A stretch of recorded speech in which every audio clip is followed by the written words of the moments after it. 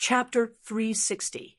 The tragic state of the Divine City did not make the people of the Fire Dragon continent feel fear or fear. Instead, it stimulated the people of the Fire Dragon continent. All the citizens of the Fire Dragon continent were filled with grief and indignation. Thousands of years of war had forged their unyielding fighting spirit and strengthened their determination to fight to the end. Although the citizens of the Divine City were shrouded in the halo of the Divine Master, they had always placed their hopes on the great Divine Master. However, when they found out that their wives and children were killed and their daughters were raped, their great God Lord did not stand up to save them. A small number of people finally woke up and started to use their lives to protect their dignity. Almost 100,000 people died in the Divine City. Half of them were brave fighters. The stronger ones would fight one-on-one, risking their lives to drag down the weakest one. The weaker ones would ambush one. If it was not possible, they would self-detonate and perish together. However, the citizens of the Divine City had been under the God Lord's light for too long. They were used to being high and mighty. They were used to using the God Lord's name to scare off visitors.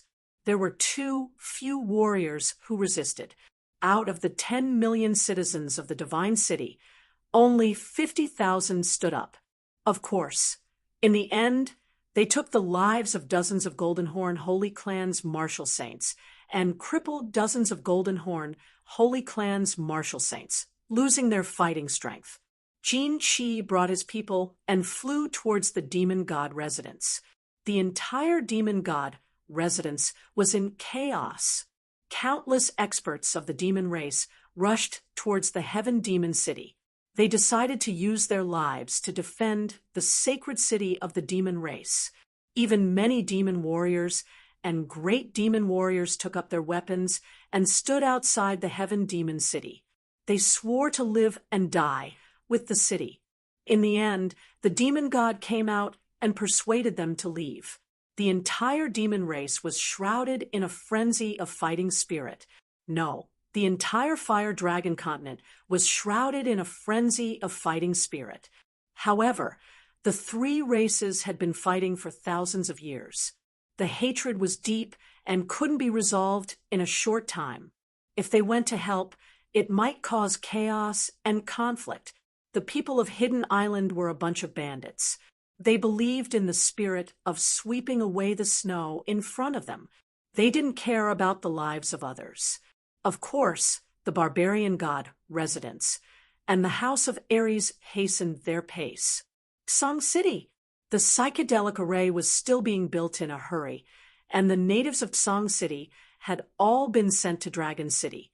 Once the blood token of the god of war was sent out, all the cultivators above the Emperor realm in the House of Ares gathered at Song City. Many experts who had been living in seclusion had taken off their disguises as Taoist masters who didn't care about worldly affairs. From the bottom of the bed, from the latrine pit, and from the cellar, he took out the weapons that he had hidden for decades, bid farewell to his family, and embarked on an unknown journey alone. Fengzi and Hua Chao also rushed at Song City and were arranged to stay in the Yi family castle. However, the two of them couldn't restrain themselves and couldn't cultivate in peace. Instead, they went to the Chilling Heart Pavilion with Long Shuelu every day. Of course, they weren't going to see the four beauties, but to wait for Yi Qinghan to emerge from his closed-door cultivation. Fengzi and Hua had reached the pinnacle of the Marquis realm thanks to the Feng and Hua family's vast amounts of spirit herbs and fruits. It was just that he had yet to comprehend the laws of heaven and earth and had yet to take that step. Long Shuelu was still slightly weaker. He was only at the first level of the Marquis realm. After all, Long Sinan had already been appointed as the young master of the Long family. Long Shuelio's status in the Long family wasn't that high anymore. The Long family couldn't possibly give him a large amount of wealth to increase his strength. Do you know what kind of place Purple Island is? In the hall of the Chilling Heart Pavilion, Feng Zi was holding a cup of hot tea. His aura seemed to have matured, and he had a hint of a mature man's aura. I'm not sure. My father also told me to stay here obediently.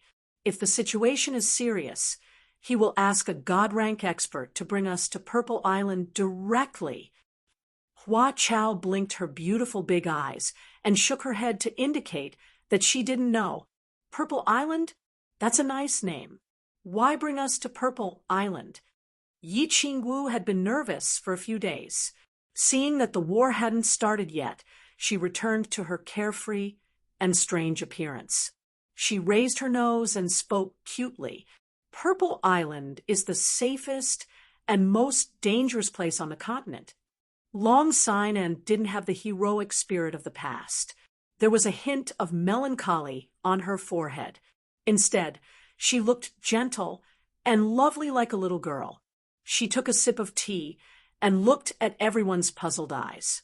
She explained, according to the information of Dragon City, every continent is actually a material plane. When this material plane is discovered by the people of the divine realm, they will give you a passageway. At the end of the passageway, there is a transportation array. If you reach the strength of a God-rank expert, you will be able to pass the passageway successfully and be transported to the divine realm through the transportation array. And Purple Island is the passageway from the Flame Dragon continent to the divine realm. The passageway from the Flame Dragon continent to the divine realm. This somewhat shocking news successfully attracted the interest of everyone present. Even Yu Qingcheng, who was in a low mood, perked up her little pink ears and listened with reddened eyes. So that's how it is, Yi Qingwu said thoughtfully. At the same time, she expressed the doubt in her heart. Then why is Purple Island the safest place on the continent? And also the most dangerous place? Because Purple Island has a chain of 11 small islands. The first small island is a place that any martial artist can enter and exit at will. It is also the safest place on the continent, because there are very powerful restrictions on Purple Island. If any martial artist fights inside, they will be directly killed by the restrictions. As the young patriarch of the Long family, Long Sinan obviously knew many secrets that many of the continent's experts didn't know. And there is a transportation array on the 11th small island that can allow one to ascend to the divine realm. However, it is guarded by an extremely powerful divine beast. After the first Doomsday War, no one was able to pass through the 11th small island to ascend to the divine realm. More than 10 divine realm experts tried to pass through, but in the end, they all died without exception. Everyone was silent after listening. It seemed as if their minds had flown to that group of mysterious small islands at the edge of the East Sea. It was as if they had flown through that transportation array to the distant divine realm, that vast, mysterious, and magical land of legend. Whoosh! After cultivating in seclusion for more than half a month, Yi Qinghan finally opened his eyes. There was no fatigue in his black eyes. Instead, they were filled with excitement and joy. After more than half a month, he finally refined all the energy in his body. The enormous ball of energy brought by the divine skin didn't disappoint him. His battle force cultivation finally reached the peak of the imperial realm. His true strength had finally reached the third level of the imperial realm. A 21-year-old third-level imperial realm martial artist could be said to have broken the historical record of the Fire Dragon continent. He became the peerless genius with the fastest cultivation speed in history. His father, Yi Dao, was extremely talented. When he reached the third level of the imperial realm, he was already 33 years old. There was a gap of 12 years. However, he wasn't too excited about becoming the #1 genius in history. He always believed that a person needed 99% diligence and 1% luck to succeed. Of course, his luck value might be as high as 50%. However, he had endured the pain of his meridians exploding again and again. He had cultivated alone in the fallen god mountain for 5 years and endured hundreds of thousands of beatings from Elder Lu, who would be able to understand the pain and suffering he had gone through. Who could endure it and endure it? After a long stretch, he decided to go out and check out the situation. He wanted to see his 3 women and especially comfort Yu Qingqing's hurt heart. However, just as he was about to go out, he saw the smooth wall on his left. He stopped in his tracks. "All right, why don't I take a look now and see if I can comprehend the beach raindrops painting?"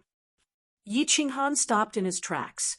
He realized that he had reached the 3rd level of the imperial realm. After he and Yi Qingyu consummated their marriage, his eyes also changed a little. He didn't know if he would gain anything special if he looked at the beach raindrops painting now. Thus, he sat cross-legged again and cleared his mind of distracting thoughts. He circulated his battle force in the meridians in his eyes and concentrated on the wall. It was just that, when he saw it, he nearly lost his composure and jumped up violently. At this moment, the scene of rain hitting the beach in front of his eyes was completely different from what he had imagined it to be. It seemed to have become another picture, a perfect illustration of the laws of heaven and earth. Chapter 361. The beach was still the same beach. The sea was still calm and turbulent at times. The raindrops fell from time to time and stopped from time to time. The large raindrops on the beach were recovering from one moment to the next. However, Yi Qinghan felt that the sea was no longer the sea, the rain was no longer the rain, and the beach was no longer the beach. It felt like rain, fog, and wind. There was an uncertain and elusive feeling. The mountain was not a mountain, and the water was not water. His mind was in a daze. Finally, he felt his vision blur. There was only a drop of water slowly falling from the sky and spinning in the air. Because of the raindrop, there was a slight spatial fluctuation, just as Yi Qinghan wanted to take a closer look at that drop of water. His mind suddenly felt dizzy. Following that, the scenery in front of him changed, and he saw a smooth wall. Yi Qinghan closed his eyes and gained some insight. He sat cross-legged and began to digest what he had just seen, thought, and realized this seclusion. He went into seclusion for 3 days and 3 nights, just a little more. When Yi Qinghan opened his eyes, the corners of his mouth revealed a bitter smile. The spatial fluctuation caused by the raindrop gave him some insight. However, he was just a little bit short. If he could see it a little more clearly, and for a little longer, Yi Qinghan felt that his insight would definitely improve greatly. He might even reach small success in spatial fluctuations. With a slight sigh, Yi Qinghan did not dwell on it too much. This kind of opportunity could only be chanced upon. He was already very lucky. Some things could not be forced. A melon that was forcefully twisted would not be sweet. He smiled faintly and wiped away the regret and greed in his heart. Yi Qinghan directly returned to the Chilling Heart Pavilion. It was daytime outside. Yi Qinghan took a shower in his room and groomed himself. He walked down the first floor in high spirits and walked into the main hall. From afar, he heard Feng Zi's loud voice speaking. "You don't know how intense the battle in Heaven Fei City was. TSK. All the experts of the Fei race gathered in Heaven Fei City. The battle 2 days ago was so intense that the sky turned dark and the earth turned upside down." "Ha! Madman, where are you telling a story?" Yi Qinghan walked into the hall and laughed loudly. At the same time, he looked around and found that other than the 3 women, Feng Zilong, Sai Nan, Hua Zhi, and Long Shuelu were all present. He was slightly surprised. Little Han. Brother, Master Han. As soon as Yi Ching Han walked in, everyone in the hall looked at him in surprise. At the same time, they stood up to greet him. Yi Ching Han nodded at the crowd and smiled. He directly hugged Yi Qingyu and pulled Yu Qingcheng to sit side by side with Yi Qingyu. At the same time, he gestured for everyone to sit down. He picked up the tea on the square table and took a sip. Then he smiled and said, "What kind of wind blew several esteemed guests to my humble abode?" Feng Zi pursed his lips, sat down, and said casually, "Sai, it's all because of that evil wind from the Golden Horn God clan.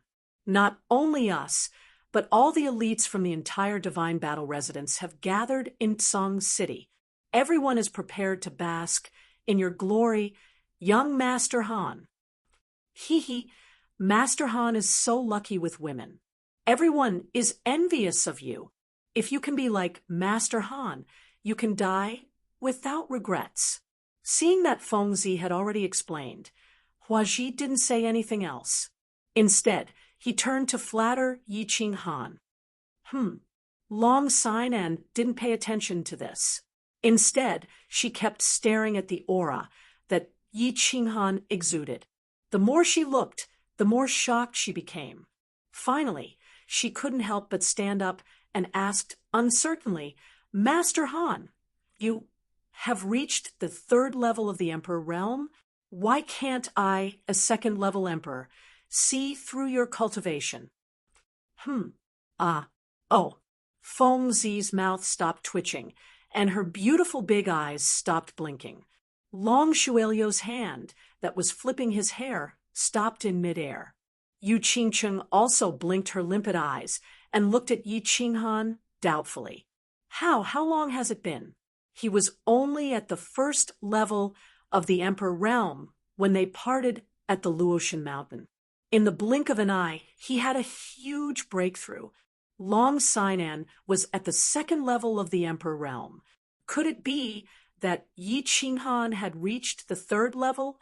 This cultivation speed was even faster than the teleportation of a god-tier expert.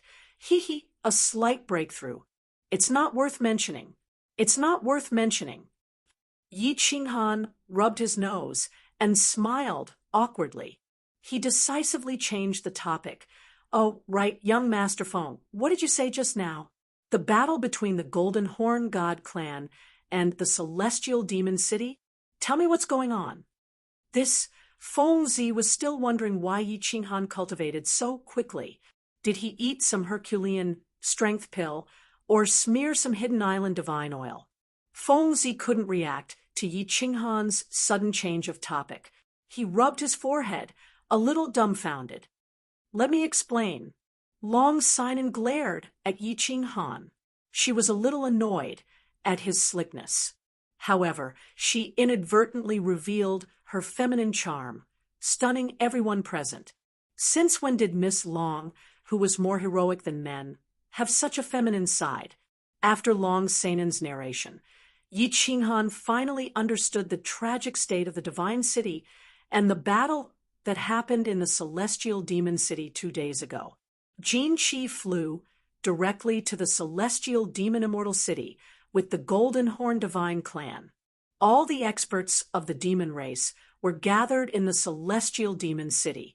Conquering the Celestial Demon City was equivalent to conquering the Demon Immortal Residence. Therefore, Jin Qi didn't massacre the entire city.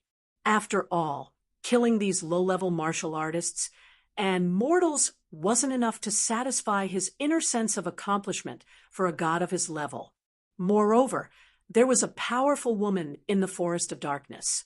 If he massacred wantonly and provoked her again, it would be over. The Celestial Demon City was very small. Of course, this was only to Jin Qi. However, there were many martial artists gathered in the Celestial Demon City. They were densely packed, and there were people surging around the city. Jin Qi didn't stand on ceremony. With a wave of his hand, 200 Golden Horn Divine Clan sages pressed forward. Jin Qi originally thought that the Celestial Demon City didn't have a god array, and the god rank experts wouldn't dare to make a move. So 200 peak martial sages would be enough to flatten this small city. However, a minute later, he completely overturned this idea and decisively ordered a retreat. The 200 Golden Horn Divine Clan sages charged forward. In the end, none of the martial sages in the celestial demon city moved, but nearly 1,000 Emperor-rank demons flew out. All right, since you guys want to die, I'll fulfill your wish. The 200 Golden Horn members of the Golden Horn God clan looked at the group of demon clan members that was slowly flying towards them with disdain. Just as they were about to attack, they discovered that the legs of this group of demon clan members suddenly emitted thick smoke. Their speed also increased by several times as they charged towards them. What was going on? Were they trying to scare us with smoke? The 200 Golden Horn Divine Clan sages looked at each other in dismay, just as they were wondering what kind of tricks this group of half-human, half-demon fellows were playing. The distance between the demons and the Golden Horn Divine Clan sages had already reached dozens of meters. Without any time to think, the 200 peak martial sages gave the order to attack. However, just as he was about to wave his hand, he saw countless dazzling lights lighting up. Hundreds of fireworks bloomed in the sky at the same time. Behind them, there were even more demons that were emitting smoke and charging over without a care for their lives. Then, countless more fireworks bloomed. Bang, bang, bang. One firework might be beautiful, but dozens, hundreds, or even thousands of fireworks bloomed at the same time was a little scary. They are indeed here to die. Countless Golden Horn Divine Clan sages were enveloped by the fireworks. Before they lost consciousness, they muttered the same words. The demon race had gone crazy, and Jin Chi was shocked. Only less than half of the 200 Saint-level Golden Horn God clan members managed to escape, and all of them were injured. They were all scared silly, shaking their heads as if they were having a seizure. Jin Chi decisively retreated and prepared to make a long-term plan.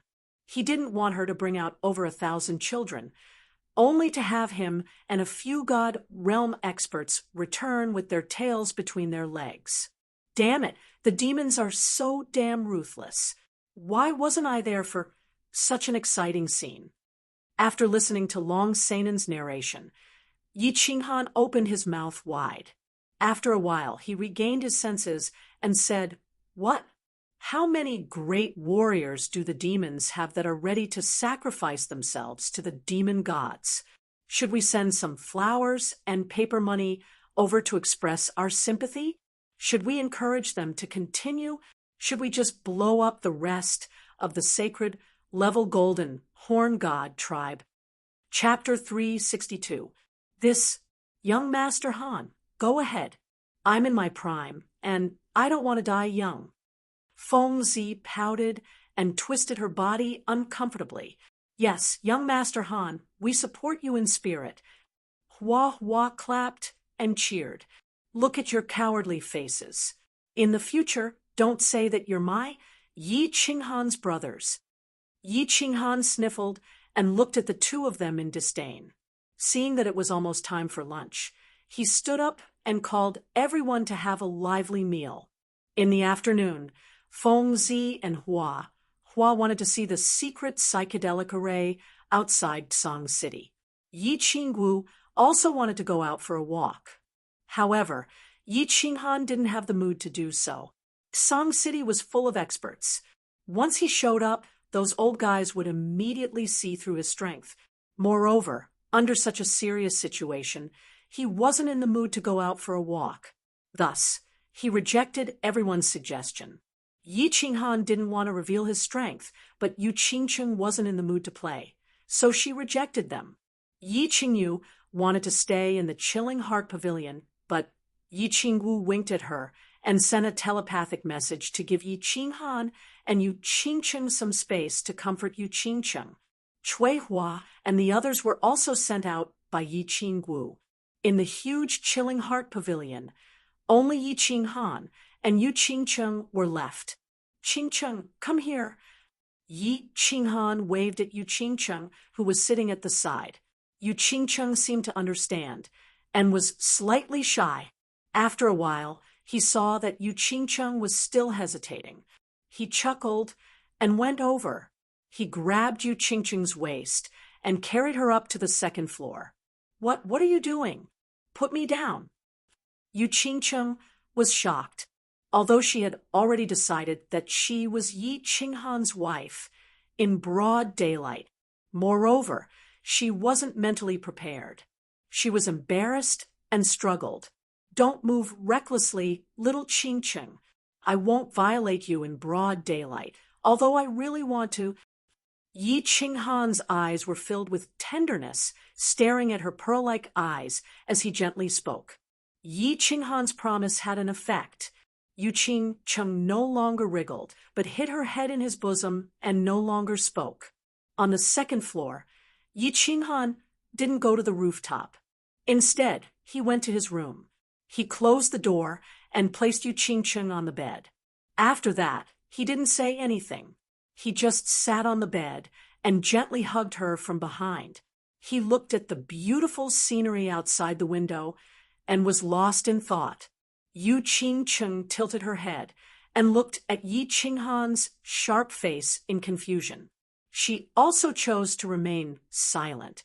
She relaxed her body and leaned into his embrace like a boneless, lazy cat, quietly listening to his heartbeat and her own heartbeat. Through the window, they could see rows of neatly trimmed purple camphor trees. Purple camphor, purple camphor. As the name suggested, its leaves were purple and not large. The shape of the leaves was a strange strip, and they grew very densely. A cool breeze blew. Countless leaves were like waves in the sea, rising and falling. It was beautiful. Both of them had their own thoughts. They were going to sit together quietly for a while. However, as time went by, both of them felt that it was good, comfortable, and warm to hug each other. Their minds were as calm as water, and they felt like they were in a dream. Both of them didn't say anything. They felt each other's breath, listened to each other's heartbeat, and smelled each other's masculinity and femininity. There was no ambiguity, no mud, no lust. There was only a kind of indulgence, a kind of intoxication. The sky gradually darkened, and the bright sunlight was gradually replaced by the gentle moonlight. The chilling heart pavilion was still very peaceful. It seemed like Yi Qingwu and Yi Qingyu were going to the Manwu pavilion to sleep for the night. They were going to leave the entire chilling heart pavilion to the two of them. Qingcheng, are you hungry? Yi Qinghan finally opened his mouth when the night had completely fallen and the room was shrouded in pure white moonlight. I'm not hungry. Are you? Do you want me to find something to eat? Yu Qingcheng turned her head and frowned. Her pretty face was extremely beautiful under the moonlight. She asked in astonishment when she saw Yi Qinghan nod his head. At her level, she wouldn't feel hungry even if she didn't eat for half a month. That was because the battle chi in her body could bring the purest energy in the world to replenish her body's needs. With Yi Qinghan's realm, it was impossible for him to feel hungry. I am indeed hungry, but I don't want to eat the food in the chilling heart pavilion. What do you think I should do? Yi Qinghan blinked and tilted his head. There was a trace of playfulness in his eyes as he smiled mischievously. What should I do? I don't know how to cook. What do you want to eat? I'll tell the servants not to come. You scoundrel! Yu Qingcheng frowned and tilted her head in a cute manner as she pondered. However, when she saw Yi Qinghan suddenly move his head closer and gently bite her earlobe, she shyly shrunk back and said angrily, Little Qingcheng, I want to eat you. You are the most delicious delicacy in the world. I think you can't bear to see me suffer from hunger and cold. Right? Take pity on me and let me eat you. Yi Qinghan moved closer and continued to lick Yu Qingcheng's slightly pink earlobe. Then He moved downwards and kissed her white neck. A pair of hands went around her back and attached to the two towering peaks in front of her chest and gently kneaded them. "Oh, don't Qing Han. We haven't married yet. You can't do that." Yu Qingcheng was whispered in her ear and kissed on her neck, especially her chest, which was being kneaded by two large hands. In an instant, she felt her entire body heat up and a strange feeling welled up in her heart. She was a little shy, a little scared, but of course, there was also a little expectation and a little excitement. "Qingcheng, listen to me. It's not that I don't want to have you after the wedding. I have always respected your wishes. You know this. However, in the current situation, I can only have you in advance." Yi Qinghan stopped his profanity and explained in a serious manner, "I obtained a treasure in the God-slaying mountain. This treasure can allow a woman with my aura to enter. This treasure can be said to be an absolutely complete place. Therefore, in order to prevent you from being affected by the upcoming battle, I can only have you in advance and pluck you, this peach blossom, in advance. I'm sorry, Qingcheng, and there's no need to explain anymore. A beautiful hand suddenly covered Yi Qinghan's mouth. Yu Qingcheng slowly turned her face over. Her beautiful cheeks were burning hot, but her eyes were bewitching with a hint of shyness. The combination of this kind of pure beauty and seductive charm was actually so ecstatic. Lightly biting her lips, Yu Qingcheng suddenly closed her eyes and slowly laid down on the bed. Her tender and alluring lips opened and closed, letting out a mosquito-like voice. "I promise you, my lover, please let me become a real woman. Become your woman." Gulp, gulp. The sound of saliva being swallowed rang out. Yi Qinghan's body began to tremble. His head buzzed, and his eyes became hot. He directly strode forward, like a horse lover riding a peerless horse. His mind was completely occupied by the alluring body of the peerless beauty in front of him. He forgot everything and began to enjoy the most delicious delicacy in the world. The poisonous peach blossom on the tranquil lake island had been successfully plucked by a man who was not afraid of poison. Tonight, this peach blossom had quietly bloomed under the beautiful night sky of Tsong City. The two were unable to extricate themselves from the ocean of desire. Little did they know that the heaven and earth essence energy in the sky above the chilling heart pavilion had become denser again. Moreover, this time, the density of the essence energy far surpassed the Yuclan's Summer Fire Festival, and the time when Yi Qinghan and Yi Qingyu were together. A gust of wind blew outside the chilling heart pavilion, causing the leaves of the purple camphor tree to rustle. Even Yu Shishui and the Spear Emperor, who were constructing the illusion formation outside of Tsang City, as well as the elders in the back mountain of the Yi clan, were alarmed. They all looked in the direction of the chilling heart pavilion in shock. Chapter 363. The sudden change in the chilling heart pavilion had alarmed all of the emperor and above cultivators in Tsang City. Tsang City was currently filled with experts. All of the immortal level experts of the House of Aries were gathered there, but the first person to react to the change was Yu Shishui, who had only recently ascended. The Yu clan specialized in cultivating one's soul, so they were very sensitive to natural phenomena. Yu Shishui had been setting up a formation 5 kilometers away from Tsang City. As soon as the change occurred in the chilling heart pavilion, she immediately sensed it and sent out her divine sense to investigate. However, as soon as she did so, her face flushed red. Ignoring the Spear Emperor by her side, she actually teleported to the rooftop of the chilling heart pavilion.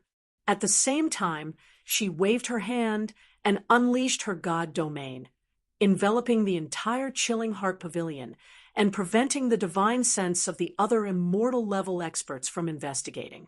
Whoosh! The second person to arrive was Yi Ruoshui.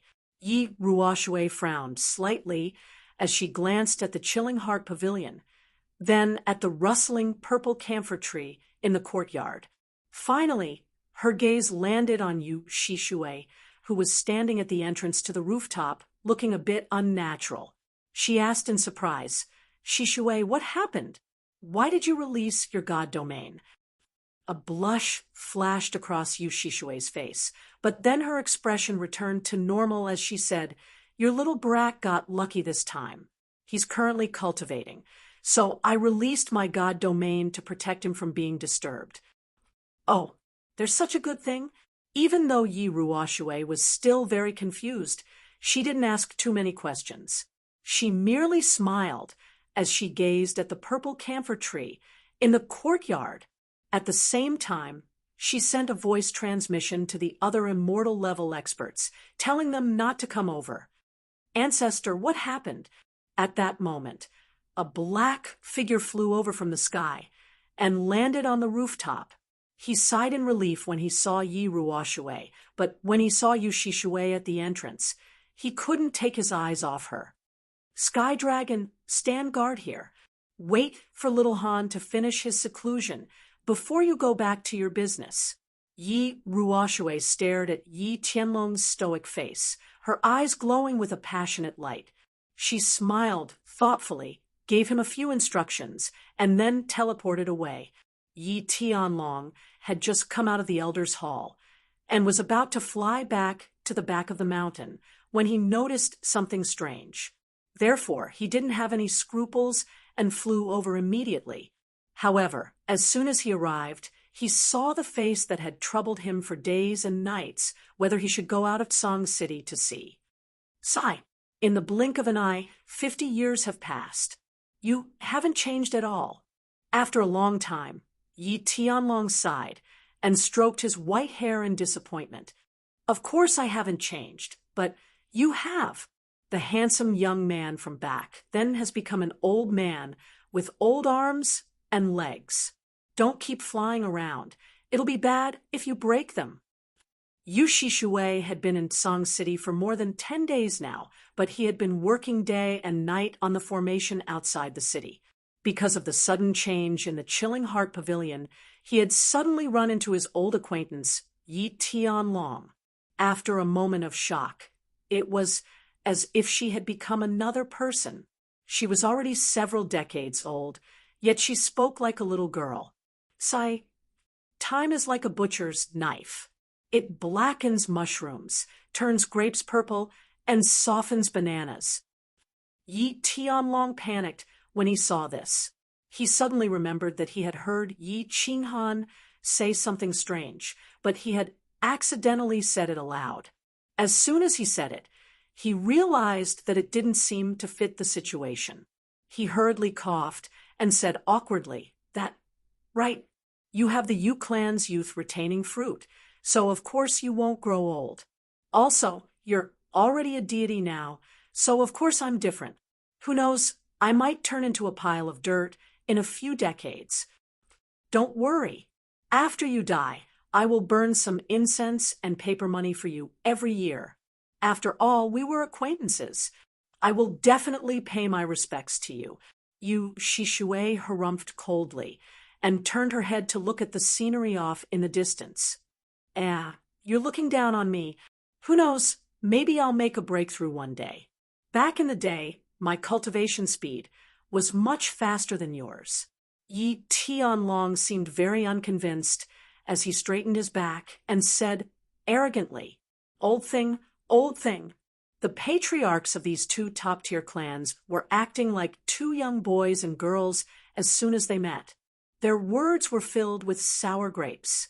If outsiders were to hear this, it would definitely shake the entire continent. The patriarchs of the Yu clan and Yi clan were actually old sweethearts. Humph, it's not that I'm looking down on you, but do you really think you can break through to the deity realm like this? If you can break through, I'll be your slave and wash your feet every day." Yu Shishue laughed coldly, a hint of mockery in her eyes. When Yi Tianlong heard this, he became even more unconvinced. He pointed at Yu Shishue and said fiercely, "You said it. You're a deity realm expert. You have to keep your word. I don't want you to be my slave anymore. Once I break through, I'll go to your clan and ask for your hand in marriage. I want you to marry me." But as soon as these words left their mouths, the two of them simultaneously realized that they were both a bit agitated. They were already old people, so saying such things now was a bit embarrassing. As such, the two of them tacitly shut their mouths and turned around awkwardly. The aura of the Chilling Heart Pavilion's rooftop was already very special, but now it was even more special. Sky Demon City. After the battle the day before, Jin Chi was furious. He had directly shattered two Saint-level experts who had yet to recover from their shock. Today, he took advantage of the night to send out his troops to take down Sky Demon City in one fell swoop. Today, Sky Demon City was different from the House of Ares. The wind was calm there, but here it was dark and windy. It was the perfect time to kill someone. Jin Chi didn't act stupidly. This time, he sent out 500 Saint-level experts. They didn't stupidly charge forward like last time. Instead, they formed groups of a few and began to attack Sky Demon City from all directions. Moreover, these Saint-level experts of the Golden Horn celestial race had learned their lesson. They didn't underestimate the enemy anymore. All of them prepared for battle and advanced slowly. It was like sneaking into a village and not making a sound. As expected, Sky Demon City immediately responded. Countless Emperor-level demons split into groups of a few dozen, one group against the other, and prepared for another firework explosion. But this time, it clearly didn't achieve the desired effect. The Golden Horn celestial race was prepared. Black flames spat out, and the fireworks exploded in advance. In the end, Sky Demon City exploded everywhere. When the 5 demon immortals saw this, they immediately stopped their suicidal attacks. With a wave of their hands, the demon sages moved out. There were hundreds of demon immortals in the demon divine abode, but there weren't many peak demon sages. After a bitter battle, Sky Demon City turned into a river of blood. In the end, it was still breached. I don't want you to surrender. I just want you to hand over your interspatial rings. Otherwise, I'll make your little city barren. I won't spare even the fowls and dogs. Jin Chi didn't waste any words. He instantly appeared in front of the 5 demon immortals and threatened them. He used the millions of martial artists in Sky Demon City to threaten the 5 guardians of the demon race. The 5 demon immortals looked at each other and decisively took off their interspatial rings and threw them over. Although treasures were important, human lives were more important. The city was filled with elites of the demon race. Moreover, they didn't obtain the real divine swords, so they didn't suffer a great loss. Jin Chi received the 5 interspatial rings and scanned them with his divine sense. He discovered that the 5 demon immortals didn't have the real divine swords. Instead, the treasures inside were pitifully few.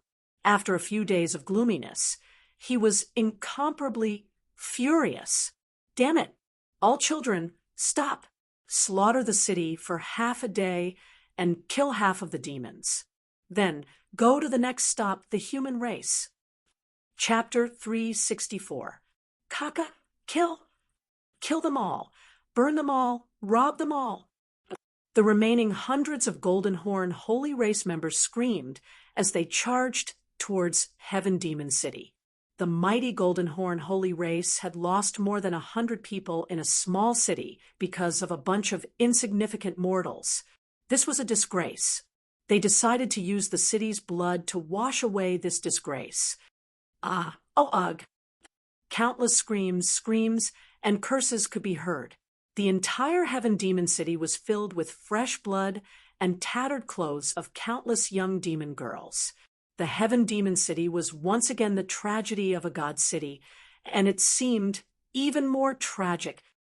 Swish! A tiger demon god trembled. He couldn't bear it anymore and attacked decisively.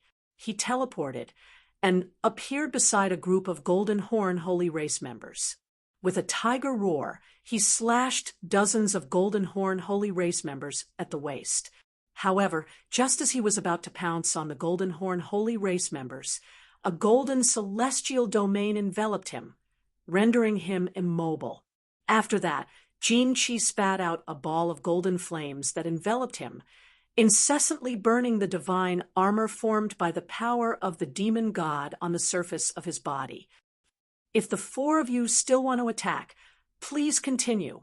A moment later, the tiger demon god howled in pain and turned into ashes, leaving behind a fiery red divine crystal that Jin-Chi grabbed in his hand. This demon god was only an elementary, heavenly god. In Jin-Chi's celestial domain, he naturally couldn't move. The difference in their realms made him powerless to resist Jin-Chi's advanced fire attribute mystical arts. Jin-Chi grabbed the divine crystal and threw it into his spatial ring. Then he stared at the four coldly, as if provoking them. If he angered them, he could openly attack and continue to earn divine crystals. The four demon gods didn't move. It wasn't that they were afraid of death. They had to think about the future of the divine demon manor. If they were to die, the other two manors would definitely lead the divine demon manor to annihilate the divine demon manor. Hence, for the sake of the divine demon manor's legacy, they had no choice but to live on helplessly. Life wasn't going according to plan. Most people, or perhaps a small number of people, lived for their own brilliance. However, there were still a lot of people who lived for others. They lived with difficulty, and they lived with humbleness. 3 days later, the Golden Horn God clan, who were in high spirits, flew towards the east with a wave of Jin-Chi's hand. They went to their next stop, the House of Ares. Jin-Chi had an inexplicable sense of excitement towards the human race. He faintly felt that this trip to the human race might bring him a pleasant surprise. The divine world was vast and boundless, with tens of thousands of races. Originally, the divine world was ruled by the original God race, but as more and more humans ascended, the divine world was gradually occupied and ruled by the humans. Of the 8 monarchs of the God world, 5 were pure-blooded humans. Therefore, he believed that the real divine sword was very likely in the hands of the human race.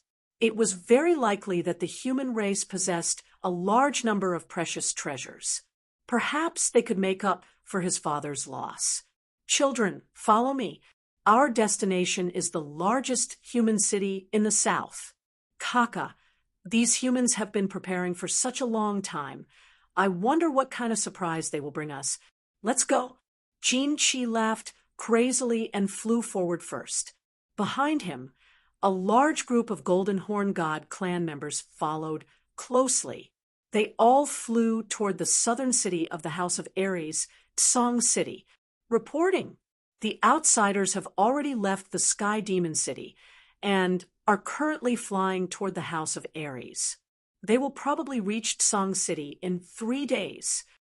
The city lord's residence in Song City had already become the temporary headquarters of the House of Ares. Long Huofu sat high up in the main seat. Beside him was Yi Tianlong, who had hurried over from the Chilling Heart Pavilion.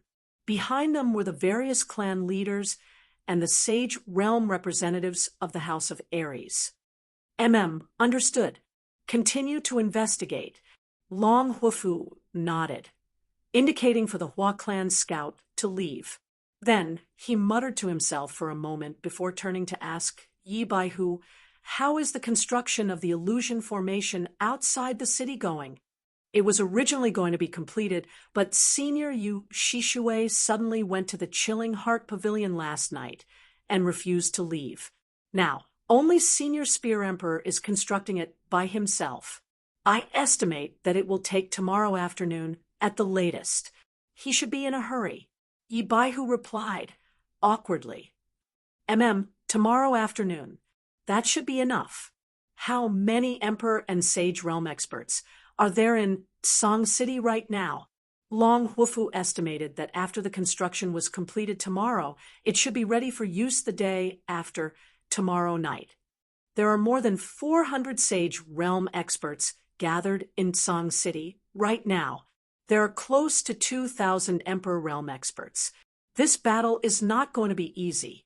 Song City might become the second Sky Demon City. Yi Baihu was in charge of logistics and materials. He knew everything about Song City like the back of his hand. He answered Long Hufu's question immediately. The House of Aries had 6 main cities, 100 large cities, and 500 small cities. There were thousands of large and small clans. Dragon City had a few Sage Realm experts overseeing it, not to mention the 5 great clans. There were also experts from the commoners and hermits. Basically, all of them had gathered in Song City, which was why they had such a powerful force. Sai, we can only fight to the death. After this battle, I wonder how many of you will survive. Everyone, let's pray to the ancient House of Aries to protect us. Please protect the House of Aries. Long Hufu let out a deep sigh, feeling a little sad. The Sage Realm experts in the hall all looked bitter. After 2 battles, the Golden Horn tribe had only lost less than 400 Saint Realm experts. If these aliens went to the barbarian tribe and circled around, the House of Aries might have a Pyrrhic victory. But now, they were flying directly to the House of Aries. The difference in strength was too big. Song City might become the next Sky Demon City. The mayor's mansion of Song City was having a meeting. The Yi family was also having a meeting in the back mountain. The few deity-level experts didn't need the reports from the scouts to know everything. Everyone's expressions turned slightly bitter. Little Yi, do you think Lord Devour will take action? Sword Emperor sighed, feeling a little sad. How would I know? You all know Lord Devour has a strange temper. In the last world-destroying battle, almost half of the people of the Flame Dragon continent died.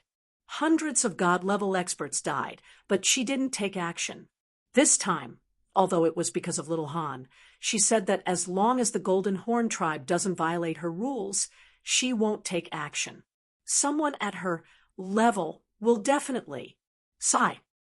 Yi Ruoshue's white eyebrows drooped as she said, helplessly, what strange change has happened to your little Han? Why hasn't the strange phenomenon in the yard ended? Sword Emperor thought for a while and realized that it made sense. Then he suddenly thought of something and asked in surprise. Yi Ruoshue shook her head and said doubtfully, I don't know either. Shi Shui released her god domain and is still guarding there. She won't tell me even if I ask her. Then will your little Han suddenly break through to the Saint Realm? TSK. If he can break through to the Saint Realm, then he'll be amazing. Once he uses his body fusion technique, no one below the deity realm will be able to stop him. The crisis of the Battle God's Manor will be easily resolved. The Shui family's ancestor suddenly interjected, causing everyone's eyes to light up. Are you daydreaming? How old is he? He was only at the first level of the Emperor realm a few months ago. Do you think the Saint realm is a game? Do you think he can reach it just by practicing? Old ancestor Shui's words made Sword Emperor disdainful. Everyone became silent again, hoping that a young man could break through from the first level of the Emperor realm to the first level of the Saint realm in a few months. They might as well hope that a meteorite would suddenly fall from the sky and smash all the alien tribes to death. Sigh. Everything has its own destiny. Maybe this is the fate of the Flame Dragon continent. Sword Emperor sighed deeply and turned to Yi Ruoshue. Little Yi, get ready. Gather all the elite disciples of the big families in the back mountain. If it doesn't work, send them all to the Purple Island. We need to leave some seeds of the human race. Chapter 365.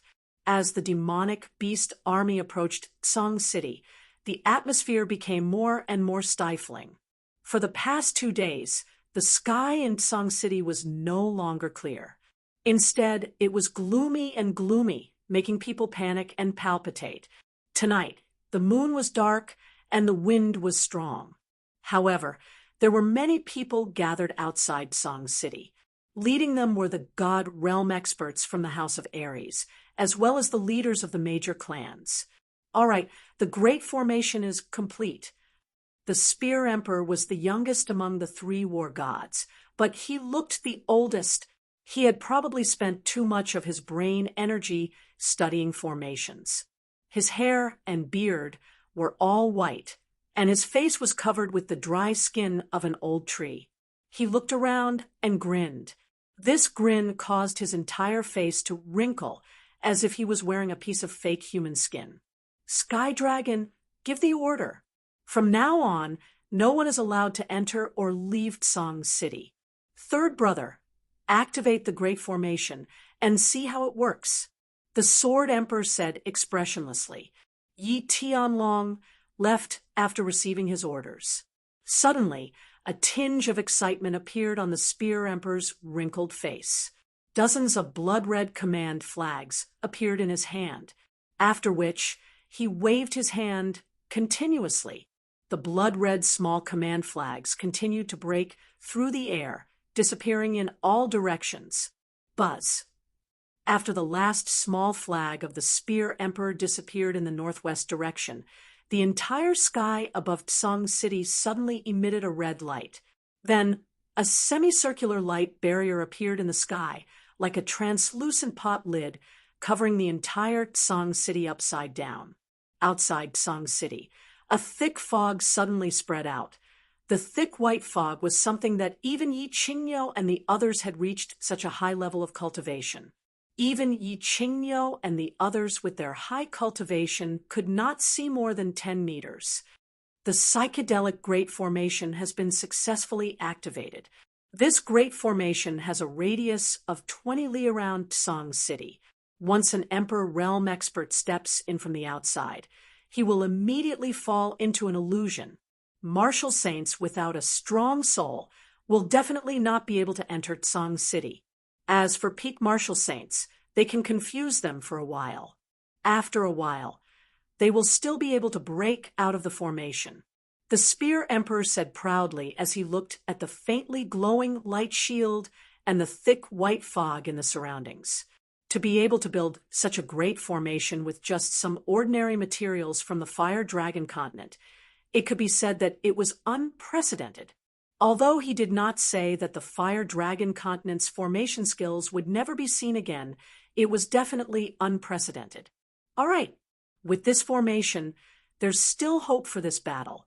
Little Knight, quickly gather all the experts above the Emperor realm in the city and have them familiarize themselves with the formation.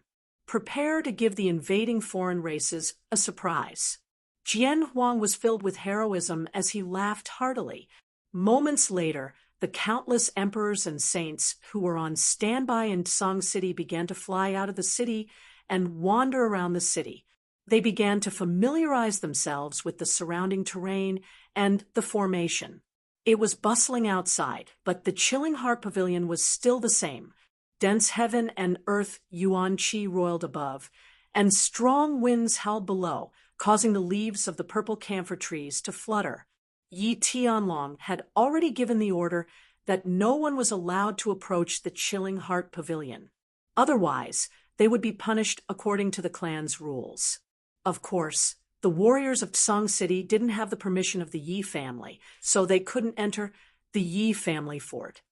Xiao, 2 figures flew over from the sky, one fiery red, the other snow white. One of the figures couldn't actually be described as flying because the fiery red-robed woman was being carried by the white-robed, white-haired woman. All of the emperors outside of Tsang City had gathered together to prepare for battle. However, it was obvious that Yi Qingyu wasn't on the list of combatants. As the second god-rank expert of the Yi family, she was immediately added to the list of elite seedlings by Yi Ruoshui. Yi Qingyu had been flying with Yi Qingwu to the Chilling Heart Pavilion's rooftop every day for the past 2 days to scout the situation. The entire Chilling Heart Pavilion had been enveloped by Yu Shishue's divine domain, so they obviously couldn't enter. As such, Yi Qingyu could only fly directly to the rooftop with Yi Qingwu. "Greetings, Senior Yu." The two of them respectfully bowed to Yu Shishue, who was sitting cross-legged at the entrance of the rooftop. Yu Shishue wasn't just a God-rank expert, she was also Yu Qingqing's senior. "You two girls, you're here again." Yu Shishue opened her eyes, a trace of affection in her eyes. One of these two girls was fiery and mischievous, while the other was quiet and gentle. Yu Shishue liked them very much. Furthermore, they were currently serving the same husband as that little peach blossom of hers, so they could be considered to have some sort of relationship. Yu Shishue subconsciously thought of them as her own nieces and nephews. "Senior, has my brother not finished cultivating yet?" Yi Qingyu didn't know how to hide her thoughts, so she asked worriedly. After all, she had never seen this phenomenon before. It had suddenly appeared, and it had lasted for so long. She was a little flustered. "That's right. Senior, it's already been a few days. Little Han hasn't woken up yet, so Sister Qingqing should have woken up by now, right?" Yi Qingwu asked with a mischievous smile. "Humph, what do you two girls know? This kind of opportunity can only be found by chance. If it weren't for the fact that the battle is about to begin, I would have hoped that the two of them would continue cultivating for months or even years. What's the rush? The Golden Horn God tribe hasn't attacked yet, has it? Even if they do, I won't let anyone interrupt their cultivation until the very last moment." Yu Shishue sighed, a trace of regret in her limpid eyes. "Senior Yu, what has happened between my brother and Sister Qingqing? Can you tell me in detail? I'm very worried." Yi Qingyu was still worried, and a trace of stubbornness appeared on her weak face. Even though Yi Qingwu wasn't pleading, the hope in her eyes was extremely obvious. Yu Shishue hadn't explained anything when the two of them had come yesterday. She had only told them to wait patiently. Now that Yu Shishue had spoken, they naturally hoped to hear a definite answer. "Sai, you two little girls." Yu Shishue looked at the two of them, as if she was thinking of her past self. She had been just as stubborn, but she had stubbornly chosen her clan. After a moment's thought, she expanded her god domain to cover the two of them. Only then did she begin to explain. "Yi Qinghan entered the soul's silent state on Tranquil Lake Island. I'm sure you two know about this. The soul's silent state was also comprehended by our Yu clan's founding ancestor, the Moon Queen. As such, she left behind a dual cultivation technique. Back then, when little Qingqing chose Yi Qinghan, I made her learn this dual cultivation technique. That night, the two of them must have performed the ceremony of human relations, which resulted in this state. Furthermore, from the looks of this anomaly, it is very likely that they have entered the state mentioned in the Moon Empress grimoire, the state of deep soul silence." "The soul silent state? Senior, I don't really understand what you're saying, but it sounds really impressive." Yi Qingwu blinked her eyelids and patted her ample chest. Her eyes were wide open as she exclaimed in surprise. "The speed at which one cultivates and comprehends method power in the soul silent state is 10 times faster than normal. The Moon Queen said that the soul silent state is 100 times faster. Don't you think it's impressive? If they've really entered the second state, then the two of them have really hit the jackpot." A trace of envy and admiration appeared in the Moon Queen's eyes. Of course, she wasn't too sure, because she hadn't even entered the soul silent state before. Everything she had said was based on the soul silent state that the Moon Queen had left behind. Oh, after hearing this, Yi Qingwu and Yi Qingyu looked at each other in shock. They raised their heads to look at the sky, then looked at the purple camphor tree in the garden that was fluttering in the wind.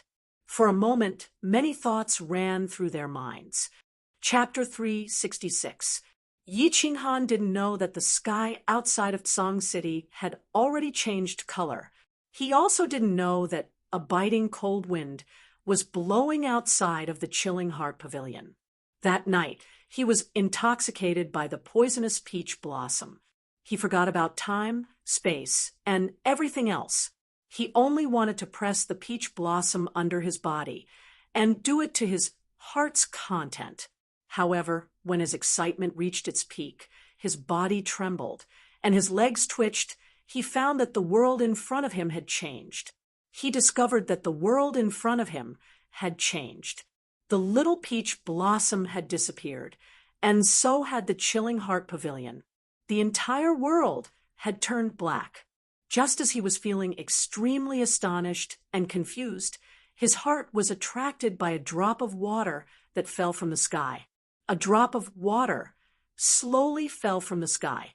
It spun as it fell and smashed into the black space. It caused a ripple that slowly spread and finally disappeared. Then another drop of water slowly fell and smashed into the ground, causing another ripple. His surroundings were pitch black, and the drop of water kept falling.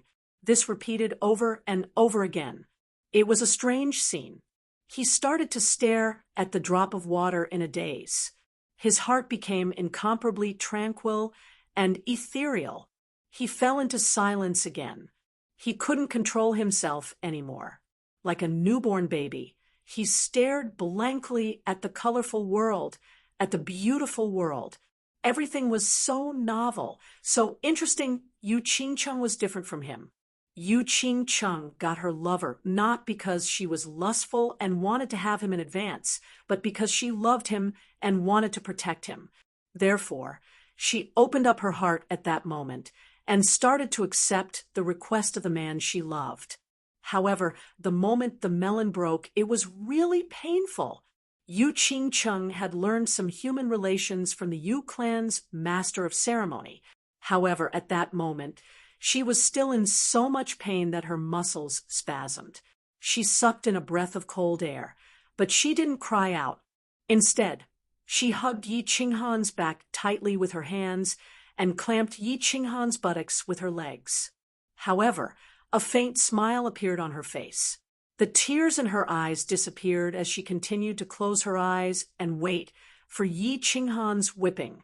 Yi Qinghan suddenly stopped and started to kiss her body continuously, allowing her nerves to slowly recover from the pain. Immediately after, her body started to heat up, and she started to sink into the sea of desire wave after wave.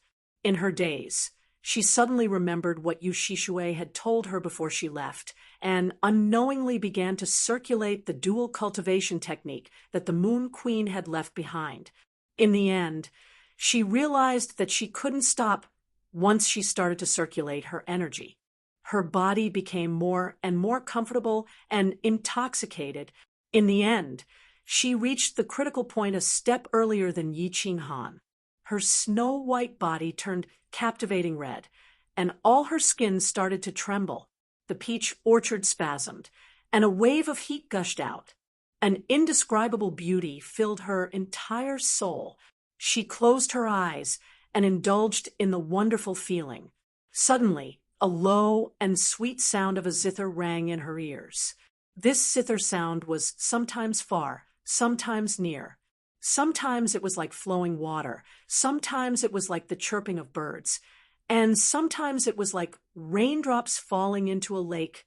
As she listened to this beautiful zither sound, her soul unconsciously became completely immersed. The two of them didn't know that while they were both immersed in this wondrous state, the sky above the chilling heart pavilion suddenly changed. The purple camphor tree outside the window had already started to blow a cold wind. Reporting, the Golden Horn God Race is already 50 kilometers away from Song City. They will reach Song City in an hour. A sharp cry broke the silence. in the Tsang City Lord's mansion. The sage cultivators who had been sitting quietly in the Tsang City Lord's mansion suddenly opened their eyes. There was no shock or fear in their eyes. Instead, they were filled with a domineering battle intent. Got it. The Hua clan's mission has been completed. Pass down my orders. All of you are to retreat from Tsang City. You are not allowed to enter Tsang City before the battle is over. Of course, when the battle starts, the psychedelic array will be activated. You won't be able to enter even if you want to. The dragon's skinny body suddenly stood up. His short and small body emitted an incomparably tyrannical and monstrous aura. His small eyes flickered as he glanced at the people in the hall. Suddenly he smiled. His smile grew bigger and bigger until it turned into laughter. Laughter turned into hysterical laughter. Then he waved his skinny hand and shouted, "Everyone, it's time for us to enter the stage of history. Everyone, it's time for us to step onto the stage of history. Today's battle will forever be recorded in the history books of the divine battle manner. A man's life is only a few hundred years. If we can leave our names in the history books, we will be glorious for hundreds of millions of years. Now, as the mansion lord of the House of Aries, I order you to fight. Use our blood to protect our people. Fight. The invincible god of war will never surrender. Fight, fight, fight." All the sage cultivators in the hall shouted the battle slogan of the House of Aries. Then they looked at each other and laughed wildly. Then they flew out of the hall. Bang! A signal flare the size of a dragon's eye suddenly rose into the sky and bloomed above Tsang City. It lit up the entire city, and at the same time, the air in Tsang City seemed to become scorching hot. The invincible god of war will never surrender. Fight, fight, fight. Countless angry roars sounded from every corner of Tsang City. At the same time, countless figures rose from the city. Their loud roars and laughter echoed throughout Tsang City and pierced the sky. The huge Tsang City used to have a population of 1 million. Now, there were only a few thousand people left. However, the roars of these few thousand people were louder than 1 million. Thousands of figures flew up the dark green walls of Tsang City and stood proudly. They did not say a word. Their weapons and armors were on their bodies. Their faces were calm as they silently waited for the impending battle. Maybe they would live, maybe they would die, maybe they would be crippled, maybe King, maybe there were not so many ifs. All they knew was that they would pick up their weapons and kill all the strange races. They would give the hundreds of millions of people in the House of Aries a bright and beautiful world. Little Knight, have all the seedlings gathered? The Sword Emperor slowly stroked the large sword in his hand. There was no light or fighting intent in his eyes. There was only calmness, as calm as still water. They've all gathered. Only little Han and Yu Qingcheng are still cultivating. Yu Shishui refuses to interrupt their cultivation no matter what. She said that she won't wake them until the last moment. Yi Ruoshui's expression was very calm, and her tone was very relaxed. It was as if she were chatting with an old friend. All right then. Third bro, you and Shishui are the weakest. The two of you will be in charge of taking all the elite seedlings and teleporting directly to Purple Island. Remember, as long as the Golden Horn race doesn't return to the God Realm, you are not allowed to leave Purple Island. The Sword Emperor smiled slightly as he looked at the wrinkled Spear Emperor. At the same time, he sent a voice transmission to Yu Shishui, as if giving an order. Big brother, I think it's better if you go and escort them. I'm too weak, so I might not be able to complete this difficult task. The Spear Emperor's expression was not calm. His wrinkled face began to tremble, and his eyes were filled with pain. This is an order. The future of the House of Ares is in the hands of the two of you. The Sword Emperor stood up, and his silver sword suddenly began to shine with a dazzling light. At the same time, his eyes shone with a fiery light as he said to Yi Ruoshue, the Shui clan's ancestor, and the Saber Emperor, "Let's go. The three of us will go and greet our guests from afar." "Ha ha, big brother Sword Emperor. You said that when we leave our names in history, will my name be first, or is it you in front?" Yi Ruoshue let out a long laugh. Her two white eyebrows suddenly rose as she followed closely behind. The four of them teleported at the same time, appearing directly above the gates of Tsang City as they gazed calmly into the distance. In the distance, a black mass of figures could be seen rushing in their direction. Before they even arrived, a cold, violent aura had already begun to envelop the entire Tsang City. Chapter 367. He's here. Everyone's hearts tightened.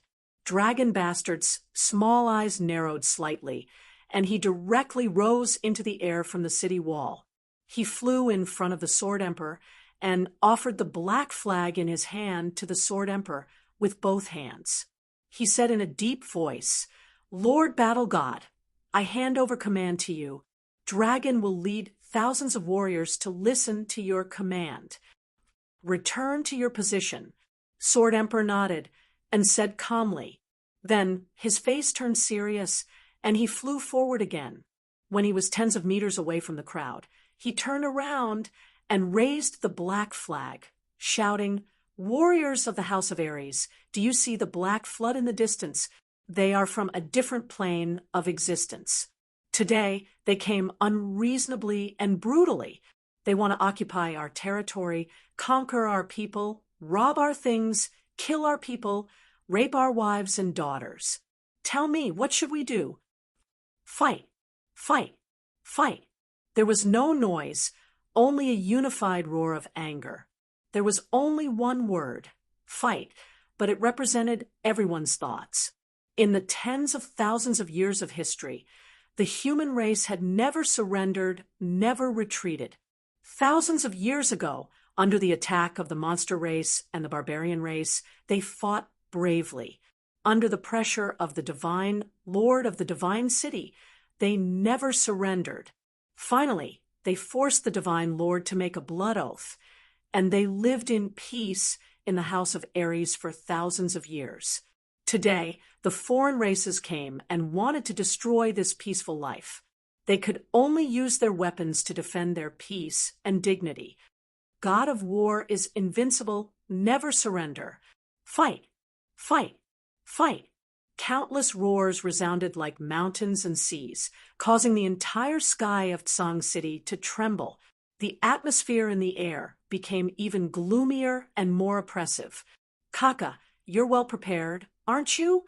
Children, slaughter them all, then you can enjoy all the girls of the human race." Hearing the roars of the Tsang City, Jin Qi didn't feel anything strange. Instead, he became even more excited. The Golden Horn God race was known for killing and lasciviousness in the divine world.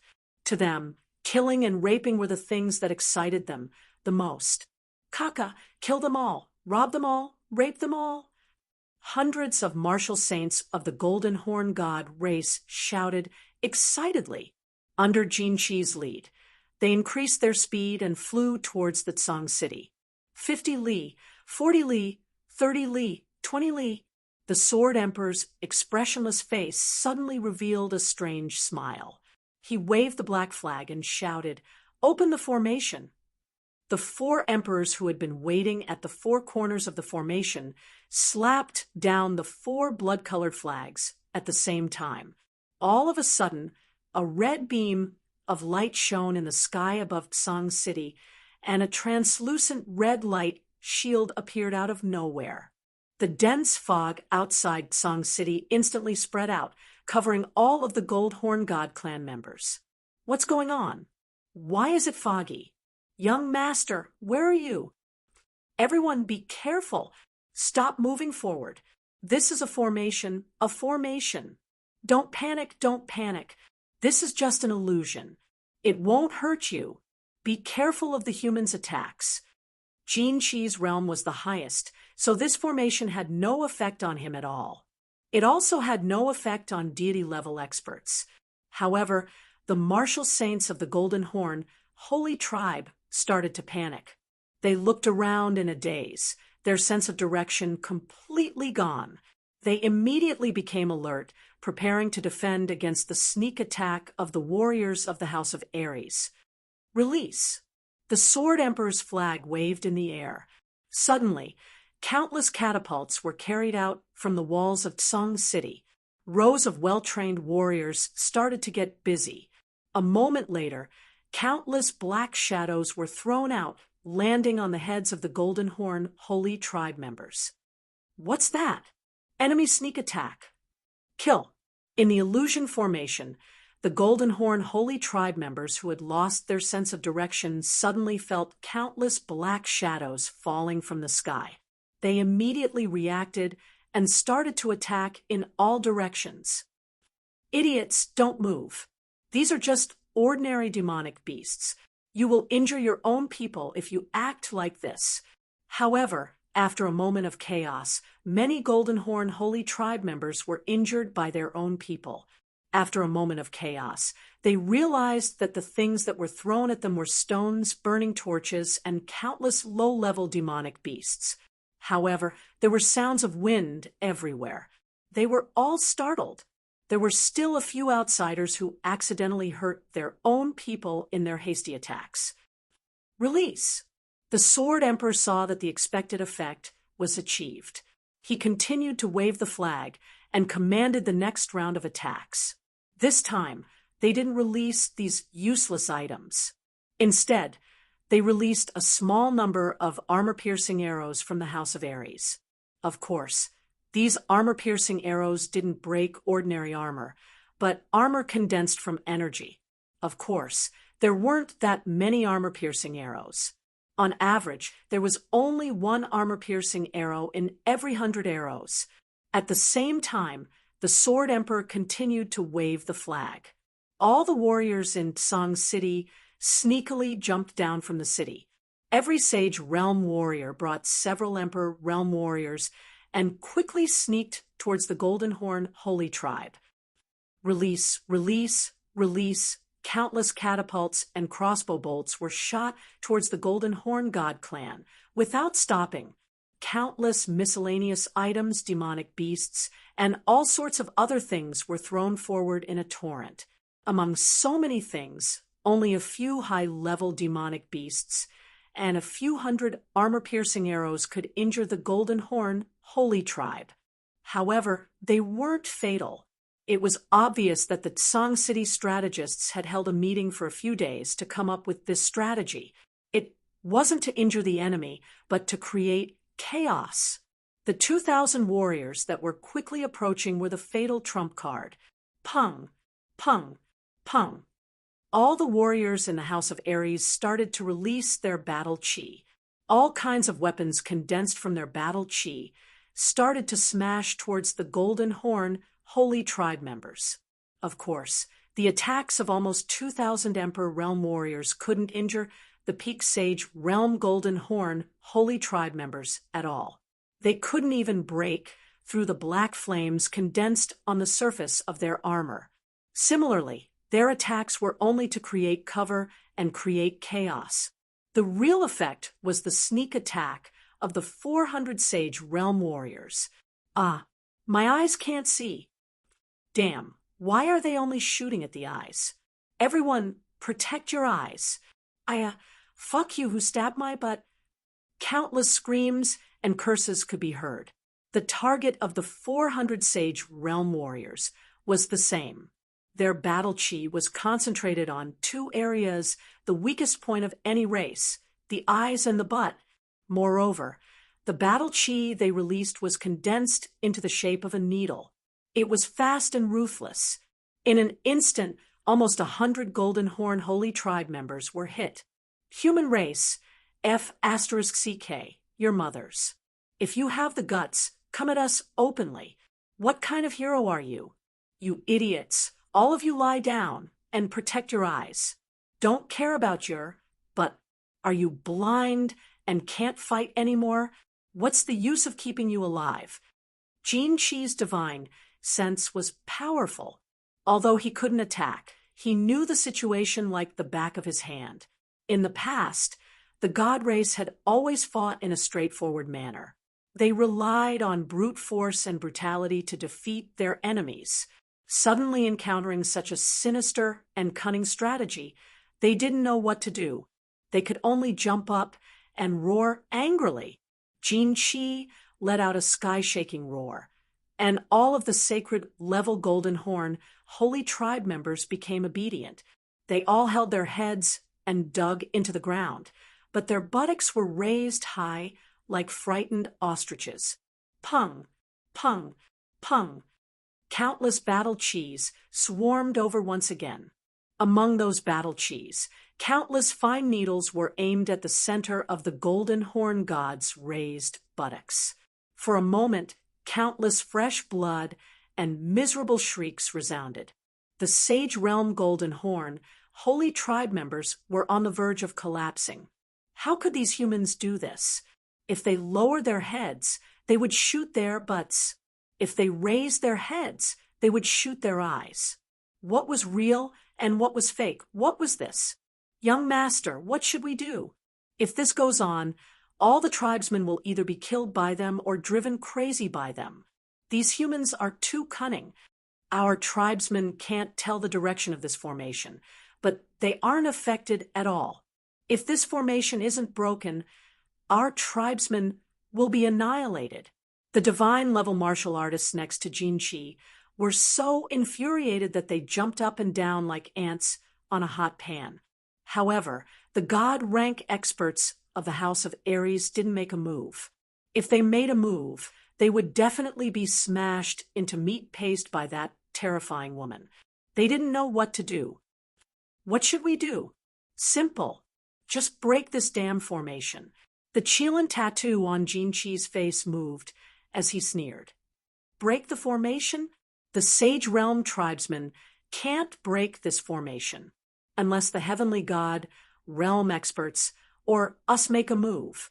However, if we make a move, we will definitely be killed by that woman. Jin Shi, who was at the peak of the heavenly god realm, asked in doubt. Thinking of that woman's huge face and beautiful palm, he was still very afraid. Kiki, Jin Chi revealed a cruel smile. Looking at the dozen heavenly god, realm Golden Horn, holy tribe members behind him, he said coldly, all of you go and break that damn formation. The method is very simple. Enter the formation and self-detonate. Such a terrifying energy will definitely cause the formation to explode. Don't worry, I will take care of your families. You can die in peace. After I break the formation, I will let the entire human race die with you. Chapter 368. More than 10 heavenly gods of the Golden Horn God tribe saw the cruel smile on Jin Chi's face. They exchanged looks and saw helplessness in each other's eyes. Then, that helplessness turned into insanity and desperation. Jin Chi was the only son of the Blood King. He had a high position in the Blood King city, just below the Blood King. And their families were all in the Blood King city. Without thinking much, the 10-meter-tall heavenly gods bowed to Jin Chi and flew up to the sky above the translucent red light cage. The strange movement of the Golden Horn God tribe caught Jian Huang's attention. Jian Huang and Yi Ruoxue exchanged looks, feeling suspicious. Were they going to take action? Were they afraid that Lord Devour would kill them? However, right after that, they understood what the Golden Horn God tribe wanted to do. The silver flame on the heavenly gods of the Golden Horn God tribe in the sky suddenly became fiercer. However, it didn't spread out. Instead, it started to burn on their bodies. Then, more than 10 dazzling fireworks bloomed in the sky. The enormous energy dashed up to the sky, shattering the translucent red light cage. The red light dispersed, and the barrier disappeared. The thick white fog on the ground also began to slowly disperse. All warriors, listen to my order. Activate the strongest defense. Wait for Yi Ruoshue's order. Little Yi, you will command the entire army of the House of Aries. If you're lucky enough to survive, please protect the House of Aries. Ha! I'll go first. Just before the fireworks exploded, the Sword Emperor revealed a cruel smile. He waved his hand, shooting the black flag into Yi Ruoshue's hand. At the same time, he sent a message. Then he faced the sky and laughed crazily. Then he disappeared from the sky above Tsang City. Boom, boom, boom. The entire sky above Tsang City was illuminated by so many suns. This time, the explosion was unprecedented. The loud noise deafened all the warriors in Tsang City. They couldn't hear anything. They could only hear the ear-piercing noise. The massive shockwave shook the entire Tsang City. The city walls that were dozens of meters high and 10 meters wide started to shake. Eventually, they began to crack. On the ground, the warriors of the House of Aries and the Golden Horn God race were all blown away by the shockwave and fell to the ground. Old dog, you dare? A cruel smile appeared in Jinqi's eyes as he looked at the red formation in the sky. The huge energy from the explosion had caused it to shatter into pieces. He was very satisfied with his masterpiece. However, before the smile at the corner of his mouth could widen, his face suddenly became strangely cold, and the smile in his eyes instantly disappeared. He suddenly turned his head and roared at the ground. At the same time, his figure flashed, and he teleported. Ha, little knight, I'm destined to be ranked ahead of you in the history books. Sword Monarch illuminates the heavens. This old man is going. Bang! Before the echo caused by the explosion completely disappeared, another earth-shattering sound rang out. This time, the explosion occurred in the midst of the Golden Horn God clan. Before the Sword Emperor's maniacal laughter could reach everyone's ears, his extremely ordinary laughing face was instantly replaced by a huge explosion and a fiery red mushroom cloud. Brother Sword Emperor, take care. Yi Ruoshue, the Saber Emperor, and the old ancestor of the Shui family all closed their eyes at the same time, raised their heads, and put one hand on their chest to salute silently. The three of them didn't show any pain, regret, or anger on their faces. There was only tranquility, the tranquility before the storm. Lord God of War, take care. The moment the Sword Emperor exploded, all the warriors of the House of Aries simultaneously prostrated on the ground. They fully activated their defense to resist the shockwave caused by the explosion. Then, without caring about the mud on their faces, the broken stones and branches on their heads, the rags on their clothes, their eyes that couldn't open, and their ears that were still ringing, they all stood up together, closed their eyes, slightly raised their heads, and put one hand on their chest to salute. Then they collectively roared at the top of their lungs. Lord God of War, take care. The loud roar resounded again and again, covering the roar of the explosion. It shocked the heavens, the earth, and the remaining 300 Golden Horn God clan members after the explosion. The invincible God of War will never yield. All warriors attack. Kill. Yi Ruoshue's white eyebrows suddenly straightened as she drew her sword out of its sheath. Her murderous aura burst out. She raised the black flag in her hand and waved it forward without saying anything. She pointed her sword at the remaining Golden Horn God tribe members, who were startled. The invincible God of War will never yield. Kill. All the warriors roared at the same time, their battle aura surging. Like a pack of wolves that had lost their leader, they roared and ran forward with their blood-red eyes. The flames of war raged outside of Tsang City, but it was quiet inside the city. Only the Yi family castle was still alive.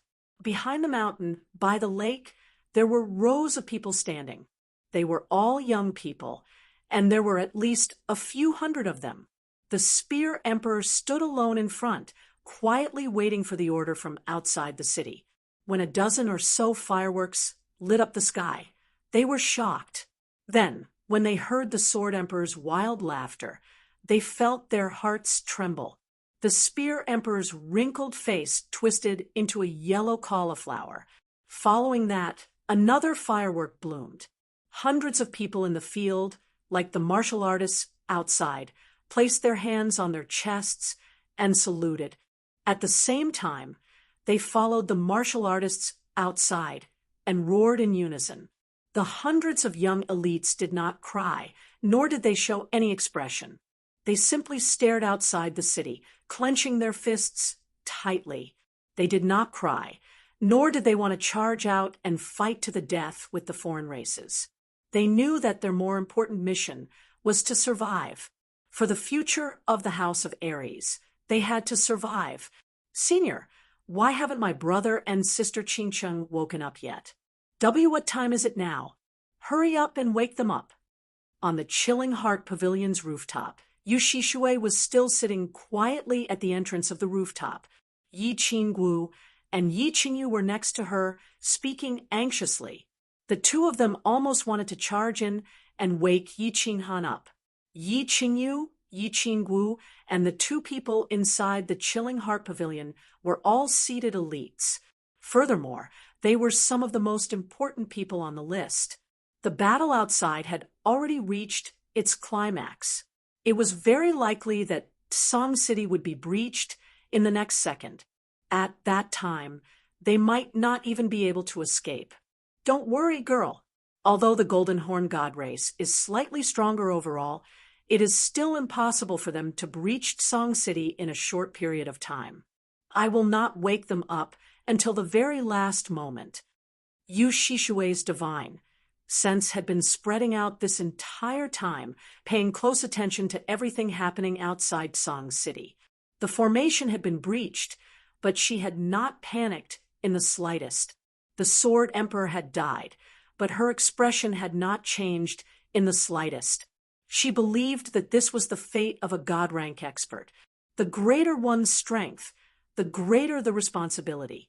Perhaps the next one to die would be Yi Ruoshui, the Saber Emperor, or her. Since they were all going to die, what was the point of grieving and complaining now? However, after a while, her expression, which had not changed all this while, suddenly fluctuated a little. She even let out a soft cry of surprise. A hint of joy appeared in her eyes.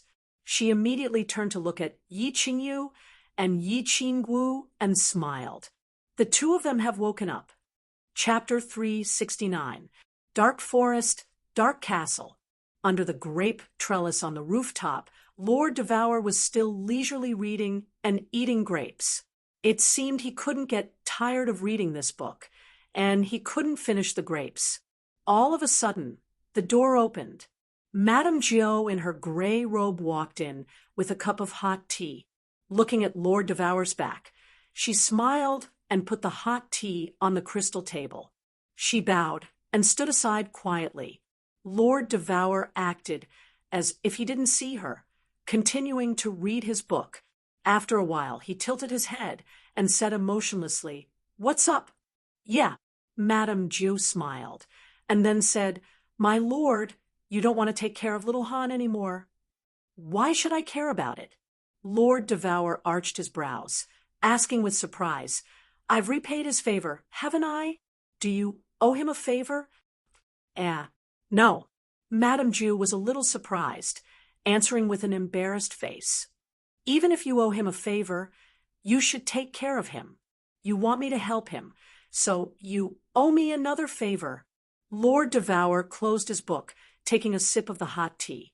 Then he continued, "Do you want to owe me another favor?" "Ha, my lord, you must be joking. I can't repay your favor for the rest of my life. How could I dare to ask for more from you? Ajio will leave now. Madame Gio bowed, one more time, walking away gracefully. I've helped him once. If Yi Qinghan can't handle such a small matter, I'm wrong about him. Lord Devour put down the teacup, picking up the book and saying faintly, Ajio, you don't need to go down there. Let's go to Song City to watch a good show. However, when she picked up the book, she suddenly looked towards the south in astonishment. Then, her expressionless face revealed a slight smile. She put down the book and stood up, saying, Gio, there's no need to go down. Let's go to Song City and watch a good show. Ajio was surprised, looking at Lord Devour, but he didn't ask anything. After a while, two shadows, one red and one gray, disappeared from the dark castle. Yi Qinghan felt like he had a very long dream. In the dream, there was nothing but darkness and a drop of water that kept dripping down. He felt that this dream seemed to have gone on for a very long time. Perhaps it was a few days, perhaps it was a few years, perhaps it was tens of thousands of years. For such a long time, he had nothing to do, as if he could do nothing. Like a bored child watching ants crawling on the ground, he began to study the drop of water. Where did this drop of water come from? Why was it spinning when it dripped down? Why did it create ripples when it landed? In the end, how did it disappear for no reason? He thought about it for a long time, but he still couldn't figure it out. In the end, he simply stopped thinking about it. If the water droplets fell, so be it. If they disappeared, so be it. Why should he care so much? However, when he stopped thinking about it, he suddenly understood. There was a reason why the water droplets fell, there was a reason why they rotated, and there was a reason why they disappeared. Everything was reasonable, and there was no need for him to pursue the reason behind it. All he needed to know was that it had fallen, it had spun, it had disappeared. And then he had woken up. The first thing he saw when he opened his eyes was that he was hugging a girl. This girl seemed a little familiar. This woman was completely naked, and her beautiful body was right next to his body. The sight of it made his entire body suddenly dry up. It seemed like his guy was still in the other party's paradise, looking at Yu Qingqing's beautiful face that was sleeping soundly with her eyes closed. He couldn't help but swallow his saliva. Then he realized that his lower part was starting to harden again. Oh, Yu Qingqing had just finished listening to the song, but she was woken up by a strange movement. She opened her pearl-like eyes and blinked at Yi Qinghan. Only when she felt that her lower part was filled with something hard did she suddenly wake up. She quickly twisted her body and turned to the side. She covered her face and pulled the quilt. She was so embarrassed that she didn't dare to see anyone. Little Qingqing, you're so beautiful. Come, let this young master admire your blooming peach blossoms.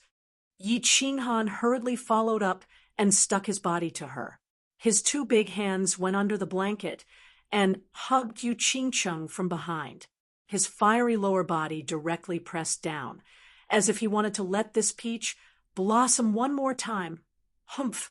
A cold snort resounded in the room, splashing cold water on the two people's burning hot bodies and waking them up in an instant. Yi Qinghan, if you want Song City to be breached, your Yi family's experts to be annihilated, and your ancestor to self-destruct, then you can't do anything you want.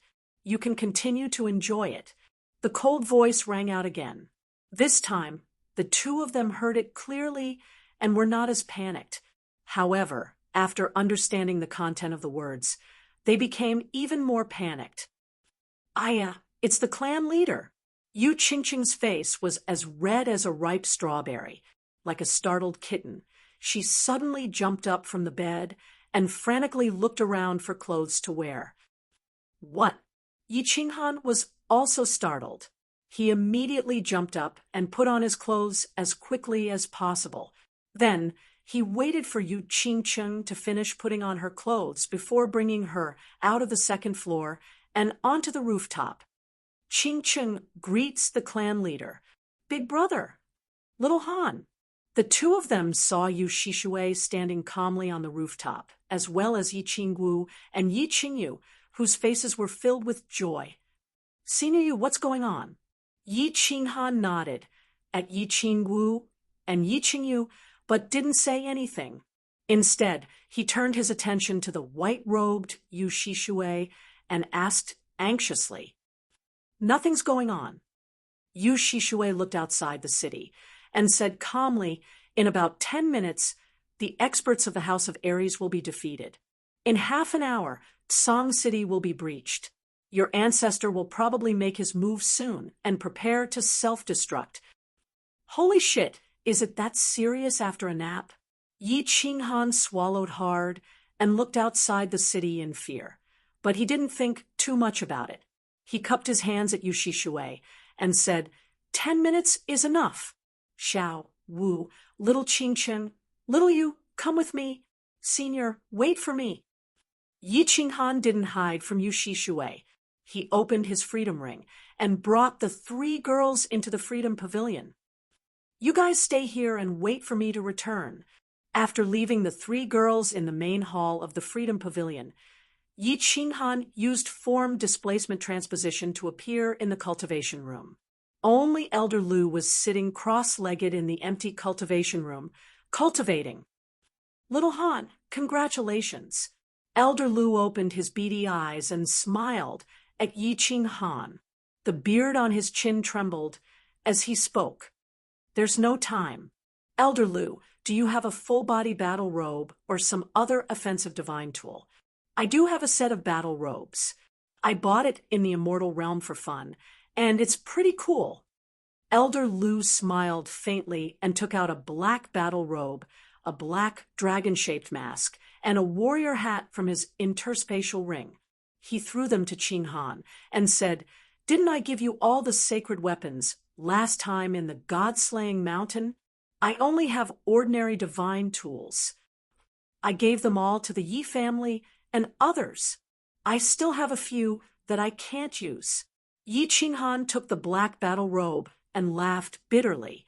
Then he suddenly thought of something and exclaimed, "That's right, I still have a saber that I can use. All right, Elder Lu, I'm leaving." Yi Qinghan didn't waste any more time and disappeared from the Freedom Pavilion. Chapter 370. Outside Song City, the battle had reached its peak. Under Yi Ruoshui's command, the 400 Sage Realm experts of the House of Aries and 2,000 Emperor Realm experts roared and charged towards the Golden Horn Holy Tribe. There were around 600 Golden Horn Holy Tribe experts before they came to Song City. After a round of sneak attacks from the House of Aries, more than 100 of them were injured. However, there were no casualties. On the other hand, the Sword Emperor's Sword Emperor Lights the Heavens had taken over 200 lives. Jian Huang was the strongest god realm expert of the House of Aries. He was a warrior of the House of Aries who was infinitely close to the peak heavenly god realm. Most importantly, the location of his self-detonation was at the center of the Golden Horn God clan's territory. He burned his soul and divine crystal. With such terrifying energy, it was normal for him to kill 200 peak martial saints. Of course, if he had more time, he could have easily killed these 100 peak martial saints in less than half an hour. However, he didn't have the time.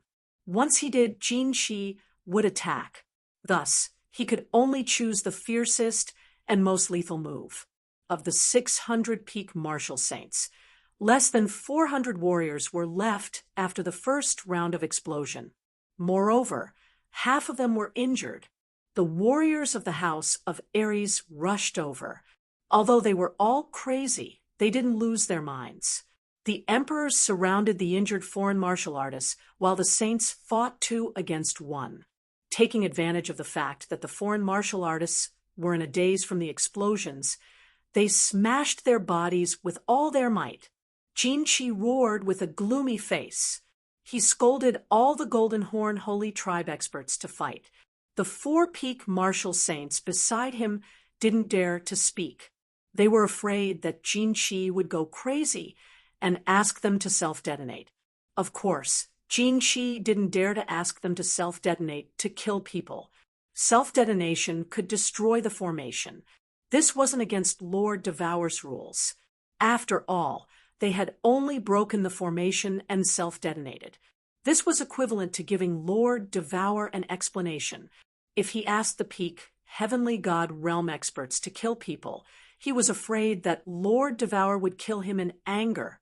After a while, under Jinchi's continuous roars, under the leadership of the 200 uninjured experts, the Golden Horn Holy Tribe managed to stabilize their footing.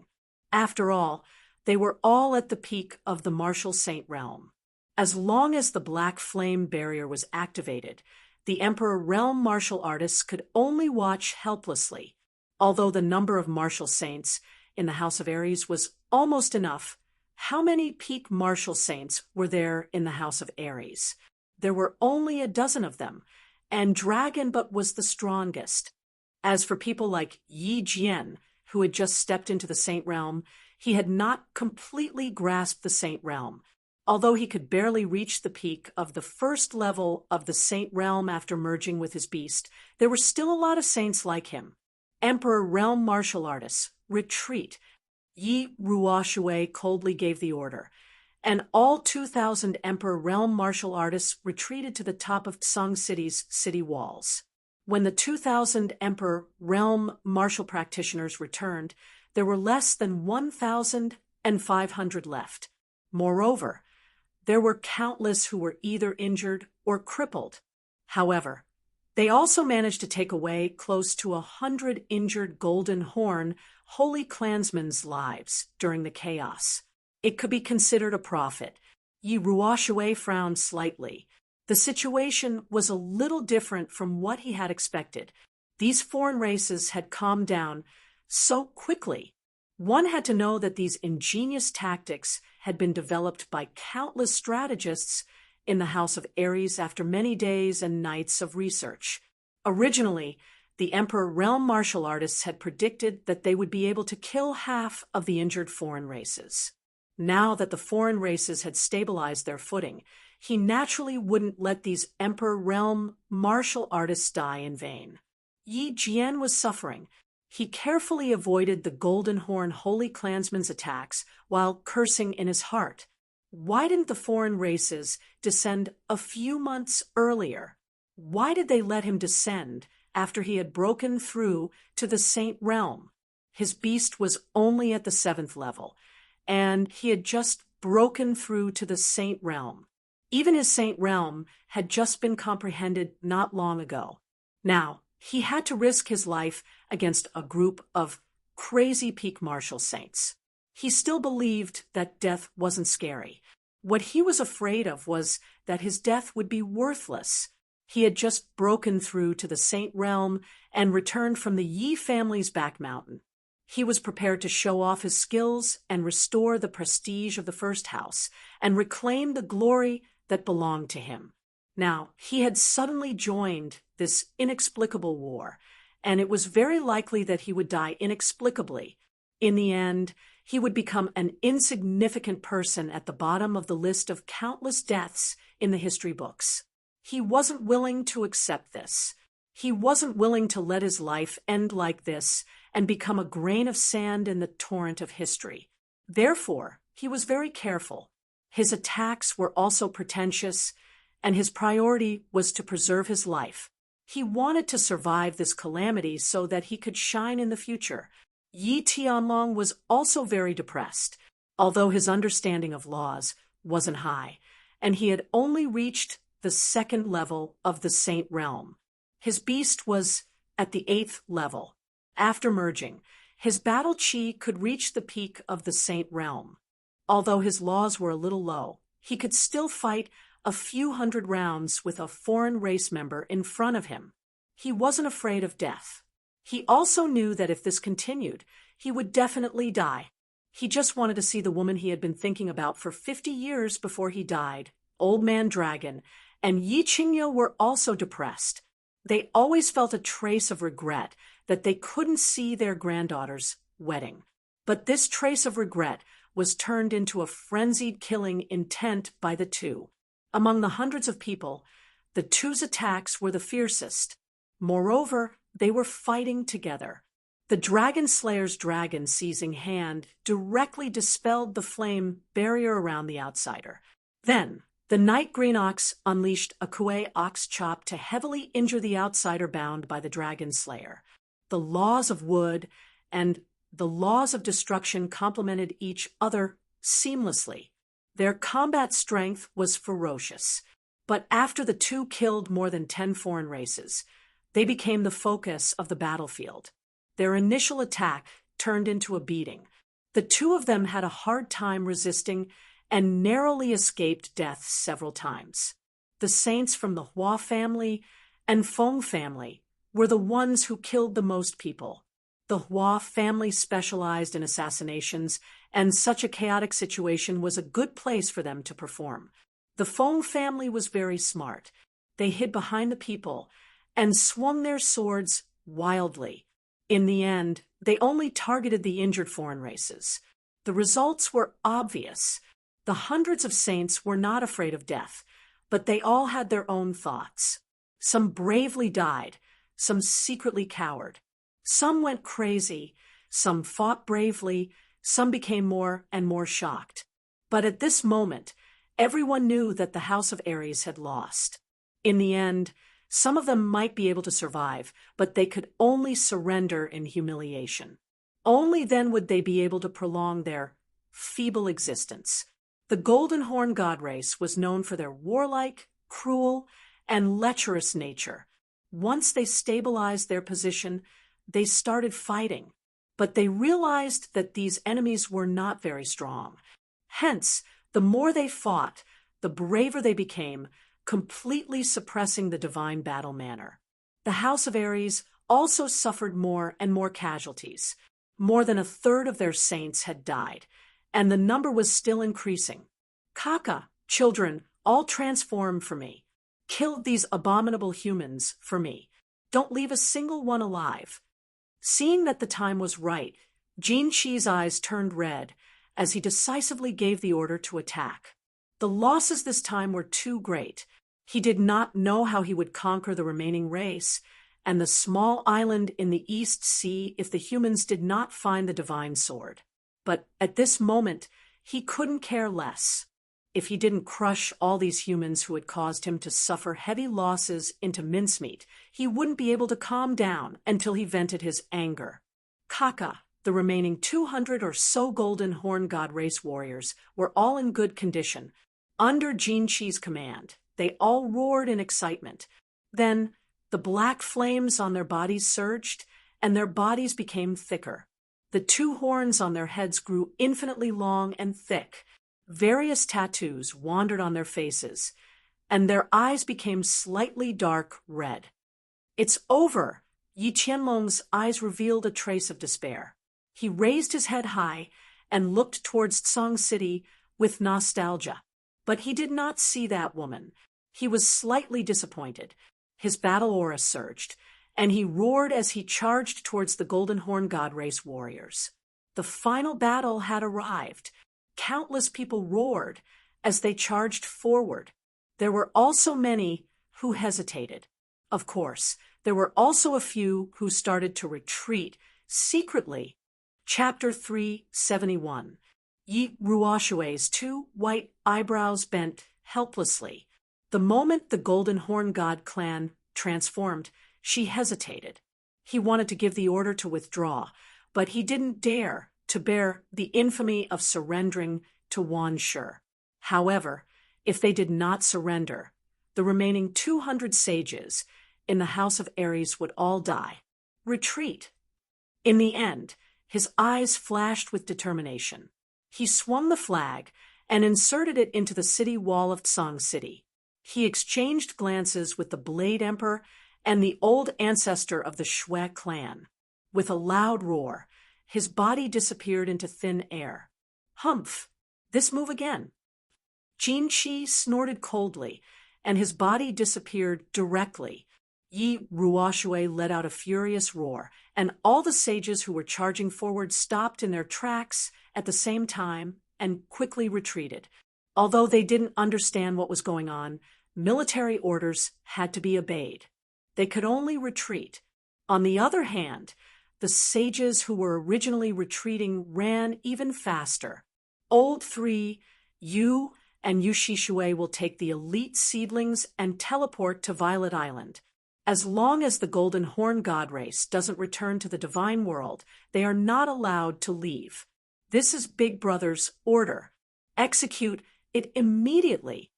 When the Saber Emperor saw Yi Ruoxue toss the command flag over, he immediately sent a message to the Spear Emperor, who was in the back mountains of the Yi clan, as well as to Yushishue, who was in the Chilling Heart Pavilion's sky platform.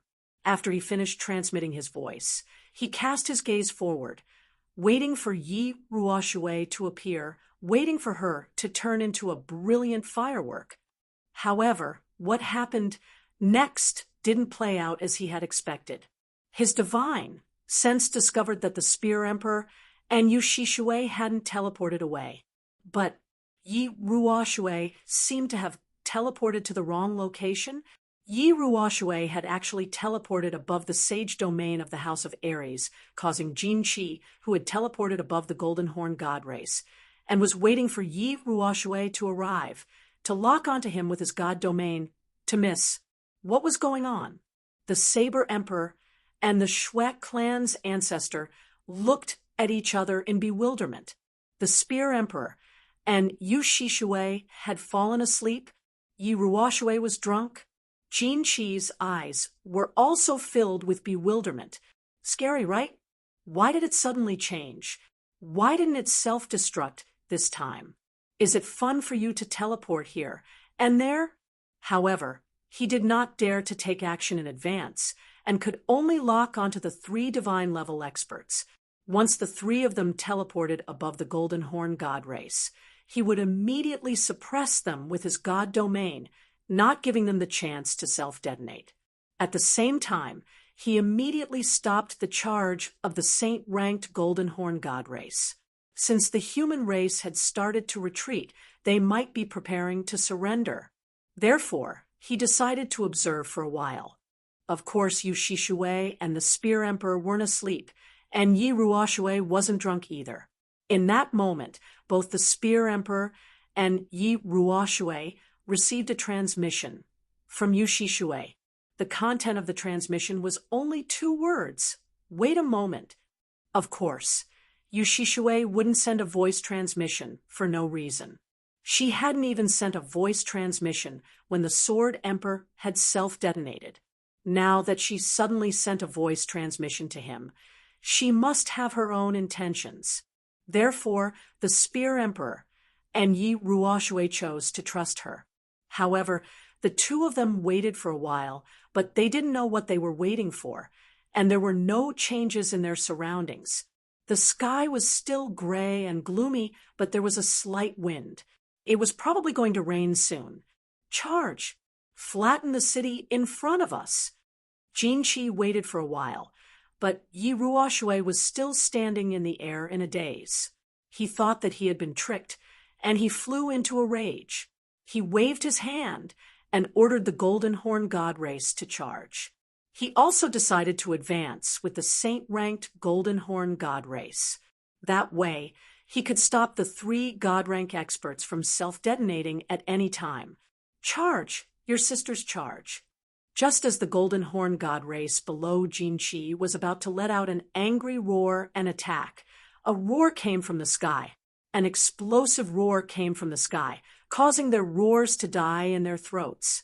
It was as if a bone was grabbed in their throat, unable to move up or down. It was extremely uncomfortable. This voice seemed to be very young, but also very old. It seemed to be very sharp, but also very deep. Furthermore, this voice had obviously been enhanced by battle chi. The voice had also been intentionally altered, making it difficult to distinguish the original voice. This voice was incredibly loud after being enhanced by battle chi. It was like a bolt from the blue, exploding in the sky above Tsang City. The thousands of Tsang City martial artists were all dumbfounded. It's windy and thundering. It's going to rain soon. Why are you guys still messing around here? The voice continued. Sometimes it was sharp, sometimes it was deep, and sometimes it was deep. It made people want to vomit blood. At the same time, a black figure rapidly glided down from the sky, gliding towards the center of the two teams. His movement was elegant and at ease. However, when everyone looked at this figure in shock, their expressions of being struck by lightning turned into one of being struck by lightning again. Black lines appeared on their faces, and some people's hair even stood on, and he couldn't tell if the person was a man or a woman, nor could he see his appearance. He also couldn't determine his age. This was because this person was covered in a black robe embroidered with dragons and phoenixes. On his back was a black devil's cape, and on his face was a Qilin mask. He wore a black bamboo hat on his head. All right, this wasn't important.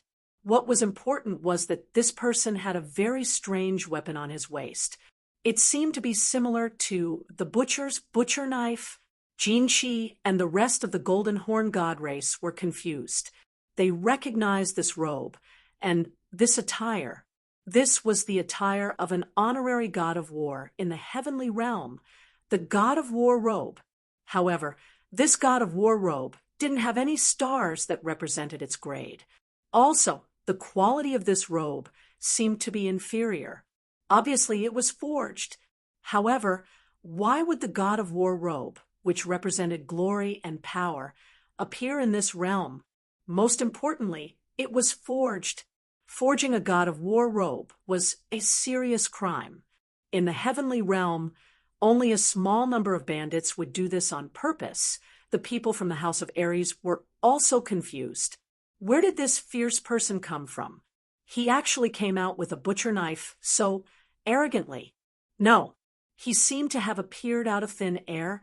Could he be a god-level expert? But there were only so many god-level experts on the continent.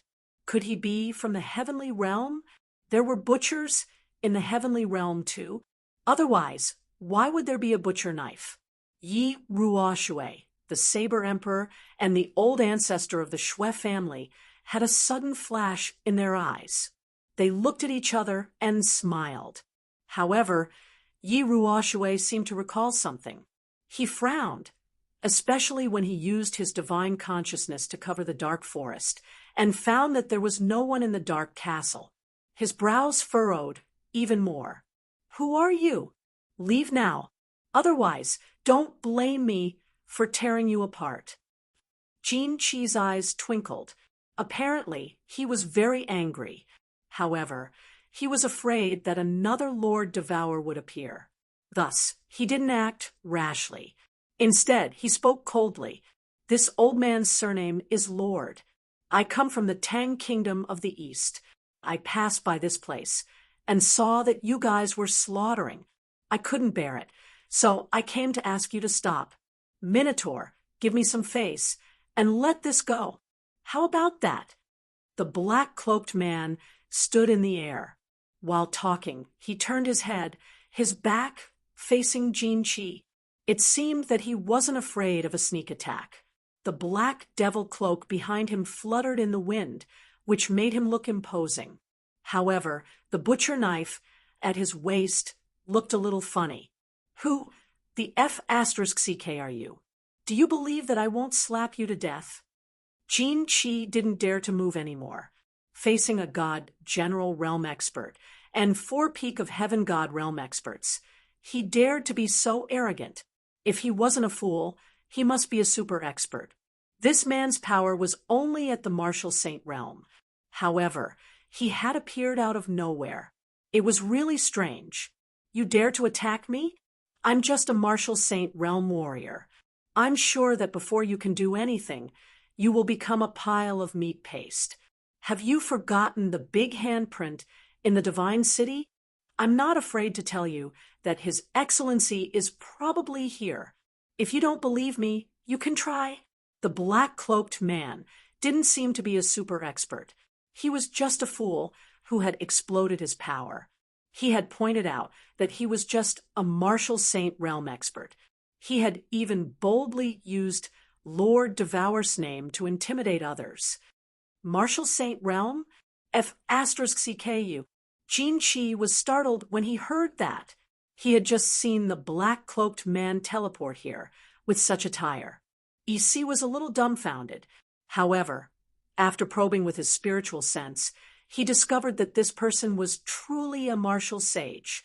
He had probably comprehended the law of space, which was of little value, and had come up with a half-baked teleportation technique to scare people. Right, his teleport seemed to have a big space fluctuation. He was a Marshal Saint Realm warrior, a trashy lunatic who had just entered the Marshal Saint Realm. This place wasn't the divine realm. How could there be so many hermit experts? The more he thought about it, the clearer his mind became. He was so enraged that his face darkened. He was a god general warrior. How could he be frightened by a piece of trash? If this news spread out, he would lose a lot of face. As he was enraged, his face twisted. He swung his hand and shouted indignantly, "I won't do it. I won't make a move. My children, charge forward and tear this person into minced meat. Tear all the cultivators below the divine level in the city into minced meat. Jean Sure, you four come here with me. If the human god realm warriors dare to move, kill them all." No need. The black-cloaked man's aura suddenly skyrocketed.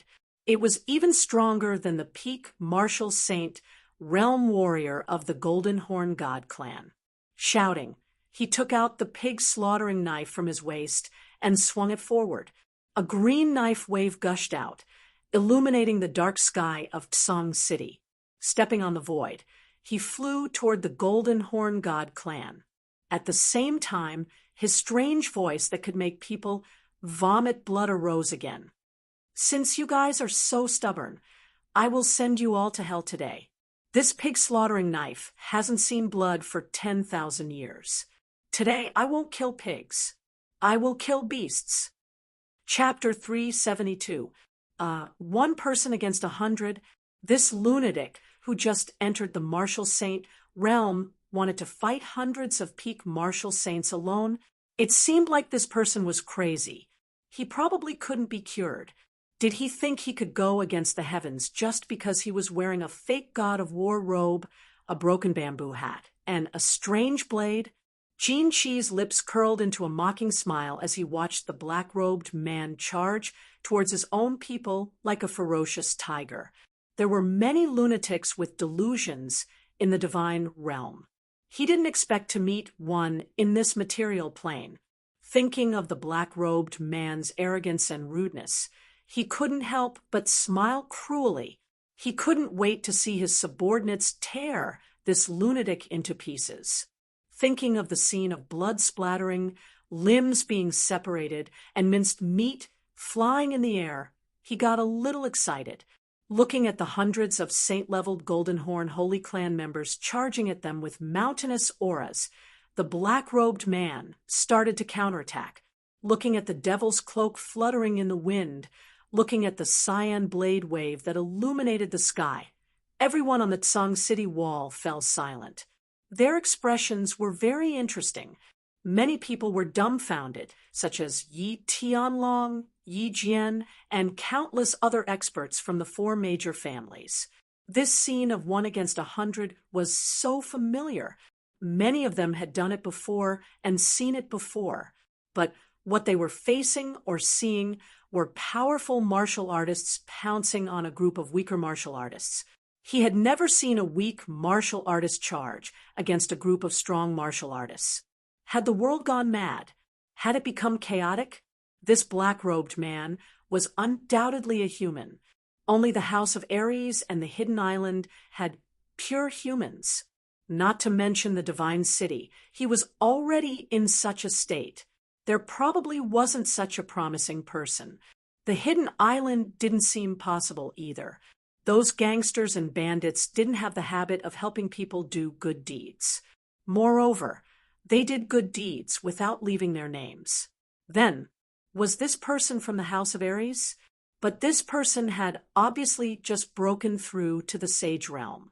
There weren't many peak Emperor Realm experts in the House of Ares. Dragon City and the 5 major families had a clear record of this. Moreover, all the peak Emperor Realm experts were in Song City. Then, who was this person? Many people were confused, such as Yi Chang, Tian Qing, and the martial artists who had been to Luotian Mountain's Heaven's Path. This scene? Why did it feel so familiar? Of course, they didn't dare to think of the young man who went crazy at Mount Luotian. After all, even the legendary Tianmai individual couldn't cultivate from the first level of the Emperor Realm to the first level of the Saint Realm in a few months. Still the same question. Who was this person? Yi Ruoshui frowned again. Saber Emperor smiled faintly, and Shui clan's ancestor was a little jealous. However, the 3 of them were clearly worried. Yi Ruoshui kept using her divine sense to scan the continent over and over again. She even scanned the rooftop of the Dark Castle. However, he couldn't find the red-clothed woman's figure, so he couldn't help but become even more worried. Looking at the ferocious demon cloak and the dazzling butcher knife, he, the Blade Emperor, and the ancestor of the Shui clan looked at each other. The 3 of them nodded at the same time, as if they had made some kind of decision. More than 200 members of the Golden Horn God clan were engulfed in black flames. The black, thick, and long horns on its head shone with a dark light. Looking at the black-robed man charging towards them, they didn't show any emotion. Since the young master said that he was a Saint Realm warrior, then he must be trash. To them, who were at the peak of the Saint Realm, all the Saint Realm warriors in the material plane were trash.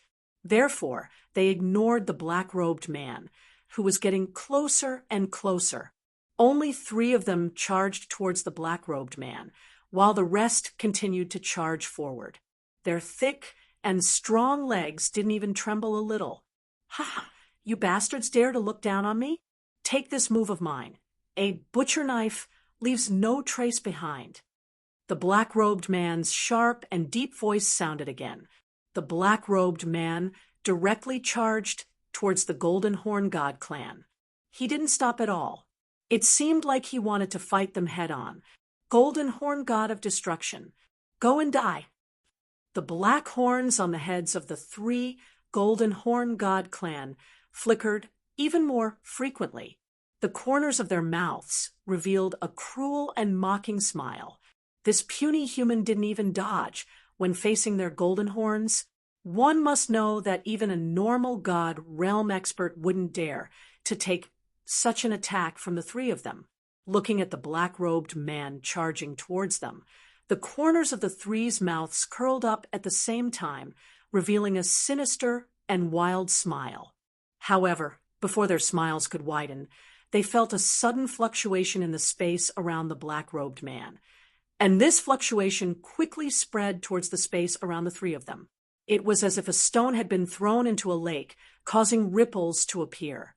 When the ripple was transmitted to their side, all of a sudden, a strange change occurred. They felt as if their advancing bodies had suddenly crashed into a wall, causing them to stop abruptly. However, this wasn't the most frightening thing. What frightened them the most was that they suddenly realized that they couldn't move. Then they saw a bewitching purple light flash, and the 3 of them completely lost consciousness. When they regained consciousness, they were even more frightened. They found that their bodies seemed to be constantly floating. That's not right. It was their heads that were continuously falling down. They saw their opponent's head falling down as well. Their opponent's body, which was still standing upright, was constantly spewing out green blood. Then, all 3 of them lost consciousness at the same time. "Xiao, The Golden Horn God clan members on both sides were still charging forward, but the Golden Horn God clan members at the back suddenly stopped. They blinked their eyes at the same time, looking at the three bodies that were still spurting out blood, as well as the three heads with their eyes wide open on the ground. They were confused. What's going on? Without waiting for them to think clearly, the black-robed man continued charging forward. Then a strange ripple appeared in the space, followed by a purple radiance. Then the black-robed man easily walked through the center of the Golden Horn God clan members who were standing there foolishly. His figure was very elegant. A strange saber emitting green saber waves directly slashed across the neck of the Golden Horn God clan members. Then the black-robed man didn't even look at them. The black-robed man continued moving forward. After a moment, the heads behind him slowly fell to the ground, green blood spurting out. The black-robed man's black demonic cloak and butcher knife charged forward like lightning. In the blink of an eye, he had already perfectly passed through the Golden Horn God clan's formation. Only when he reached the back of the formation did he stop. Behind him was a row of headless bodies with blood spurting out, as well as countless heads with their eyes wide open. Drip, drip, drip. When the black-robed man was halfway through his charge, the Golden Horn God clan members on both sides had already stopped. All of them stared at the black whirlwind in a daze as it blew past them, until the last head fell to the ground. The entire place was silent, deathly silent. Only the sound of the black-robed man's demonic cloak fluttering in the wind, as well as the dripping sound of the butcher knife dripping blood. Drip, drip, drip. Blood continued to drip from the black-robed man's blade, dripping onto the ground. The yellow ground was dyed greenish-black, and the faces of the thousands of people in Tsang City were also dyed greenish-black. The sky above Tsang City seemed to have turned even darker. The wind was getting stronger. A storm seemed to be coming. Chapter 373. This pig slaughtering knife, leaving no trace for 1,000 li? This move was called pig slaughtering knife, leaving no trace for 1,000 li? Jin Chi wasn't thinking about anything at this moment. Instead, he kept repeating the name of the move that the black-robed man had just mentioned. There was nothing wrong with the knife, but how could it not leave a trace? Wasn't there blood on the knife? Giving random names was not good. Giving random names was not right. Giving random names was very immoral. Yi Tianlong was even more confused. Yi Jian was even more confused. Everyone else was even more confused now. This situation was inexplicable. A first-level Saint Realm martial artist killed a peak Saint Realm martial artist, as if he was slaughtering a pig. Had the world gone crazy? Was this the way of the world, and not the way of the past? Countless people began to rub their eyes. When they opened their eyes, they still saw a ground full of corpses, the black man standing proudly, and the pig-slaughtering knife dripping with blood. Yi Chong was even more confused. Tianqing was even more confused. Of course, those who saw that youth at the Luotian Mountain were even more confused. The enchanting purple light was correct. The aura and methods of killing were also correct. However, they still couldn't believe it. Could that youth really be a Heaven Meridian expert? Or was there someone else in this world with the same skills as that youth? Otherwise, how could the spatial fluctuations be explained? How could this robe and this pig-slaughtering knife be explained? Yi Ruo Shui, Saber Emperor, and old ancestor Shui smiled. At this moment, they didn't release their divine senses to search for that woman. Instead, they exchanged glances. Their solemn expressions became even more resolute, and they held their weapons even tighter. As the last drop of blood dripped, the black-robed man slowly turned around without saying anything. He slightly raised his bamboo hat, and the Chelan mask on his face seemed to look even more ferocious. The wind was getting stronger and stronger, making his devil cloak flutter even louder. Swish! Raising the pig-slaughtering knife in his hand, he dashed to the left again. Like a black whirlwind, he swept towards the golden horn celestial race on the left. Devil, he is a devil! The devil is here! Run! Only when a few heads floated up did the golden horn celestial race awaken. Their faces turned dark green, and the tattoos on their faces stopped moving.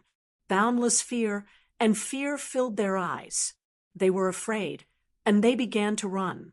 The great Golden Horn Holy Tribe was not afraid of any battle, nor was it afraid of death. However, facing such a strange situation, they were afraid. Without hesitation, they ran away. Fear was the easiest thing to spread. Fear and madness were the same. Once they were infected, they would spread infinitely. If this black-robed man was stronger than them, they wouldn't be afraid. Instead, the death of their comrade would stimulate their blood type and cause them to go crazy. But the current situation was too strange. This, only the legendary 9, Hell's Fiends, would have such methods. No, that's right. The frantically escaping Golden Horn God Race warriors had finally woken Jinchi up. At that moment, he understood many things. For instance, the name of this technique was definitely wrong. For instance, this black-robed man had definitely obtained a Soul Emperor treasure. It wasn't like he hadn't seen a situation where the weak slaughtered the strong. As the only son of the Blood King, he had seen many such things. But for those martial artists who could kill the strong with their weak strength, it was all because they had precious treasures on them.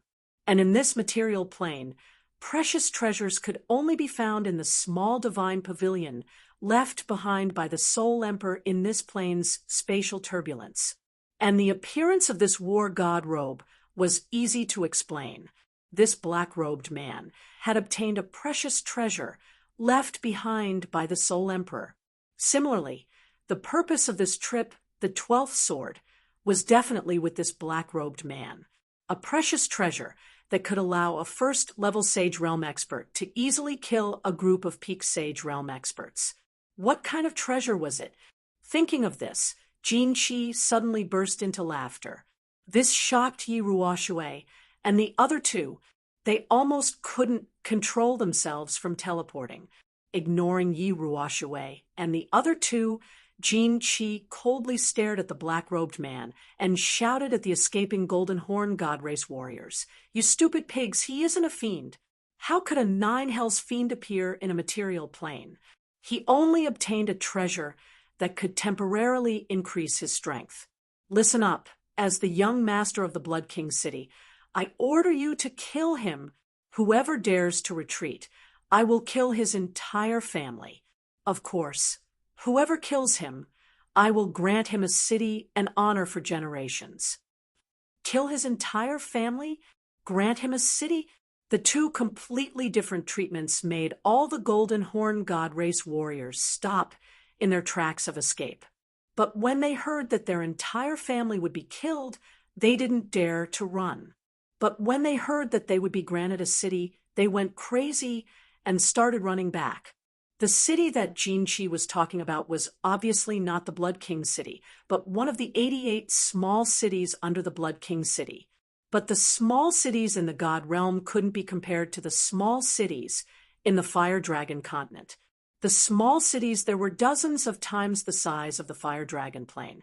They were all Sage Realm experts. Normally, they were the lowest level warriors in their race.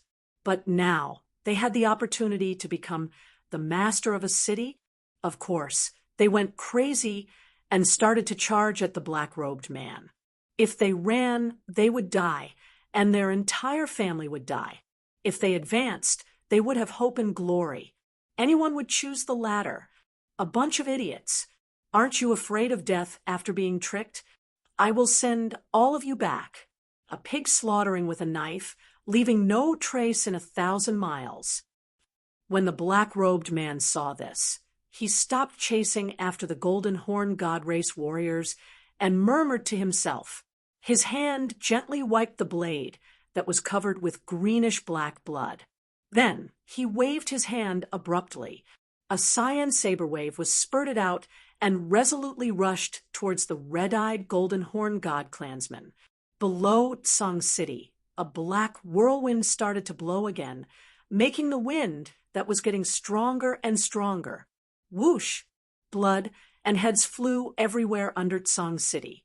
The space above Tsang City suddenly trembled, and two people appeared out of nowhere.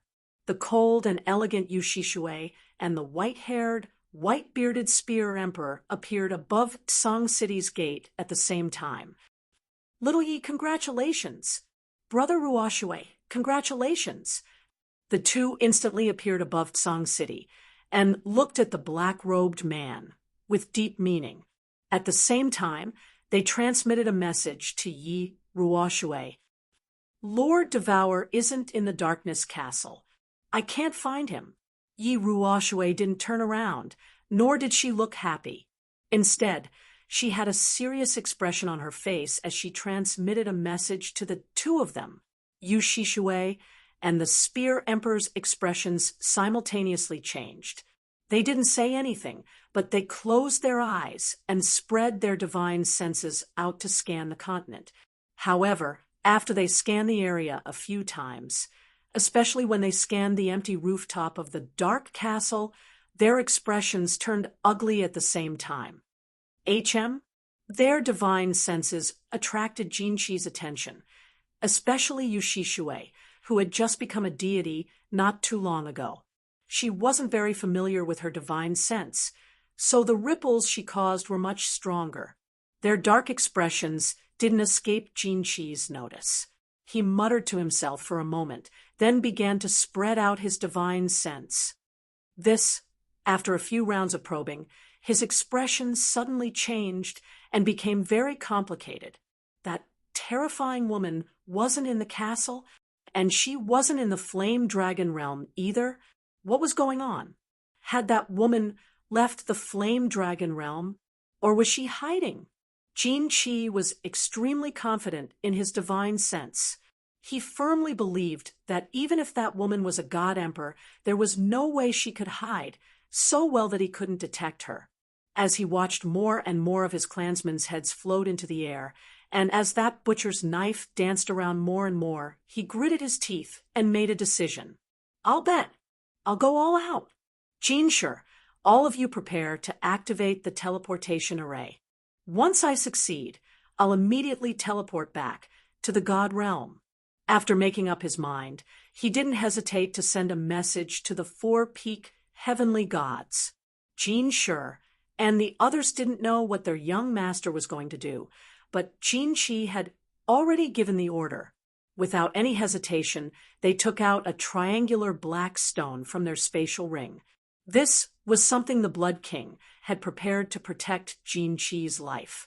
It was an emergency teleportation array. As long as the four of them crushed the triangular stone at the same time, a teleportation array would appear in the sky and take them straight to the Blood King city. Die for this, Daddy. Under the terrified gazes of Yi Ruoshue and the others, Jinqi's figure suddenly teleported. In the next second, he appeared next to the black-robed man below, a sinister smile on his face. He immediately activated his god domain and enveloped the black-robed man. At the same time, a wave of golden flames shot towards the black-robed man, trying to burn him to ashes. No, Yi Ruoshue roared. The five heavenly gods in the sky above Tsang City emitted white flames at the same time, then disappeared from the sky above Tsang City. Chapter 374. Jinqi wanted to gamble. This divine sword was very important to both his father and his uncle, because this divine sword was one of the keys to enter the Soul Emperor Pavilion, which was the #1 treasure trove in the divine realm. The Soul Emperor was the most important person in the divine realm. His treasures were undoubtedly the most important. However, this wasn't the most important thing. In the end, Jin Shi made up his mind to let the black-robed man, who was at the initial stage of the Marshal Saint level, instantly kill a bunch of Marshal Saint level treasures. This treasure was so magical that it was a supreme treasure even in the divine realm. Even if he got the divine sword, it would belong to his father and uncle. Whatever he got from the Soul Emperor Pavilion would belong to his uncle and father. But the black-robed man's supreme treasure was different. He got it, so it would belong to him. So he did not hesitate to let the 4-peak heavenly god treasures activate the teleportation formation. He teleported and burned the black-robed man to ashes with his flames. As for the divine sword and the supreme treasure in the black-robed man's spatial ring, he was not worried. His flames did not have the ability to melt those treasures. When Jin Shi moved, Yi Ruoxue also moved. Lord Devour was not here. The 5 of them could not watch the hope of the House of Ares, or the black-robed man, who could bring hope to the fire dragon plane, die. So from the beginning, Yi Ruoxue, Saber Emperor, and Ancestor Shui had decided that if Jin Shi attacked, the 3 of them would protect the black-robed man at all costs. But they did not expect that Jin Shi would not care about his own life. He was not afraid that Lord Devour would smash him to pieces. He did not let his subordinates do it, but did it himself. Although it was different from what they had expected, the 5 of them did not waver. They teleported. They decided to use their lives to exchange for the black-robed man's survival. Kid, let the protector of the god-slaying mountain take you to Purple Island. You can take revenge for us when you break through to the god realm. The 5 of them ignited with flames. Before teleporting, they sent messages to the black-robed man. When they appeared again, they were between the black-robed man and Jin Shi. The white flames on their bodies were even more intense. They were about to use their bodies to resist the attack. Wait, the black-robed man could not stay calm anymore. He shouted. His voice was not sharp and deep like before. It was a young man's voice. He shouted urgently, "Lord, the alien race violated the rules first. Why don't you act? Lord, make a move?" Jin Shi and Yi Ruoxue were startled at the same time. A trace of fear appeared on Jin Shi's face. However, he didn't hesitate and continued to shoot the golden flame in his hand forward. At that moment, the 5 of them were delighted. However, seeing that Jin Shi did not stop attacking, they had no choice but to continue emitting white flames toward the golden flames. Buzz! All of a sudden, a ray of gentle white light suddenly lit up, illuminating the entire sky of Tsang City. This light was very warm, very cozy, and very comfortable, so much so that no one in Tsang City wanted to move. No, it wasn't that he didn't want to move, but that he couldn't. Yi Qianlong's eyes widened in horror. Yi Jian's mouth was still wide open. Yi Chong found that he couldn't open his eyes. The 4-peak heavenly gods of the Golden Horn celestial clan found that they couldn't move their hands that were about to crush the triangular divine stone. Jin Shi's golden flames were still suspended in midair, while the white flames on Yi Ruoxue and the others' bodies were still burning. The black-robed man's pig-slaughtering knife had a drop of greenish-black blood at the tip of the knife. It wanted to drip down, but it couldn't. The entire world was quiet. The entire world seemed to have stopped. It was as if time had stopped at this moment. The clouds in the sky stopped drifting, the wind stopped blowing, and the raindrops that were about to fall also stopped falling. A huge face appeared in midair once again. It was a blurry yet clear face. It was a woman's face. Not many people in the god world dare to violate the rules that I set. Your big uncle doesn't dare. Your father doesn't dare. But you dare to violate it? A faintly discernible voice suddenly resounded. Sometimes it was near, sometimes it was vicissitude, and sometimes it was young. It was very strange. The voice wasn't loud, but it sounded like it was ringing in the ears of thousands of people. Everyone could hear it clearly. After the voice finished speaking, a gentle breeze blew from the huge face, brushing past everyone. Those who were brushed by the breeze suddenly realized that they could move. When the breeze brushed past Jinchi, the golden flames on his body disappeared, without a sound. When it brushed past Yi Ruoshui and the others, the white flames on their bodies also disappeared. The clouds in the sky continued to drift, the wind blew, and the raindrops continued to fall. Drip, drip, drip. The entire place resumed its tranquility. The only sound was the sound of blood dripping from the butcher's knife. The ticking sound rang in everyone's ears and hearts, causing everyone's hearts to palpitate at the same time. Sir, I was wrong. Give me a chance. I will return to the God world now. I will never come to the fire dragon plane again. Please don't kill me. Give me a chance. Give my big uncle face. My big uncle will remember this favor. Jinchi's face turned ashen. He directly kneeled in the air, kowtowing unceasingly to the massive face. He knew that the massive face had appeared one more time, and he didn't have a chance anymore. Similarly, he could fall today, vanishing from this world. No one can go against my will. You can't. Your father can't. Your big uncle can't. Lord Devour pondered for a while. His voice was emotionless, as if he was talking about something trivial. Crippled Emperor, I'll give him face. He's an important person. If I don't give him face, he's nothing. So you can die now. After saying that, the huge face changed again and turned into a beautiful crystal clear palm. Slowly and lightly, it flew towards Jinchi. Its speed was slow, but it reached Jinchi in the blink of an eye.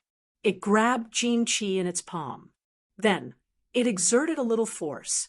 Like a clay doll, Jinchi was pinched by that beautiful palm, turning into specks of dust that floated down from the sky.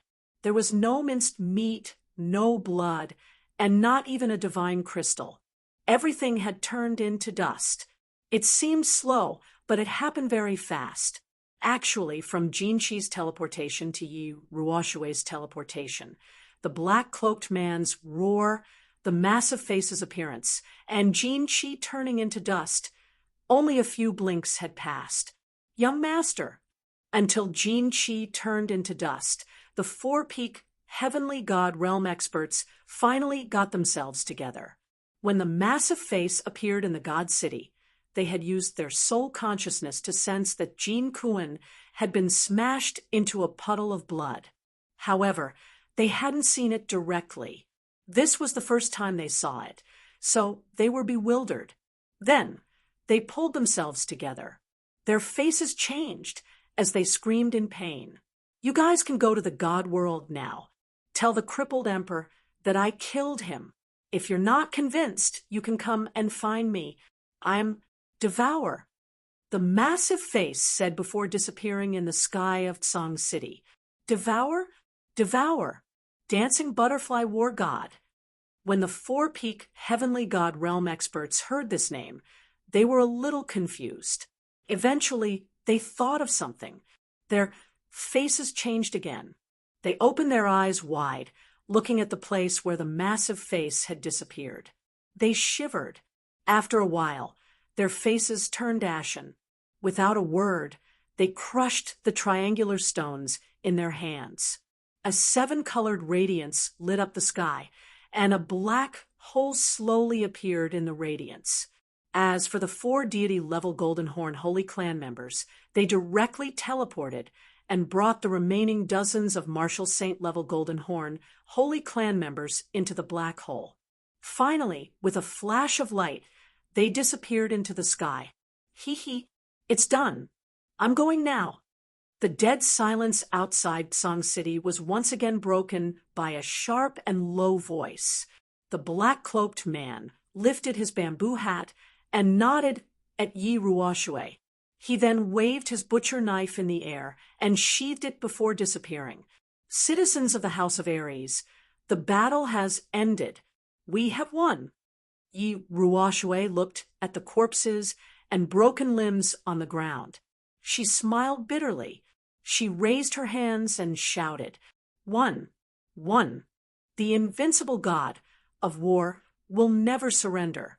Following Yi Ruoxue's shout, the 1,000+ people on the Tsang City wall raised their hands.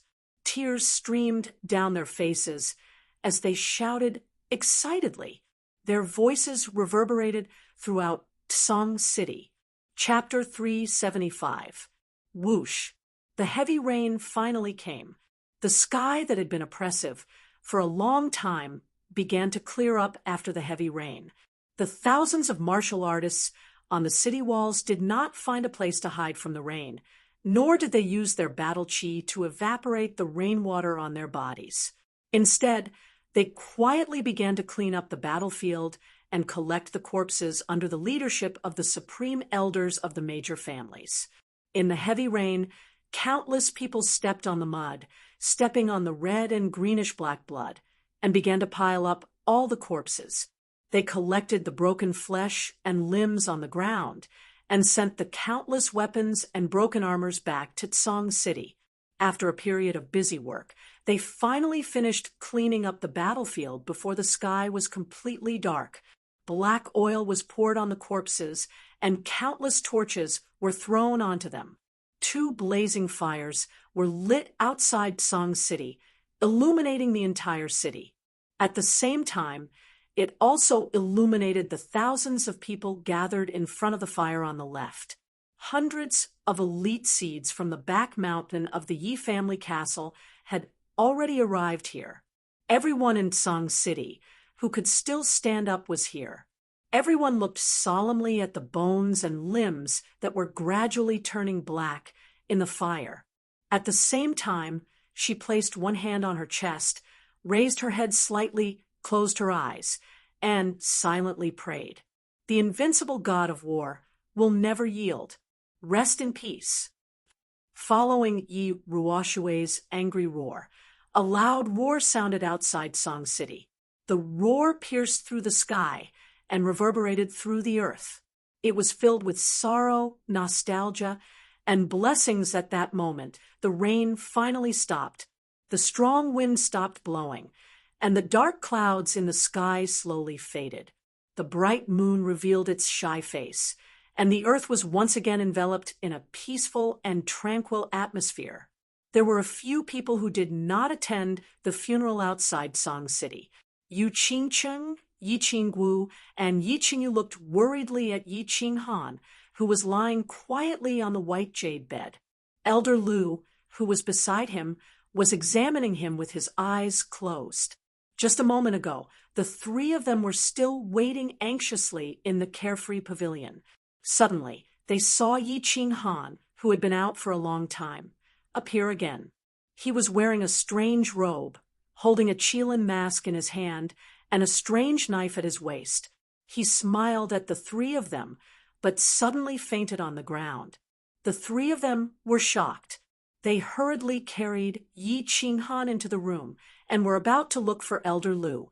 However, Elder Lu had already found out and teleported over. "What do you think? Elder Lu, is little Han all right?" Yi Qingwu, who had been staring at Elder Lu, asked anxiously when he suddenly opened his eyes. Yu Qingcheng and Yi Qingyu also fixed their eyes on Elder Lu. It's not a big deal, but the child was too desperate. He used up too much of his soul and fell into a deep coma. I'll give him some soul-nourishing elixirs, and he'll be fine after resting for half a month. Elder Lu shook his head and sighed as he looked at Yi Qinghan's pale face with some pity. At the same time, he took out a green herb from his spatial ring and pried open Yi Qinghan's mouth.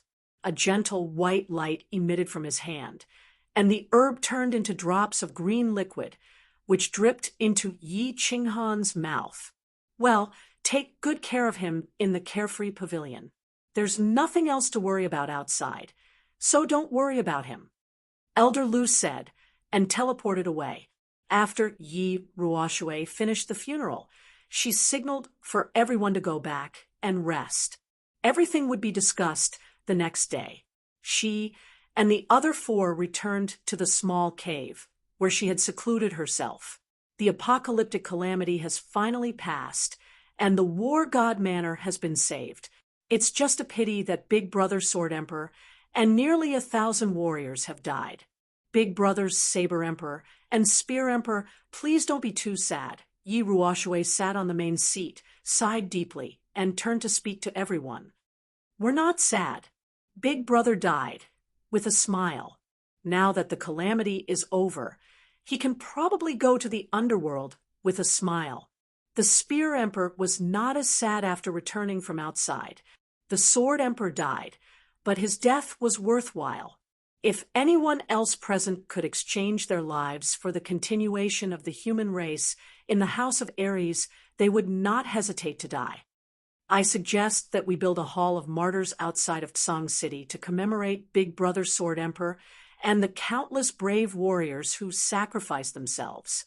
At the same time, we will compile a list of the warriors who died tomorrow and give their families the greatest amount of compensation. The Yu clan will pay for all the expenses. After all, the Yu clan did not put in much effort this time," Yu Shishue said calmly. He began to consider the issue of compensation after the war. The experts of the Yu clan were all experts in soul-type cultivation, and none of them were at the peak of the Saint realm. They would not be of much use in this war, so they did not send anyone to Tsang City. Yes, not only do we need to build a hall of martyrs, but we also need to record all the people who contributed to this war into the annals of the House of Ares. We need Big Brother Sword Emperor and the others to be remembered for generations to come, forever engraved in the hearts of the disciples of the House of Ares. The Shui clan's ancestor suggested once again. Obviously, this suggestion was unanimously agreed upon. Who didn't want their names to be remembered for generations to come? The Sword Emperor and the others, on the other hand, had to be recorded in the annals of history.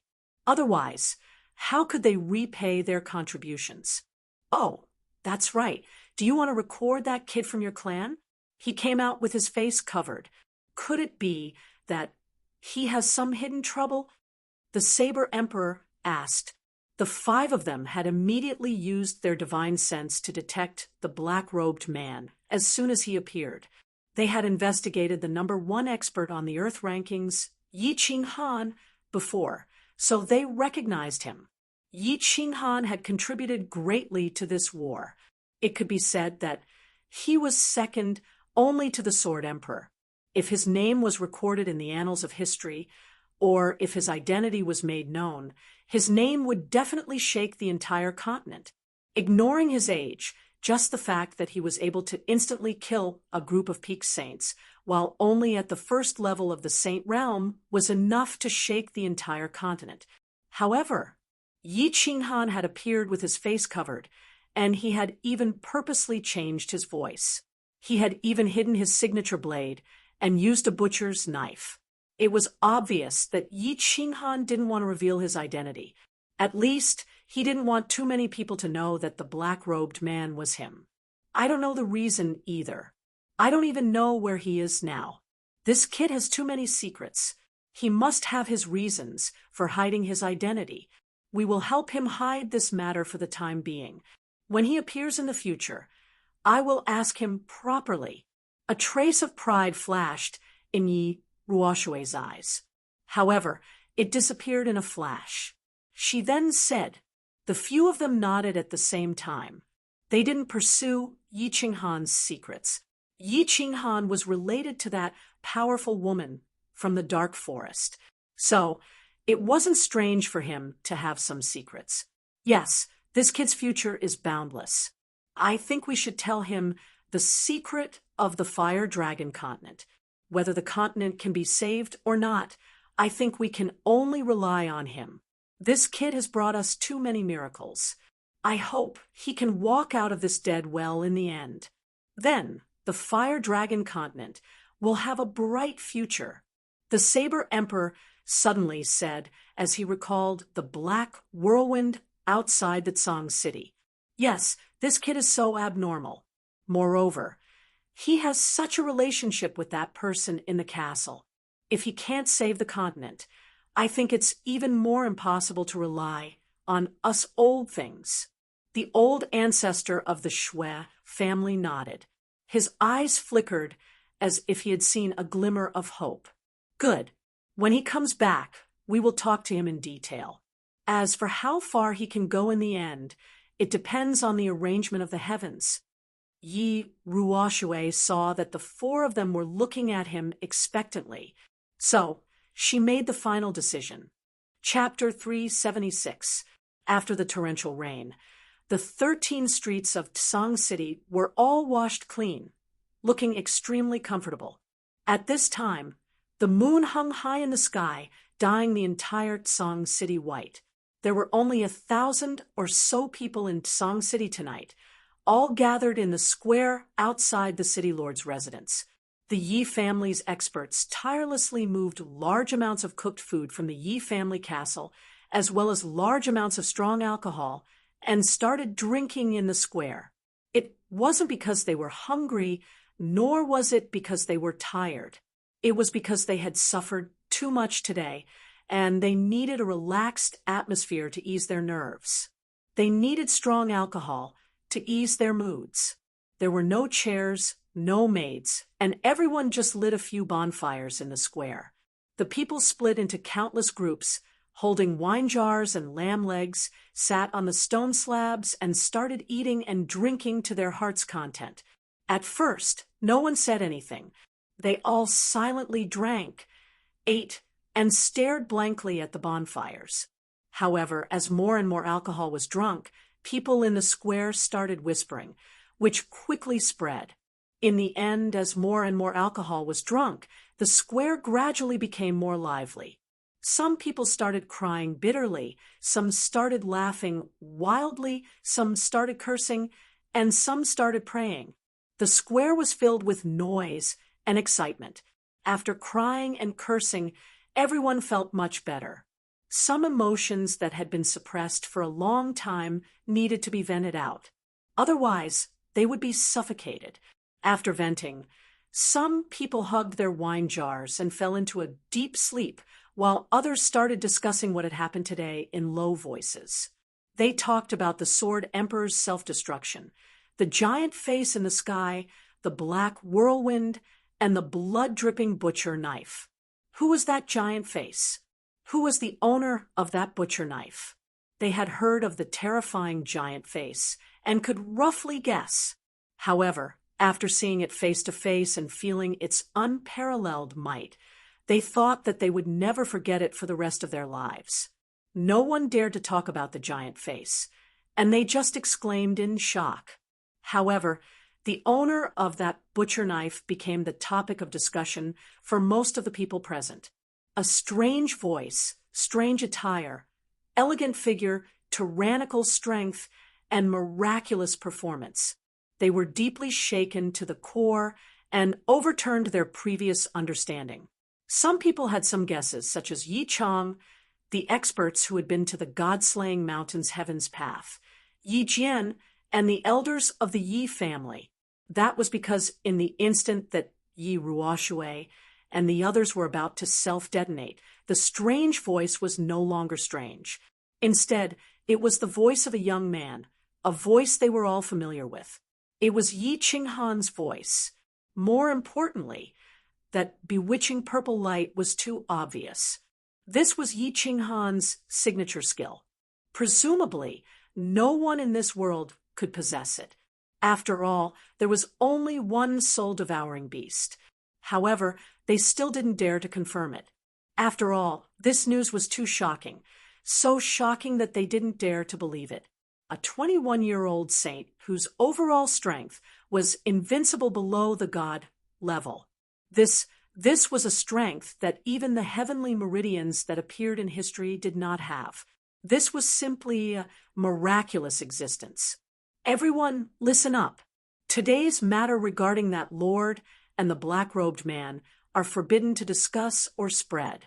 Otherwise, we will be hunted down by the entire house of Aries.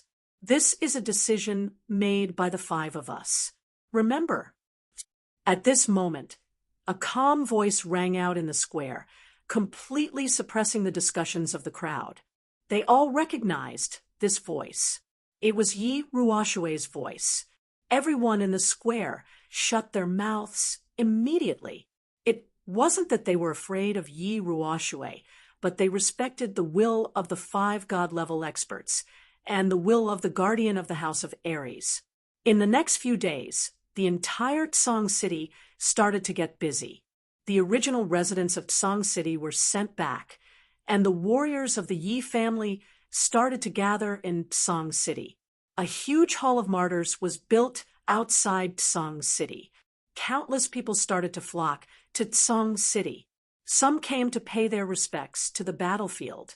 Some came from the families and clansmen of the fallen warriors. They went to Tsang City to pay their respects to their dead relatives and to receive the sympathy of the House of Aries. Tsang City was filled with a large number of carriages every day. The official road outside the city had a few deep wheel marks. 10 days later, Yi Qinghan finally woke up. However, his body was still a little weak. Under the insistence of the three ladies, he was not allowed to get out of bed. He spent his days recuperating in his room. Yi Qinghan asked Elder Lu. There was nothing important in Tsang City now, so he was not in a hurry to go out. Anyway, he had disappeared for so many days. It didn't matter if he disappeared for a few more days. He spent his days with the three ladies in the carefree pavilion, immersing himself in the warmth of his home. It was a happy and romantic life. On this day, Yi Qinghan had completely recovered. He had just snuck away from the three ladies and visited Dark Moon in her room. Dark Moon was still in a deep sleep. Although she looked fine, Yi Qinghan still felt a pang of heartache. "All right, I'll take care of this child. She's fine. Your injuries are almost healed. If you don't go out now, I'm afraid your ancestor will scold you." Just as he was pondering whether he should tell Yi Qingyu and the others about Dark Moon, Elder Lu sent him a voice transmission. Yi Qinghan rubbed his nose and glanced at Dark Moon again. He walked out and appeared in the Cold Heart Pavilion with the three ladies. The Cold Heart Pavilion looked the same. It was beautiful and exuded a faint fragrance. However, Cui Hua and the others had not been sent back. There was no one in the pavilion. "Little Han, come to the back of the mountain." As expected, Yi Ruoshue's voice transmission reached Yi Qinghan's ears before he could even warm his seat. After explaining to the three of them, Yi Qinghan headed to the back of the mountain where the Yi clan was located. After teleporting a few times, he was already standing beside the small lake in the back of the mountain. The moment he appeared beside the lake, three figures flew over from the distance. They were Yi Tianlong and the two ladies. The three of them were obviously wounded. Yi Qinghan's injuries were the most serious. Many parts of his body were wrapped in white cloth. When Yi Qinghan saw them, he hurriedly bowed and asked about their injuries with concern. "Greetings, grandpas! How are your injuries? Nothing serious, right? Haha, good lad. Well done. We won't die yet. Don't worry." Yi Tianlong's rigid face was filled with an excited smile. He waved his hand and forcefully patted Yi Qinghan's shoulder. Unexpectedly, he touched his wounds, causing him to grin bitterly and hoarsely. Looking at the situation, the three of them had obviously obtained the exact situation from Yi Ruoshue. They understood that the black-robed man that they had been guessing about was actually their clan's Yi Qinghan. How could they not be excited? "Little Han, I didn't misjudge you. I'm extremely satisfied with you as my grandson-in-law." He. Yi Qinghu also wanted to raise his hand, but many parts of his body were wrapped. He could only raise and lower his hand, grinning widely. Xiao, just when Yi Baihu wanted to say something, the space suddenly fluctuated. Yi Ruoshui teleported over. The eyes under the two white eyebrows were full of smiles. All right, the three of you rest well. We'll talk later. I have something to discuss with little Han.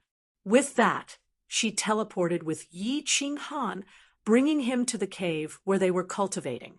Upon entering the cave, he discovered that the Saber Emperor, the Spear Emperor, and Yu Shishui were all smiling at him. Yi Qinghan pays his respects to the four seniors. Yi Qinghan didn't recognize the three of them. He had only seen them once outside Song City. However, he knew that these three were the deity tier elites of the House of Aries, so he hurriedly bowed, respectfully. "You're welcome, our little hero," the Saber Emperor said with a smile.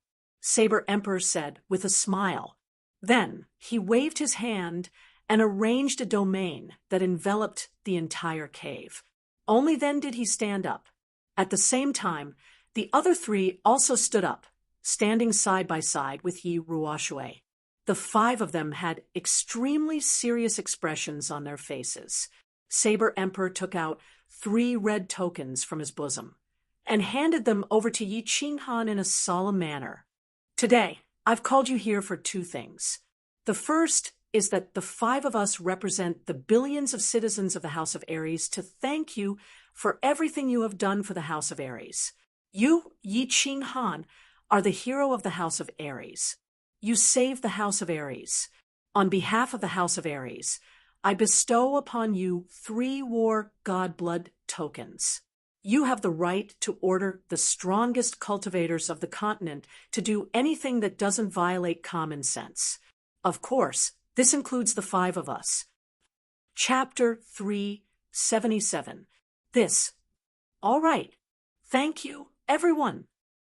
Yi Qinghan accepted the 3 blood badges of the divine battle god without hesitation. These were good items. Back then, Yi Tianlong had relied on these items to rally the masses and slaughter his way to Heavenly Demon City. He wasn't going to take them, but he wasn't going to take them. When the Saber Emperor saw that Yi Qinghan had accepted the items, he glanced at Yi Ruoshui and the others. The 5 of them nodded, then bowed deeply to Qinghan. The Saber Emperor bowed and said in a low voice, "The second matter is that we would like to ask you a favor on behalf of the citizens of the Flame Dragon Continent." This. What are the 5 of you doing? Hurry up and rise." Yi Qinghan was playing with the 3 war god's blood medallions when he suddenly saw the 5 people bowing to him respectfully. What a joke! One of these 5 was his ancestor, while the other was his wife's ancestor. Would he dare to accept their bow?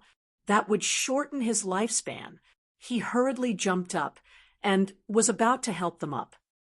"Yi Qinghan, if you don't agree, we won't get up," the Saber Emperor said seriously, refusing to get up. The 5 of them seemed to have steeled their hearts and continued to bow. Even Yi Ruoshui and Yu Shishui were silent, as if waiting for Yi Qinghan's response.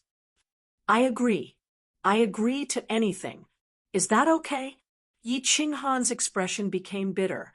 They were basically forcing him onto the path of death. His ancestor and 4 people who could be his ancestors were begging him like this. Even if they wanted him to challenge that Baldy in the Divine City, he had no choice but to do so. "Yes, I thank you on behalf of the entire Fire Dragon continent. If you can succeed in this matter, you will be the savior of the entire Fire Dragon continent." The 5 people stood up at the same time. They didn't look unnatural at all. Instead, they looked at Yi Qinghan with gratitude.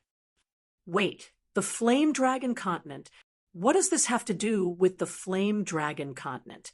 Yi Qinghan surreptitiously glanced at Yi Ruoshui and Yu Shishui. When he discovered that the 2 of them weren't embarrassed in the slightest, he twisted his body and asked in surprise. His heart was pounding. How could the Flame Dragon continent be a small matter? It seemed like these 5 old fellows were going to give him a heavy burden. At the same time, he was also very puzzled.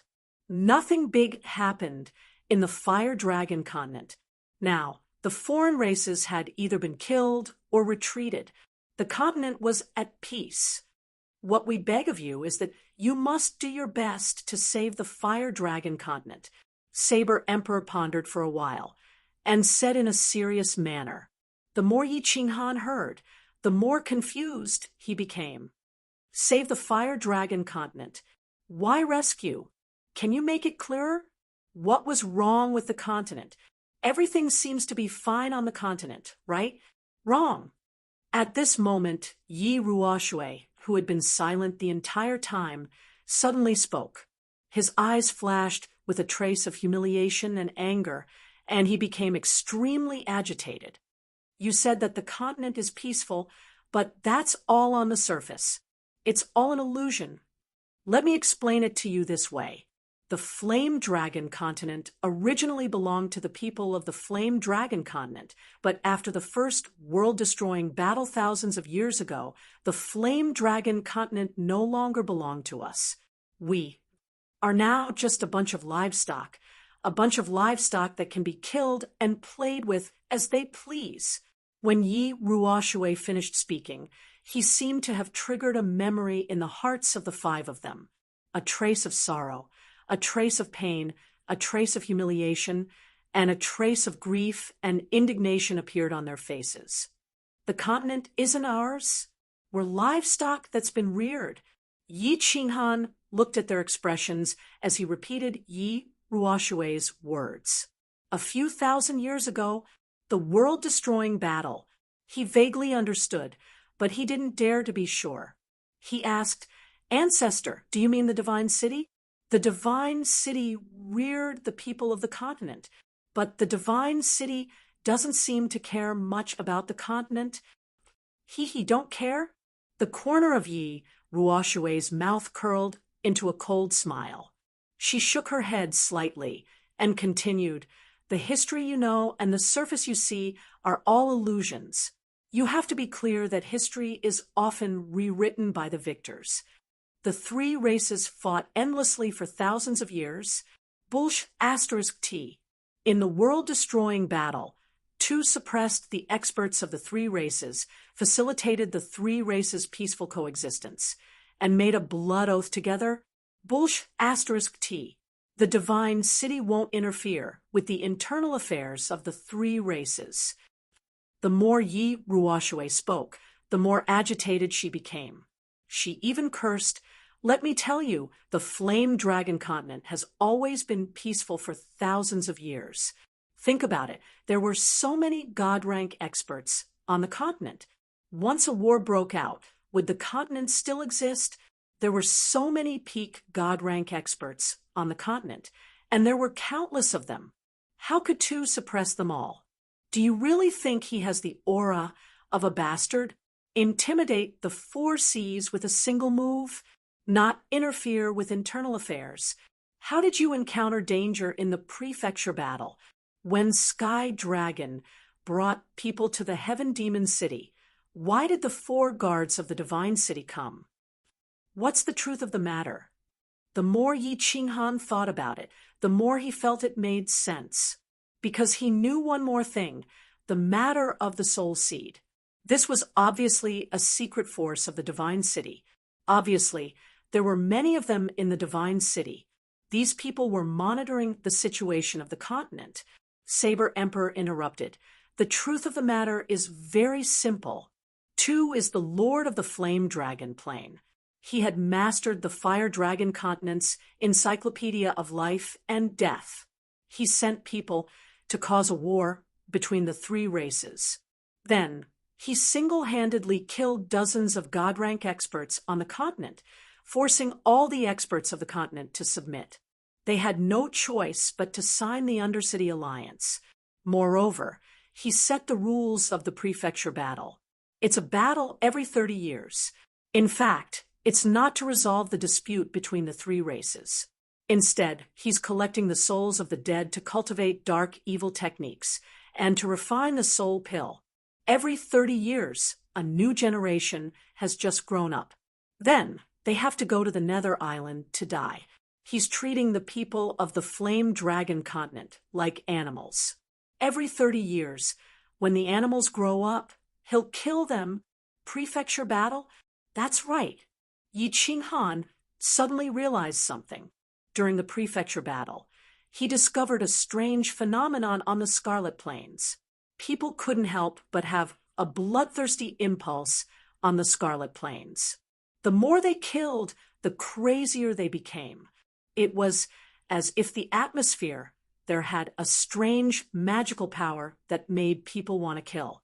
Moreover, every time a battle ended, the sky above the Scarlet Plains would suddenly become windy and gloomy. It turned out that someone was playing tricks. Someone was using a special method or formation to collect souls. He had always been curious why the prefecture battle happened every 30 years, and why the elite prefecture battle and the chaotic prefecture battle alternated. Now that Saber Emperor mentioned it, he understood. This was Tu's plan to raise people. Not only would the population of the continent not shrink, but it would also maintain a balance. Moreover, the prefecture battle every 30 years would make the hatred between the three races deeper and deeper. He could easily collect the largest number of souls every 30 years. If he killed everyone at once, he could only get tens of millions of souls. But now, he could have an endless supply of souls to collect. The people of the continent had become pigs raised by Tuesday. When the piglets grew up, half of the breeding pigs and piglets would be slaughtered. Then, the remaining breeding pigs and piglets would continue to give birth. After a period of time, the piglets would grow up and be slaughtered again. This cycle would continue endlessly. What? Why didn't anyone kill Tu? Go and resist. Although Tu is a peak deity, with so many experts risking their lives, they should be able to kill him. Yi Qinghan thought it was inconceivable. Tu had descended on the continent for thousands of years. He had experienced the prefecture battle more than 1,000 times. Tens of millions of people had died. Why didn't anyone resist? In the past, there were so many deities on the continent. Even if they weren't a match for him, dozens of deities could still kill him by self-detonation. Why didn't anyone resist? There were at least 100 deity rank experts from the continent, and they all charged into the divine city, but in the end, none of them survived, because Tu was the overlord of the flame dragon plane. Therefore, he had a mystical ability that the divine world had bestowed upon him. Overlord's will. Anyone with the aura of the flame dragon plane would have their strength reduced by 1/10 in front of him. How do you think this battle would be fought? Those who went would only be throwing their lives away. 1/10. No wonder. How could the overlords will be so terrifying? Yi Qinghan recalled what Elder Lu had said. If they were in the divine world, he would have a 5% chance of defeating Tuesday. But in the flame dragon plane, even 10 of him wouldn't be a match for Tuesday. It seemed like Elder Lu had stayed at the God-slaying mountain for thousands of years and already had the aura of the flame dragon plane. But Lord Devour had also stayed there for a long time. Why could she defeat Tu so easily? How was she so powerful? After figuring out everything, he understood why the 5 of them were so agitated and indignant. The 5 of them had lived on the flame dragon continent for thousands of years and had developed deep feelings for it. Every 30 years, they would see hundreds of thousands of people fighting on Nether Island. Finally, they would turn into wisps of resentful souls that were collected by Tu for cultivation and alchemy. This resentment had accumulated over the years. Wouldn't they be angry? Wouldn't they be sad? Of course not. There's one more thing I haven't figured out. What can I do? Even if I cultivate to the divine realm, I might not be able to kill Tuesday. Didn't you say that he has the overlord's will? Although he had figured out the matter, he was still very doubtful. Could he do something that countless experts couldn't do for thousands of years? We don't want you to kill too, and you can't kill him, because he is the overlord recognized by the divine world. Once the divine world finds out that he is killed, the divine world's law enforcement team will kill everyone in the flame dragon plane. This is what Lord Devour said. What we want you to do is to cultivate to the divine realm, then go to Purple Island and challenge the last barrier. Finally, you will reach the divine world and find a way to become the overlord of the flame dragon plane. In this way, you can kill two openly and save the flame dragon plane, Saber Emperor said, as he bowed deeply again.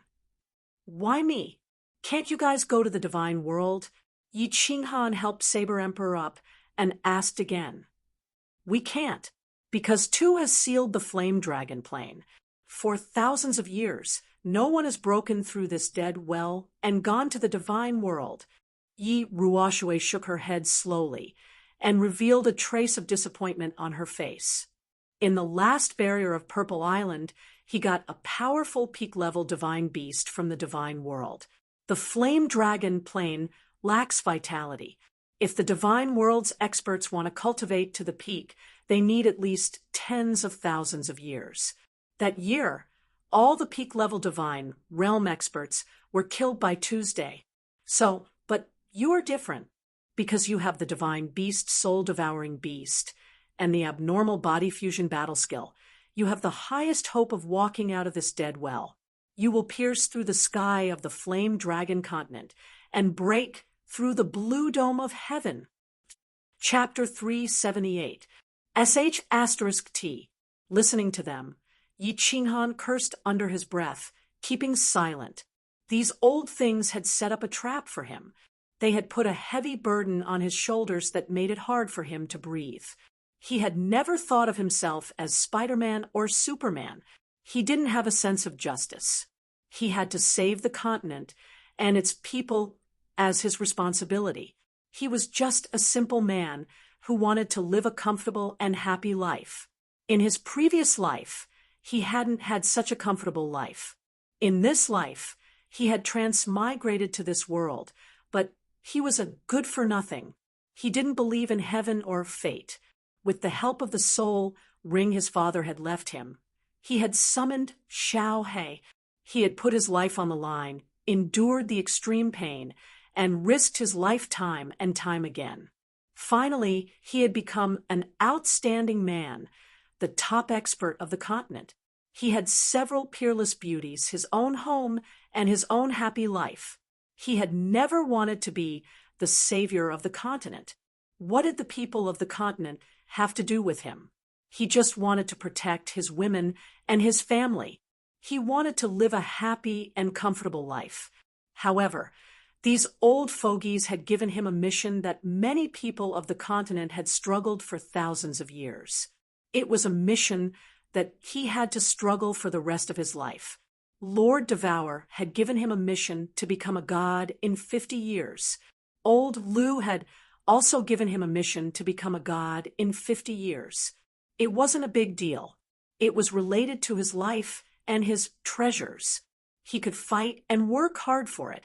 But now, he was given a *T mission to fight for the fiery dragon continent for the rest of his life. He didn't have a strong sense of belonging to the fiery dragon continent. On this continent, the people he cared about were too few. If something happened to the people he cared about, he could fight and risk his life for them. But now, he remembered that they hadn't said anything definite. They just asked him to try his best. Moreover, there was his ancestor and his wife's ancestor in front of him. He didn't go berserk. He pondered for a while and then said to them, I can't agree to all of your requests. I can't agree to all of your requests. I can only say that I will try my best to achieve them as long as it doesn't affect my life. If this matter has an impact on my life, I will abandon it. All right. The five of them looked at each other, but they were not angry. Instead, A smile flashed in their eyes. They were very satisfied with Yi Qinghan's answer. If Yi Qinghan listened to their words and agreed without hesitation, they would be worried. How could a man who was irresponsible to himself, his family, and his women be expected to be responsible to the people of the continent? Although Yi Qinghan's answer seemed very selfish, it could be seen from another aspect that he was a responsible person, a man who kept his promises. Now, that Yi Qinghan had given an answer from the bottom of his heart, they were relieved. After the matter was finished, the 5 of them obtained a satisfactory answer. The other 4 began to bid farewell and leave. Now that the matters that needed to be discussed over the past few days had been settled, they had to go back and make arrangements for their respective families or the House of Aries. The Saber Emperor, the Spear Emperor, and the ancestor of the Shui clan went back, while Yu Shishui went to the Chilling Heart Pavilion to find Yu Qingcheng. After the 4 of them left, Yi Ruoshui once again set up a domain. Her 2 white eyebrows bent as she smiled bitterly at Yi Qinghan. "Little Han, you don't blame me for giving you so much pressure, do you?" Yi Qinghan let out a bitter laugh and rolled his eyes. "Ancestor, you acted first and reported later. What's the use of me blaming you? Moreover, I didn't agree completely. I only said that I would do my best." A complicated expression flashed across Yi Ruoshui's eyes. She smiled bitterly. "I know that this might be too heavy for you. These things are supposed to be shouldered by us old geezers, but we don't have the ability." The Sword Emperor, who had the highest chance of reaching the peak of the heavenly god tier, died. Of course, even if he reached the peak of the heavenly god tier, he wouldn't be able to pass the final trial on Purple Island. After all, divine beasts have natural abilities. Don't give yourself too much pressure. Just do your best. Everything is up to fate. Yi Qinghan fell silent. He thought that they must have found out that Xiao He was a divine beast, and a very powerful one at that. If he didn't have Xiao He and this abnormal fusion skill, perhaps he didn't have the qualifications to make them beg him like this. "Let's not talk about this. Tell me about your cultivation level. How did you break through to the Saint tier so quickly? Is it because of Lord Devour?" Yi Ruoshui saw that there were no outsiders and asked the question that had been lingering in their minds for a long time. They obviously thought that Yi Qinghan could break through from the first level of the Emperor tier to the Saint tier in such a short time because of Lord Devour's help. Otherwise, it would be impossible for such a miracle to happen. Yi Ruoshui wanted to confirm it. Lord Devour? Yi Qinghan was stunned, but he immediately understood what they were thinking. He pondered for a while and told Yi Ruoshui the whole story. He told them about how he obtained the divine skin in the barbaric mountain and comprehended a profound mystery from it. Then he refined the pure energy from the divine skin and the energy from Yi Qingyu's jade spirit body to reach the peak of the Emperor tier. Of course, in the end, because he had intercourse with Yu Qingcheng, he suddenly entered the soul's silent state and comprehended the profound mystery of space wave. He didn't tell them in detail and just vaguely explained it. Moreover, he didn't tell them about how he obtained the Carefree Pavilion and the beach raindrops painting in the Carefree Pavilion. He also didn't tell them about killing Tu Qianjun in the barbaric mountain. He subconsciously wanted to keep some things a secret. It wasn't that he didn't trust Yi Ruoshui. Perhaps it was the selfish nature of humans. The sudden increase in Yi Qinghan's strength could be said to have been achieved with the help of many treasures. The Li Xiang beast's divine skin and Yi Qingyu's jade spirit body allowed him to break through to the peak of the Emperor tier. The beach raindrops painting and the soul's silent state allowed him to comprehend the profound mystery of space wave. Of course, Yi Qinghan was a little confused. It wasn't that he hadn't entered the soul silence state before. In fact, he had done so many times at the Fallen God Mountain. However, it seemed like he had improved even more this time. He had asked Yu Qingqing about this before, but she only knew a little about it and wasn't very clear. It's definitely the soul's silent state. Yi Qinghan wasn't sure, but Yu Shishui was certain of this after investigating Yu Qingqing's situation and listening to her bashful recount of what had happened that day.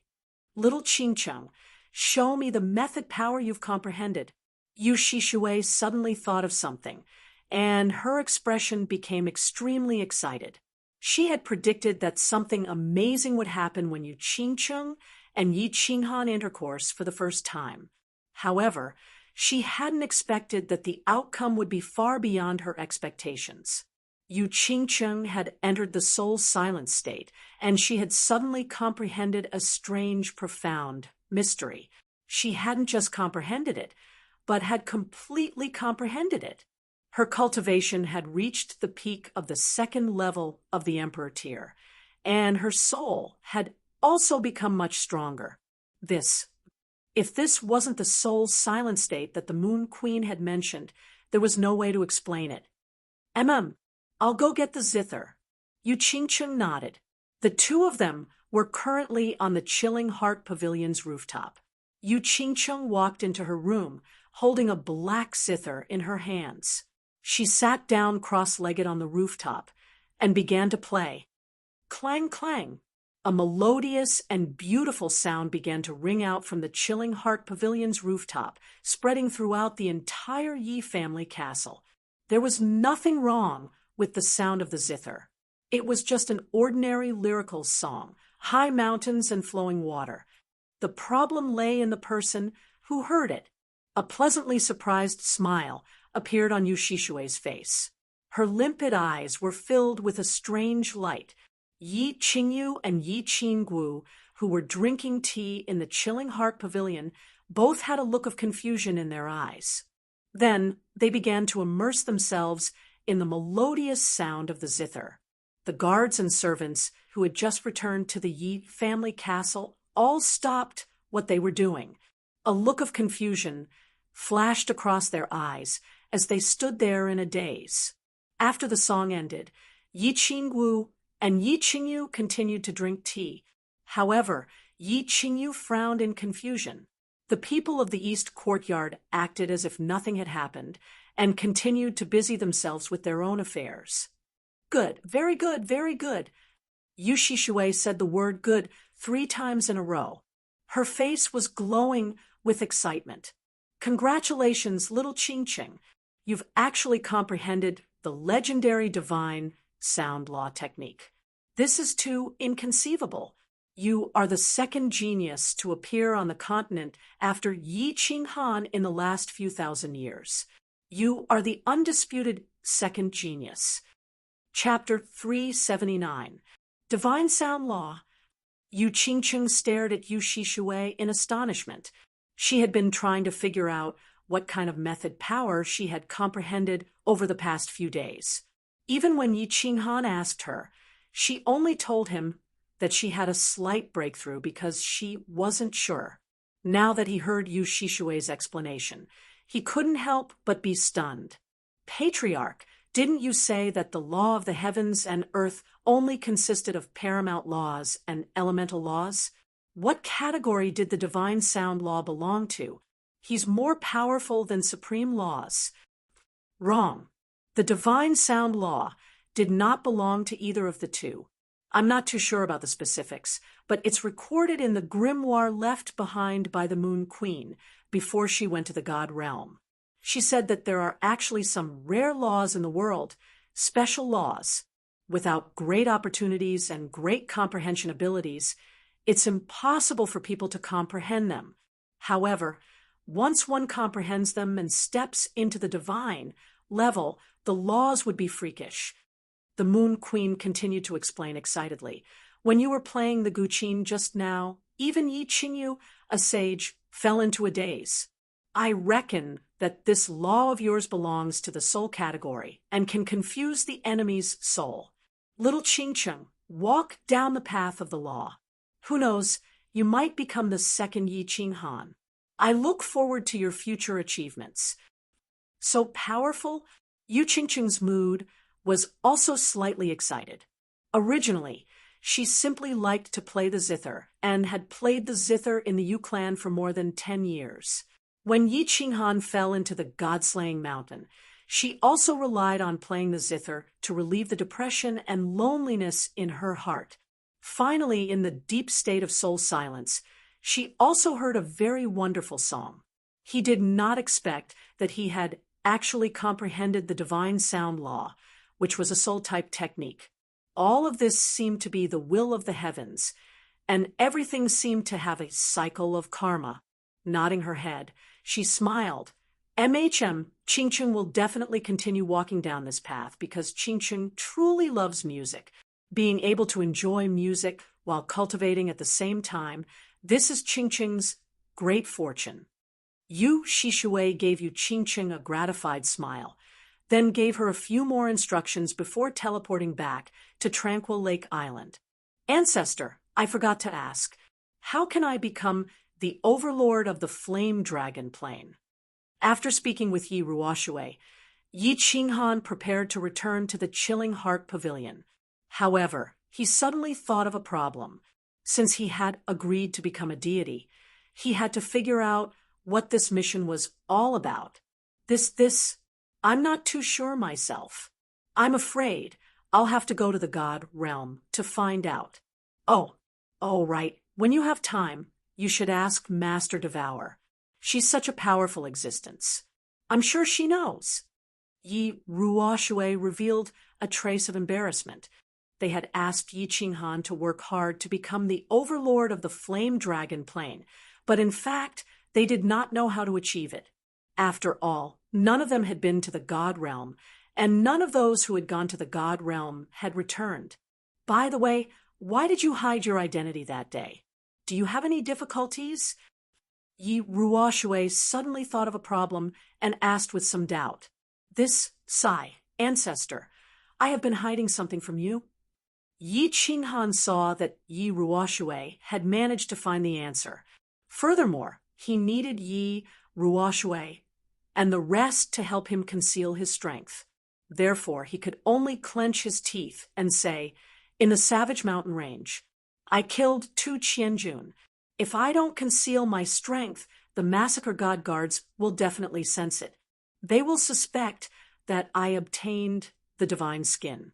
If they investigate, they will definitely suspect that I killed 2 Qianjun and find trouble with me. I'm not afraid of him now, but I'm afraid that he will ask the Divine Master to take action. When that time comes, it will be very troublesome. What? You killed 2 Qianjun? The Massacre God Guards had been secretly investigating 2 Qianjun's death and did not publicize it. Therefore, Yi Ruoshui had not received any news. Now that she heard it, she was shocked. This matter could be big or small. If the Divine Master Butcher did not take action, it would be a small matter. However, if the Divine Master Butcher took action, it would be a disaster for the Yi family. The Divine Master Butcher had the Overlord's will. In the continent, besides Lord Devour, no one could match him. If he wanted to deal with the Yi family, unless Lord Devour protected the Yi family would only face destruction. However, would Lord Devour protect the Yi family? Even Yi Qinghan did not like to care about her. How could you expect her to care about the survival of the Yi family? You are too rash. This is troublesome. This matter might cause the Yi family to suffer the fate of being exterminated. Yi Ruoshui's white brows suddenly rose, and her eyes flickered nonstop. Yi Qinghan was not very clear about the experts and methods of the God City. However, Yi Ruoshui was very clear that the soul slaves were everywhere in the continent. This matter would definitely be exposed. Now that Yi Qinghan's strength had suddenly increased, it would definitely arouse the Massacre God Guard's suspicions. Furthermore, it seemed like Yi Qinghan and Tu Qianjun had a deep grudge in the past. In that case, they would have a motive to kill.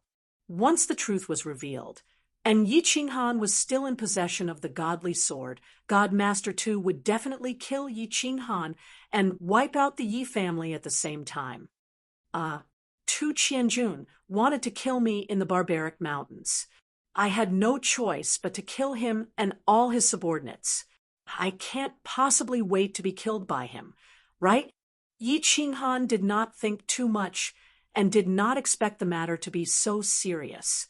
He spread out his hands and said innocently, "Since it has come to this, there is no other way. I will arrange for people to seal off the news. We will hide it for as long as we can. Everything will depend on the will of the heavens. You leave immediately. Take Yi Qingyu and the others and leave immediately. Go to the dark forest or the Purple Island. Leave overnight. Don't go back to Tsang City until you reach the god level." Yi Ruoshui pondered for a while and suddenly made a decision. "What? Is it so serious?" Yi Qinghan was dumbfounded. He had already thought of the matter as serious as it could be.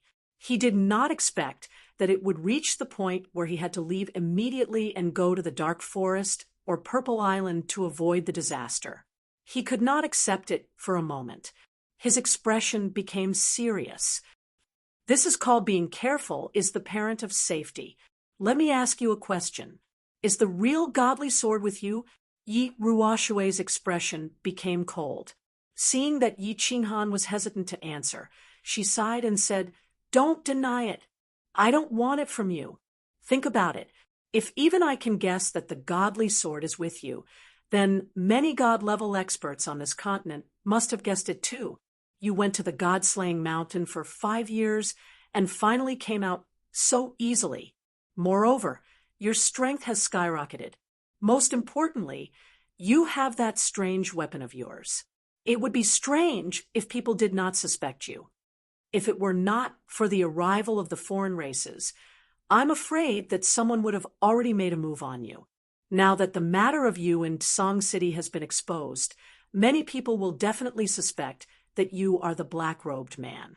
Then the fact that you killed Tu Qianjun will definitely surface. After all, you have a direct grudge against him and have a motive to kill him. Since you could obtain the godly skin under the divine beast, then you also have the strength to kill Tu Qianjun. As long as the divine city is sure that you killed Tu Qianjun, then the divine Master Tu will have a reason to openly attack you. He will definitely use the excuse of avenging Tu Qianjun to kill you and take the godly sword. If you continue to stay in the Yi family, there will only be 2 results. First, you are likely to be slaughtered to death. Second, you are likely to implicate the Yi family and lead to the destruction of the Yi family. Yi Qinghan touched his nose and only came back to his senses after a long while. However, his face turned bitter. Yi Ruoshui's analysis was correct. He had thought things too simply. He began to lament his bitter fate. His strength had just greatly improved, and he had helped the house of Ares kill countless foreign races. It was fine if he could not become famous. Now, it seemed that he couldn't even bring his wives to live a comfortable life. His life was really F***king lonely like the snow. After pondering for a moment, Yi Qinghan smiled bitterly and made a decision. Then let's go to the Purple Island. Going to the dark forest feels like begging. I don't like the days of living under someone else's roof. Chapter 380. All right, you pack up and say goodbye to Sky Dragon. Tell me when you are ready. I will take you there immediately. Yi Ruoshui actually hoped that Yi Qinghan would go to the Dark Castle. After all, Lord Devour would take care of him because of his relationship with Xiao He. However, the Purple Island was the safest place. Now that Yi Qinghan had made up his mind, she couldn't say anything else. Don't. Since he had made up his mind, Yi Qinghan didn't feel so conflicted. His face revealed a trace of ruthlessness as he waved his hand and said, "You can't take me there.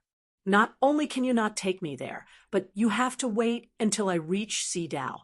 You have to ask the family to put up a notice to expel me from the Yi family forever. You have to tell the world that I have nothing to do with the Yi family anymore. The Yi family won't be responsible for my behavior." All right. How are you going to get there? The Purple Island is in the east of the Hidden Island. It was Yi Qinghan who had asked the Yi family to expel him. Yi Ruoshui was also an ambitious person. She was a little surprised, but she didn't hesitate much. Since Yi Qinghan had asked, it didn't matter anymore. As long as the Yi family recognized Yi Qinghan, it was fine. They could just let him return to the family in the future. "Hee, I have my own way. You don't have to worry about my safety. Did you forget how I disappeared a few days ago?" Yi Qinghan laughed, but didn't point it out. After all, old Lu didn't want too many people to know about his existence. As for his safety, he wasn't really worried. As long as he controlled the Freedom Ring and opened the door to enter the Freedom Pavilion, he would enter an independent space. Once he entered, the door would disappear. Why would he be afraid of the Divine Lord? This time, he went to the Purple Island because he was afraid that Yi Qingyu and the other two would be bored staying in the Freedom Pavilion. Otherwise, he wouldn't even want to go to the Purple Island. He would just cultivate in the Freedom Pavilion. "Patriarch, please take me to the Chilling Heart Pavilion. In the future, you must take care of yourself." Finally, Yi Qinghan dropped to his knees and kowtowed 3 times in front of Yi Ruoshui. "Well, don't worry too much. Maybe things won't be so pessimistic. Moreover, I can often take people to the Z Island to see you." Yi Ruoshui looked at Yi Qinghan with guilt. She held him up with her hands, and her eyes were slightly moist. This child was only 21 years old, yet he had already experienced so many hardships. Now, he had to face even greater challenges, as well as his thin and weak shoulders, yet he still had to shoulder such a heavy burden. Although it was said that capable people should do more work, if possible, he would rather bear all the hardships and burdens himself. Between men, there were some things that didn't need to be said. Yi Ruoshui and Yi Qinghan looked at each other. They nodded and smiled at the same time. Then, Yi Ruoshui teleported to the Cold Heart Pavilion with Yi Qinghan. After bidding farewell to Yi Ruoshui, Yi Qinghan walked into the hall of the Cold Heart Pavilion. He looked around with nostalgia. Yi Qinghan teleported to the backyard. Yi Qingyu and the others were drinking tea and enjoying the afternoon sunshine. "Brother!" Yi Qingyu was the first to notice Yi Qinghan's appearance. She stood up and shouted happily. Yu Qingcheng and Yi Qingwu also put down their cups and stood up with a smile. "Hello, 3 beauties. Can I ask you a question?" Yi Qinghan smiled mischievously. He extended his hand and said to the 3 beauties in a serious manner, "3 beauties, are you willing to accompany me to travel the world?" Travel the world? The 3 looked at Yi Qinghan's serious expression. They didn't understand what was going on. They looked at him in confusion and waited for his explanation. "I will explain the specific reason later. Right now, I can only tell you clearly, I am all alone now. I can no longer stay in this Yi family. I am going to travel the world. May I ask if you are willing to come with me? You have to think about it carefully. Maybe you won't be able to return for 8 to 10 years. Or maybe you won't be able to return for the rest of your life." Yi Qinghan looked at the 3 of them with guilt. He was lucky enough to marry 3 beauties. Yet, he couldn't give them a stable life. Now, he had to wander from place to place. He was a failure as a man. "I will go wherever you go, brother," Yi Qingyu said without hesitation. To her, wherever Yi Qinghan that was her home. Traveling the world is not bad. I am willing to go to the ends of the earth with you. The 4 seas are my home. Yi Qingcheng smiled sweetly. The days without Yi Qinghan by her side were too difficult. She didn't want to continue playing the zither alone by the tranquil lake. I will go with you, too. But can I really not come back? Yi Qingwu's voice was resolute, but her face was a little bitter. Anyway, if she couldn't come back in this lifetime, she couldn't show her filial piety to her grandfather. What if her grandfather didn't come back after he passed away? She would hate herself for the rest of her life. Good. That's my Yi Qinghan's woman. Actually, I found that I don't have anything in this world except for you and Xiao He. But it's enough. Yi Qinghan beamed a faint smile. It was a bright, and contented smile. His eyes shot out a beam of light. His heroic spirit burst out as he said word by word, "Don't worry. I will try my best to bring you back to the Fire Dragon continent as soon as possible. At the same time, I will try my best to make you happy for the rest of your lives." Then Yi Qinghan touched the carefree ring, and 2 jade boxes appeared in his hand. He gave them to Yi Qingcheng and Yi Qingwu, smiling. "This is Lord Devour's wedding gift for you. These are 2 peak, heavenly god realm divine crystals. You should refine them. After that, the 3 of you will reach the peak heavenly god realm." Divine crystals? The 2 of them were startled and nearly lost their grip on the jade box, causing it to drop. They knew about this because Yi Qingyu had been refining the divine crystal. At this moment, her cultivation level was even higher than Yi Qinghan's, and it was said that in a few years, she would become a deity. This item was priceless. Ha! I, Yi Qingwu, can become a god realm expert one day, and a peak heavenly god realm expert at that. Yi Qingwu couldn't bear to part with the jade boxes. In fact, she was a little jealous of Yi Qingyu. The reason why she worked so hard was that she didn't want to fall behind Yi Qingyu's strength. She didn't want to be neglected by Yi Qinghan. It was a kind of sour grapes subconsciously.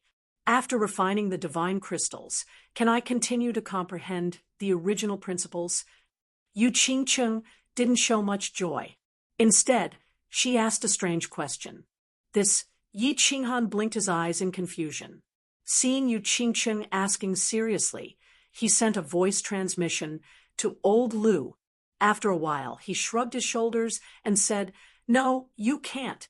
After refining the divine crystal, you can only comprehend the mysteries of the divine crystal. You can't cultivate the original nomological laws." "Oh, in that case, I don't want this divine crystal anymore. You can give it to someone else." Yi Qingcheng's eyes flashed with a hint of disappointment. Then she smiled and felt relieved. She casually threw the divine crystal to Yi Qinghan as if she was throwing a toy. "Why?" Yi Qinghan and Yi Qingwu exchanged looks. They blinked in disbelief and asked at the same time. Yi Qinghan touched Yi Qingcheng's forehead to see if she had caught a cold. What was this? It was a divine crystal that could help her enter the god realm easily. Yi Qingcheng hesitated for a while before rejecting it.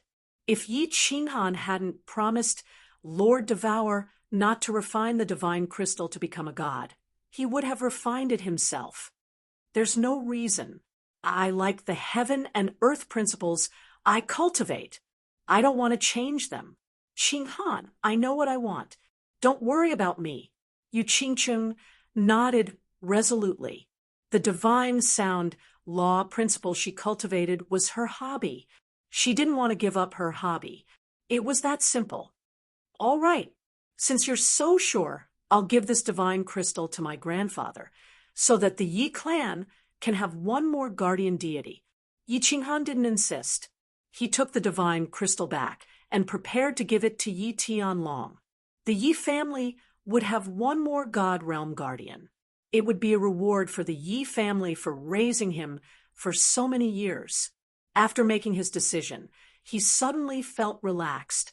Looking around, he finally raised his hands high and revealed a brilliant smile.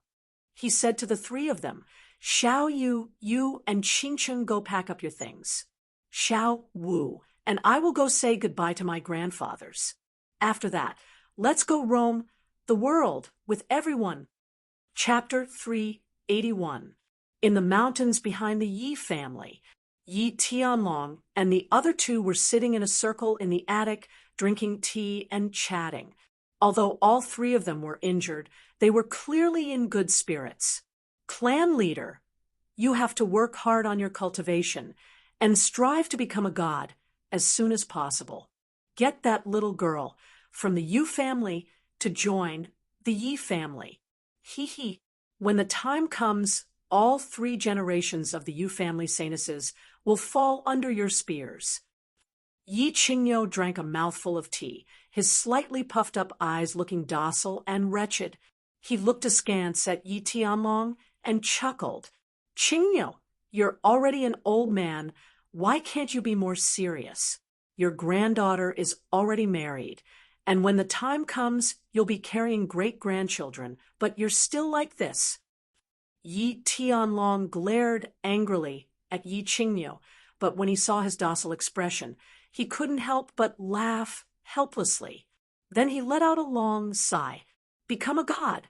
That's easier said than done. It's not like you don't know that cultivation is at its peak before the age of 50. After that, all aspects begin to decline. I am powerless even though I want to." "That's right." Yi Baihu also sighed faintly. "The 3 of us broke through to the Saint Realm 20 years ago, but now we're still at the 2nd tier. This road to godhood is too difficult. Seeing little Han and little Yu's strength soar and almost catch up to us, I feel my old face heating up. What else can we do? On this road of cultivation, the younger one is, and the higher one's tier is, the higher the chance of becoming a god. But has there ever been a person on the continent who could reach little Han's tier at such a young age? When our ancestor broke through to the Saint Realm, he was in his 30s, right? I say, don't think too much about it. This kind of opportunity can only be encountered by chance. In any case, I've already accepted it. I've played what I wanted to play and enjoyed what I wanted to enjoy, so I have no regrets. Whether or not we can take this last step depends on the will of the heavens. At least we've tried our best, so we won't have any regrets before we enter the grave, right?" Yi Qingyo had a carefree personality, and he spoke without any scruples. He was very open-minded about some things. "Well said. Who cares about him? What's fated can't run away, and what's not fated can't be forced. I still have a few decades of lifespan left, so let's fight one last time." A bitter smile appeared on Yi Tianlong's rigid and resolute face. Yi Qingyo had no regrets, but he did. It was just that he had never been good at expressing it. Yu Shishui had always been a wound in his heart that could never be healed. Xiao. Right at this moment, the sound of something tearing through the air resounded from afar. The 3 of them stopped talking at the same time and stood up with smiles on their faces as they walked towards the door. Yi Qinghan greets the 3 grandfathers. It was Yi Qinghan and Yi Qinggu. Yi Qinghan brought her all the way here and landed in front of the attic. Yi Qinghan smiled and bowed. "Greetings to the 3 grandfathers. Grandpa, why are you so hurt? Is it serious?" Yi Qinggu was just about to bow when she saw that Yi Qingyo's entire body was wrapped in white cloth. Her pretty face immediately paled in fright, and she hurriedly threw herself at Yi Qingyo, inspecting him from head to toe in worry. "Girl, what are you making a fuss about? You're already married, so why are you still so unsteady? As a cultivator, getting injured is a common occurrence. What's so strange about that? Who is your grandfather?" He's a saint expert, so he'll be fine after a few days of rest. Yi Qingniu's eyes bulged as he pretended to reprimand her, but there was a benevolent look in his eyes. He obviously didn't want to lose face in front of Yi Tianlong, Yi Baihu, and Yi Qinghan. Grandpa Qingniu, these are 10 bottles of peerless healing medicine. Apply them on your injuries, and they'll be fine in a day. Yi Qinghan was already prepared, and he asked for 10 bottles of healing medicine from the immortal realm from Elder Lu and handed them over. He knew that if Yi Qingwu saw Yi Qingniu's injuries, she would probably be extremely worried, and she would probably make a fuss about staying for a few more days. Grandpa, quickly go in. I'll apply it for you. Yi Qingwu took the bottles. Thinking about how she was about to leave, tears welled up in her eyes, and she supported Yi Qingniu as they walked in. After busying herself, the healing medicine was indeed miraculous. Once it was applied, the wounds healed at a speed visible to the naked eye. Under Yi Qinghan's insistence, Yi Tianlong and Yi Baihu helplessly applied the medicine as well. Finally, the 3 elders returned to the main hall. Yi Qinghan asked Yi Qingwu to accompany the 3 of them, and he didn't explain much. Instead, he directly teleported to the Cold Heart Pavilion and brought Yu Qingcheng and Yi Qingyu with him. Bang! At Yi Qinghan's signal, the 4 of them knelt in front of the 3 elders and performed the most solemn ceremony of 3 kowtows and 9 kowtows in the entire continent. The 3 elders were baffled, and Yi Qingwu was a complete mess of tears. Yi Qingniu was so anxious that he almost went berserk. Grandpas, Qinghan will take them far away from Song City in a while. After this trip, I don't know when I'll be able to return to fulfill my filial duties to the 3 of you. Don't be in a hurry to ask. Wait for me to finish speaking. This is something that the old ancestor and I have decided on together. As for the reason, the old ancestor will tell you. After we part today, I don't know when we will meet again.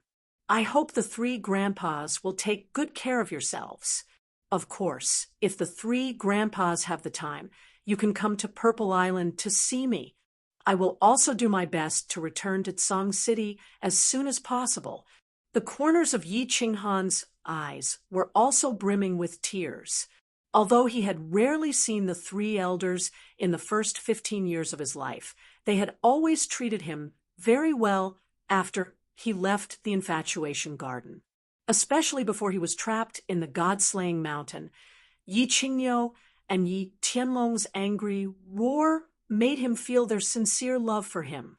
Of course, this might have something to do with the sudden increase in his strength, but at least from that moment on, he began to accept these 3 people.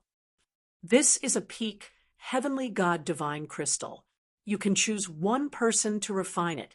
This is my gift to you before you leave. After saying this, Yi Qinghan took out a green jade box and handed it to Yi Tianlong. Then, together with the 3 of them, he kowtowed heavily. In the end, he took the muddle-headed Yi Qingwu with him, forcefully suppressing the grief in his heart, and resolutely turned around and left. Yi Qinghan knew that he had to cut the Gordian knot, or else he might not be able to leave for a few days. This, Patriarch, what's going on? Yi Qingniu wanted to chase after them, but he was stopped by Yi Tianlong. His eyes bulged, and he stamped the ground heavily, his face full of irritation as he roared. What's the hurry, Qingniu? Didn't you hear little Han say that we can go to Purple Island to see them in the future? I've already sent a message to the old ancestor. Let's wait for him to come before we ask him. Hey, what happened? It's so serious that we have to go to Purple Island to seek refuge? Yi Tianlong glared at Yi Qingniu, as if blaming him for not being able to distinguish the severity of the situation. Yi Baihu was still shocked by the peak Heavenly God Divine Crystal that Yi Qinghan had given to the Yi family. The 2 of them were roused by Yi Tianlong's words. Yi Qinghan's strength had just improved greatly, and he had resolved a great crisis for the House of Aries. Now, he had to leave in a hurry. Moreover, the three of them simultaneously thought of Yi Qinghan's strange appearance and deliberately altered voice when he was killing the outsiders. Could it be that he had encountered some great trouble that even the Yi family couldn't protect him? Because he killed Tu Qianjun, so he must leave. Otherwise, the Yi family will be finished. At this moment, Yi Ruoshui suddenly teleported over. She let out a deep sigh and said somewhat helplessly, "Pass down my order. Seal up the outside of Tiansong City. Anyone who talks about this matter will be expelled from the Yi family. Those who are serious will be killed on the spot." A moment later, a luxurious carriage without any insignia quietly left from the east gate of Tiansong City, leaving behind a trail of dust. Chapter 382. Recently, something strange had happened in the House of Aries. It was so strange that people were a little scared. All the experts who had participated in the great battle in Song City a few days ago and survived the calamity received the highest level order from the Divine Battle Abode. It meant that they were forbidden to talk about the giant face and the black-cloaked man who had spread the news of that battle. Moreover, it was even more serious this time. The House of Aries had directly issued a war god blood order, saying that this matter was related to the survival of the House of Aries. Anyone who talked about it would be killed without mercy. Last time in Song City, perhaps all the experts were suspicious, but this time they were obviously frightened. This matter was obviously very serious. It was so serious that it was related to the survival of the House of Aries. Who dared to talk about it? Many people had secretly talked about it with others. They hurried to clean up their messes. Others wanted to bury this matter in their stomachs. Obviously, Yi Ruoshui's 2 muting spells had played a big role. Although all the god realm experts on the continent had used their soul consciousness to check occasionally during that battle, they were afraid of enraging Jinqi. However, because he was afraid of angering Jinqi, he didn't dare to spread his divine sense to the center of the battlefield. Later, after the giant face appeared, he didn't even dare to investigate from afar. Only after the battle was over, when the giant face and the alien tribes had disappeared, did they dare to spread their soul consciousness. But they found that the alien tribes had all disappeared. However, at that moment, it was obvious that they all thought that Lord Devour had killed or driven away the alien tribes. That was how this world-ending crisis had ended. While the barbarian god mansion's hidden island was secretly happy, they began to inquire about what had happened. While the demon god mansion's divine city was cursing, they also began to inquire about what had happened that day. Yi Ruoshui's first message was effective. That night, many soul consciousness had locked on the Emperor Realm warriors on the Song City's square. But no one talked about it afterward. They only heard that a black-cloaked expert had saved the House of Aries. This half-understanding made them even more curious. Hence, the spies of the House of Aries, who had been bribed in 2 prefectures, 1 city, and 1 island, began to investigate everywhere. They wanted to get to the bottom of what had happened that day. Otherwise, they would feel uncomfortable if they were hung up on one thing. However, under the second gag order from the House of Aries, they did not manage to obtain any concrete information. This was even more incredible. The various powers hadn't paid much attention to it at first, but now that the House of Aries had issued a few gag orders, they understood this matter so well that not a single hint of it leaked out. No one would believe that there was no secret hidden in this. Therefore, the entire House of Aries appeared calm on the surface, but under the surface, a turbulent undercurrent was surging. Although the gag order had been issued twice, it was obvious that there were still people who dared to go against the rules of the House of Aries and whisper to each other. For example, Yi Jian had the guts to do so. Yi Jian had always been a snobbish person. When he was young, his talent was average, and he was suppressed by Yi Dao for decades. However, he had always endured. That time, Yi Dao stubbornly went to the God-slaying mountain. He thought it was an opportunity, so he made a decisive move. In the end, he won, and Yi Dao died. Under his careful management, the first branch controlled the Yi family and the south of the House of Aries. However, 6 years ago, Yi Dao's son suddenly became extremely powerful. During the battle in the Garden of Enchantment, Yi Tianlong was lured out. In the end, Yi Qingquang was crippled, and he was imprisoned. The second branch once again suppressed the first branch. He did not give up and continued to endure. In the back mountain, because there were no mundane matters to deal with, he had plenty of time.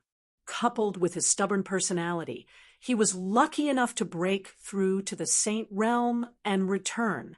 However, he thought he could revive the first branch, regain power, and restore his former glory and dignity.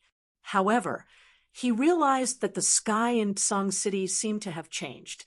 Yi Qinghan became the young clan head, and his position was firmly above him. Furthermore, the family did not confer him the position of heavenly elder, and he did not even have the position of an elder with actual power. Furthermore, his son did not have a soul seed planted in him. All right, continue to endure. That day, when that black-robed man appeared and instantly killed a group of peak sages, and he confirmed the identity of that black-robed man from Yi Chong, he knew that he could not endure anymore. He decided to make a move.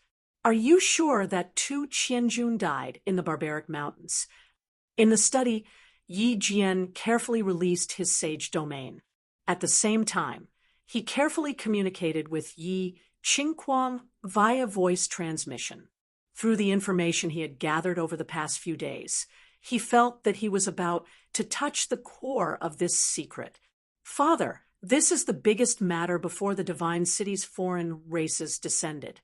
Furthermore, the God-slaying guards even gave a condition. Whoever finds the murderer must immediately remove the soul seed in his body. How can I remember such a big matter wrongly? Yi Qingquang had just returned to the Yi family castle when he was summoned by Yi Jian. He thought that something big had happened. Unexpectedly, Yi Jian asked about something that he had reported to Yi Jian previously. After hearing Yi Qingquang's confirmation, Yi Jian was silent for a long time. His expression kept changing, and it was obvious that he was struggling internally. After combining all the information, he had a general understanding of the matter. He started to hesitate and paced back and forth. Just like how he had decided to sell Yi Dao's information to the demon race more than 10 years ago, this was a gamble, but the risks and benefits were equal. You guys are pushing me too far. Don't blame me. Anyway, this matter will be exposed sooner or later. After being silent for an hour, Yi Jian finally revealed a ruthless expression and muttered to himself. Then he turned his head and transmitted a voice transmission to Yi Qingquang, who was at a loss. I will arrange for you to leave Song City in a few days. After that, you will make a secret trip to the Divine City. Why would I go to the Divine City? Yi Qingquang was shocked. He couldn't avoid that place in time, so how would he dare to go alone? After all, a soul slave might be killed if he went to the Divine City without permission. Fool! You go see the God-slaying guards and tell them about Tu Qianjuan's murder. Ask them to remove the soul seed for you. Then, help me pass on a few words. Say, Yi Jian stood up and started to transmit a voice transmission to Yi Qingquang in detail. This, after listening, Yi Qingquang was instantly filled with excitement. His father's plan was killing 3 birds with 1 stone. However, after a while, he suddenly thought of something and asked doubtfully, Lord Father, this plan is good, but I'm afraid that when the time comes, it will implicate the Yi family. If the Yi family is destroyed, we won't be able to escape death as well. Fool, how long do you think you can hide this matter? Anyway, you will find out in the end. I might as well let you remove the soul seed. Yi Jian was very dissatisfied with his son's intelligence and scolded him. With a gloomy expression, he continued, "In a few days, when you are about to reach the divine city, I will meet the elder ancestor and tell him the truth. I will banish Yi Qinghan from the Yi family. Otherwise, the Yi family will be destroyed in his hands." Yes, yes, Lord Father is still smart. He. In a few days, I will secretly go to the divine city. Yi Qinghan, you're dead this time. Ha! Yi Qingquang suddenly wanted to laugh out loud. However, when he opened his mouth, he felt that it was not the right time to laugh. Looking at Yi Jian's cold gaze, he hurriedly touched his nose in embarrassment and prepared to leave. Remember, keep it a secret. After you deliver the letter, don't come back for a while. After a period of time, I will send your 2 younger brothers away. If the Yi family is really destroyed because of Yi Qinghan, at least there will be some seeds left. Yi Jian waved his hand and let Yi Qingquang leave. However, he stared blankly out of the window. More than 10 years ago, he had made a bet and he won in the end. This time, he didn't know what the final outcome would be. Perhaps he would live, perhaps he would die, perhaps he would be rich and powerful, perhaps his soul would be sent to the Western paradise. He didn't care anymore because he thought that he couldn't endure this kind of life anymore. Chapter 383. A few days later, a special carriage arrived at Black Tortoise City, a large city to the east of the House of Aries. Black Tortoise City was one of the 100 major cities of the House of Aries. It was one of the affiliated cities of the Hua family, and was not far from Luo Hua City. The city was jointly managed by 3 famous families of the House of Aries. As the House of Aries had not been very peaceful recently, the city gates were filled with guards who were there to inspect the city. Stop the carriage and inspect. Sima Xingjie was a disciple of the Sima family, one of the 3 major families of Black Tortoise City. Today, it was his turn to guard the city gates. Suddenly, he noticed that a carriage was heading straight into the city, with no intention of stopping. Furthermore, he noticed that the carriage was unusually luxurious, but there was no sign of a major family on it. Sima Xingjie smirked and realized that this was his chance to make a fortune. He hurriedly stood up and led his men to surround the carriage. "My lords, I am from the Big Bird Carriage Company. The young master in the carriage is our boss's esteemed guest. Please do not inspect him."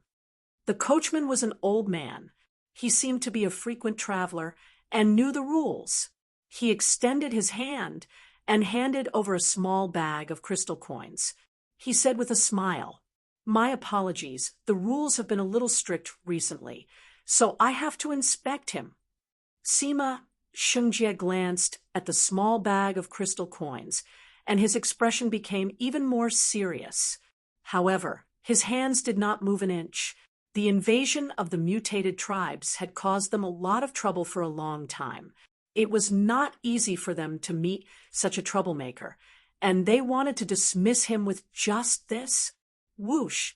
The old coachman wanted to say something else, but just as Sima Xingjie was about to pretend to open the curtains to inspect the carriage, a purple unknown object suddenly flew out from the carriage and headed straight for Sima Xingjie's head. Sima Xingjie was shocked. Fortunately, the speed of the hidden weapon was not fast. He stomped his feet on the ground and quickly retreated. At the same time, he clenched his fist and quickly grabbed at the purple hidden weapon. Finally, just as the hidden weapon was about to reach his head, he successfully clamped it between his 2 fingers. Beautiful! Good. Lord Jia, you have actually cultivated the chasing stars and moon technique to such a superb level. Impressive, impressive. Sima's business showed off a little, and the team members beside him all cheered and flattered him. Sima Xingjie raised his head slightly proudly, as if he was very satisfied with his reaction just now. Originally, he wanted to throw away the hidden weapon in his hand, but he saw the familiar purple color on his finger and the familiar pattern engraved on it. After rolling his eyes a few times, his expression suddenly changed. He furiously waved his sleeve and put the purple crystal coin in his hand into his sleeve without leaving a trace. He then looked coldly at the carriage and said, "Sir, what is the meaning of this?" Xiao. Another purple concealed weapon shot straight towards Sima Xingjie's head. Humph! Seeing this, Sima Xingjie's eyes flashed. Instead of retreating, he moved forward and grabbed the hidden weapon with one hand, then put it back into his sleeve. His expression became even more furious as he shouted coldly, "Your hidden weapon skills don't seem to be very good. Today, if you can defeat me with hidden weapons, I'll make an exception and let you enter the city." Swish, swish, swish. The people in the carriage didn't hold back and actually shot out countless purple hidden weapons, aiming for the vital parts of Sima Xingjie's body. Sima Xingjie's eyes suddenly widened, and his battle aura surged. This time, he used both his hands at the same time, continuously flashing in the air and grabbing the purple hidden weapons one by one. He even bit one hidden weapon with his mouth. In the end, because there were too many hidden weapons, he was hit in the chest by one hidden weapon. He staggered a few steps and fell on his, but, "Humph, you win. Move aside, let them enter the city." Sima Xingjie didn't care about his pathetic appearance on the ground. He quickly put the purple hidden weapon in his chest into his sleeve, then shouted at the carriage with a face full of grief and indignation. At the same time, he waved his hand to signal his subordinates to move aside. "Hee, young master, this person is too boring. I still want to continue smashing him." The carriage sped towards the city gate, leaving behind a silvery young woman's voice. "Sir Jia, are you all right? Are you hurt anywhere?" "Sir, why did you let them enter the city? You should have sent a signal to the clan to capture them." The moment the carriage entered the city, the group of guards hurriedly came over to support Sima Xingjie, their faces full of concern and anger. "Hee, what do you know?" Sima Xingjie immediately stood up. He looked at the back of the carriage at the city gate and revealed a sinister smile. Then he reached into his sleeve with his left hand. Under the puzzled gaze of the crowd, he opened his palm, revealing a dazzling purple light. It was more than 10 purple crystal coins. The dozen or so guards surrounding Sima Xingjie suddenly became dumbfounded when they saw the dazzling purple light. This was more than 1,000 crystal coins. It was enough to spend in the best brothel in Xianwu City for a year. Who was inside the carriage? They actually used purple crystal coins to smash people? Even the #1 young master of the East of the House of Aries would not dare to do such a thing. And it seemed that the woman just said that she hadn't smashed enough. The carriage traveled on a flat street. A young master was lazily reclining on a soft chair in the carriage. Sitting next to him was an extremely beautiful woman. She had a pair of beautiful little hands, and she was pushing a fruit apart before splitting it into a small portion and sending it to the young man's mouth. "How is it, little peach blossom? How did you feel when you smashed people with purple crystal coins? Was it very satisfying?" Hee. The young master opened his mouth and bit the fruit. At the same time, he quickly kissed the beautiful woman's beautiful little hand and said with a smile, "Humph, it's not fun at all. I thought he would be able to last a few more times. I didn't expect him to be so fast. I haven't gotten addicted yet. This person's character is not that good." The woman, called Little Peach Blossom, rolled her eyes. Her eyes were like silk as she smiled coquettishly. "Ha! You are a lady from a prestigious family. You don't know how expensive rice is. Thinking back to when I was in Barbarian City, I went into the mountains to hunt magical beasts for a few dozen crystal coins. I almost died a few times. You have already spent more than 1,000 crystal coins, and he still doesn't stop. In the end, you won't even have a single crystal coin left. Bad character? There are too few people with good character in this world. They often seem to be very loyal, but in fact, they feel that their betrayal is not enough. The young master looked at the woman, who was acting coquettishly, and laughed. He pulled the woman to sit in his arms and started to grope her wantonly. That's right. These were Yi Qinghan and Yu Qingcheng, who had left Song City for the Purple Island. After Yi Qinghan left the mountain behind the Yi family castle, he directly hired a luxurious carriage in Song City and rushed to the east. Because of the existence of the Carefree Ring, Yi Qinghan didn't ask Elder Lu to teleport them to the Purple Island directly. After all, Elder Lu's appearance and teleportation would be exposed. If he asked Elder Lu for help, it would be a request. He still had 2 chances to attack, and he didn't want to waste them. Moreover, he had the Carefree Ring. He could ask Elder Lu to release a wisp of divine sense outside. As long as a God-level expert was investigating, he would know immediately. At that time, he could directly open the door to the Carefree Pavilion and enter. The Carefree Pavilion was an independent parallel space refined by the Soul Emperor. As long as someone entered, the void door would disappear. Inside the Carefree Pavilion, even Lord Devourer wouldn't be able to break the void to hurt him. Therefore, Yi Qinghan decided to travel to the Purple Island slowly. After all, he didn't know when he would return.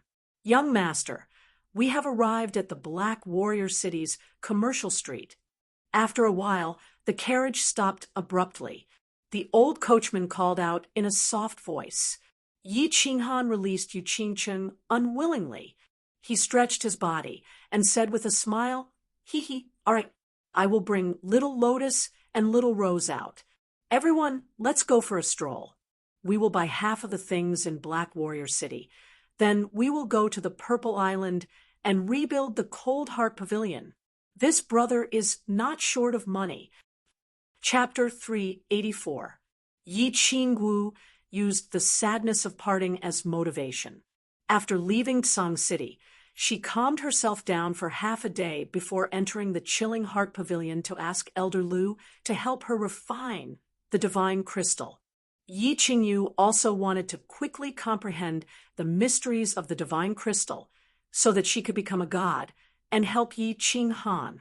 Thus, she left Yi Qinghan and Yu Qingcheng behind to cultivate in the Chilling Heart Pavilion. Yi Qinghan flashed into the Chilling Heart Pavilion and brought the 2 of them out after a short while. "What's wrong?" "Little Han, young master, I have only refined the divine crystal for a few days. I have just stabilized the energy in my body and sorted out the knowledge in my mind. Why did you call us out?" Yi Qingwu was still immersed in the shock of the divine crystal. However, she was pulled out by Yi Qinghan. She pouted her lips in dissatisfaction and stretched her body in the carriage. When she looked at Yi Qinghan, her heart skipped a beat. Yi Qingyu didn't say anything when she came out.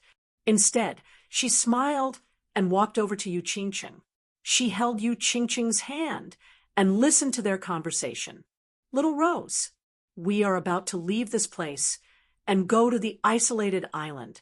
Aren't you going to buy more clothes, utensils, and tools? Let me tell you, there isn't a single person in that place.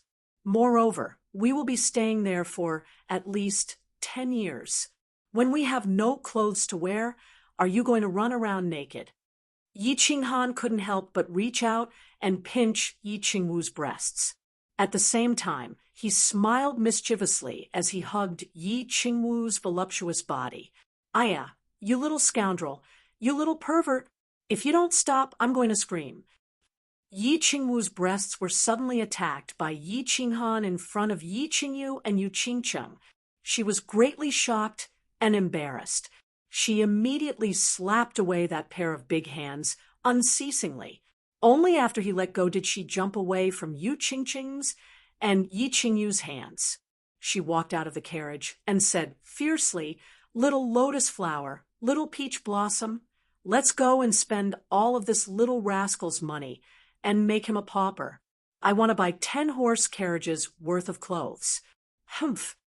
Wait, put on the veil first. Yi Qinghan chuckled and didn't think much of it. He handed over 3 veils from the carriage. At the same time, he picked up a bamboo hat and put it on, covering half of his face. After leaving Tsang City, Yi Qinghan decided to have some fun before going to Purple Island. Therefore, he wanted to keep a low profile. He changed the names of the 3 girls and asked them to call him Young Master. This was to avoid being recognized. Firstly, he was afraid of exposing his whereabouts and attracting the attention of the Divine City. Secondly, he was too famous now. It would not be fun if he was exposed. "Young Master, Miss." The 4 of them got off the carriage.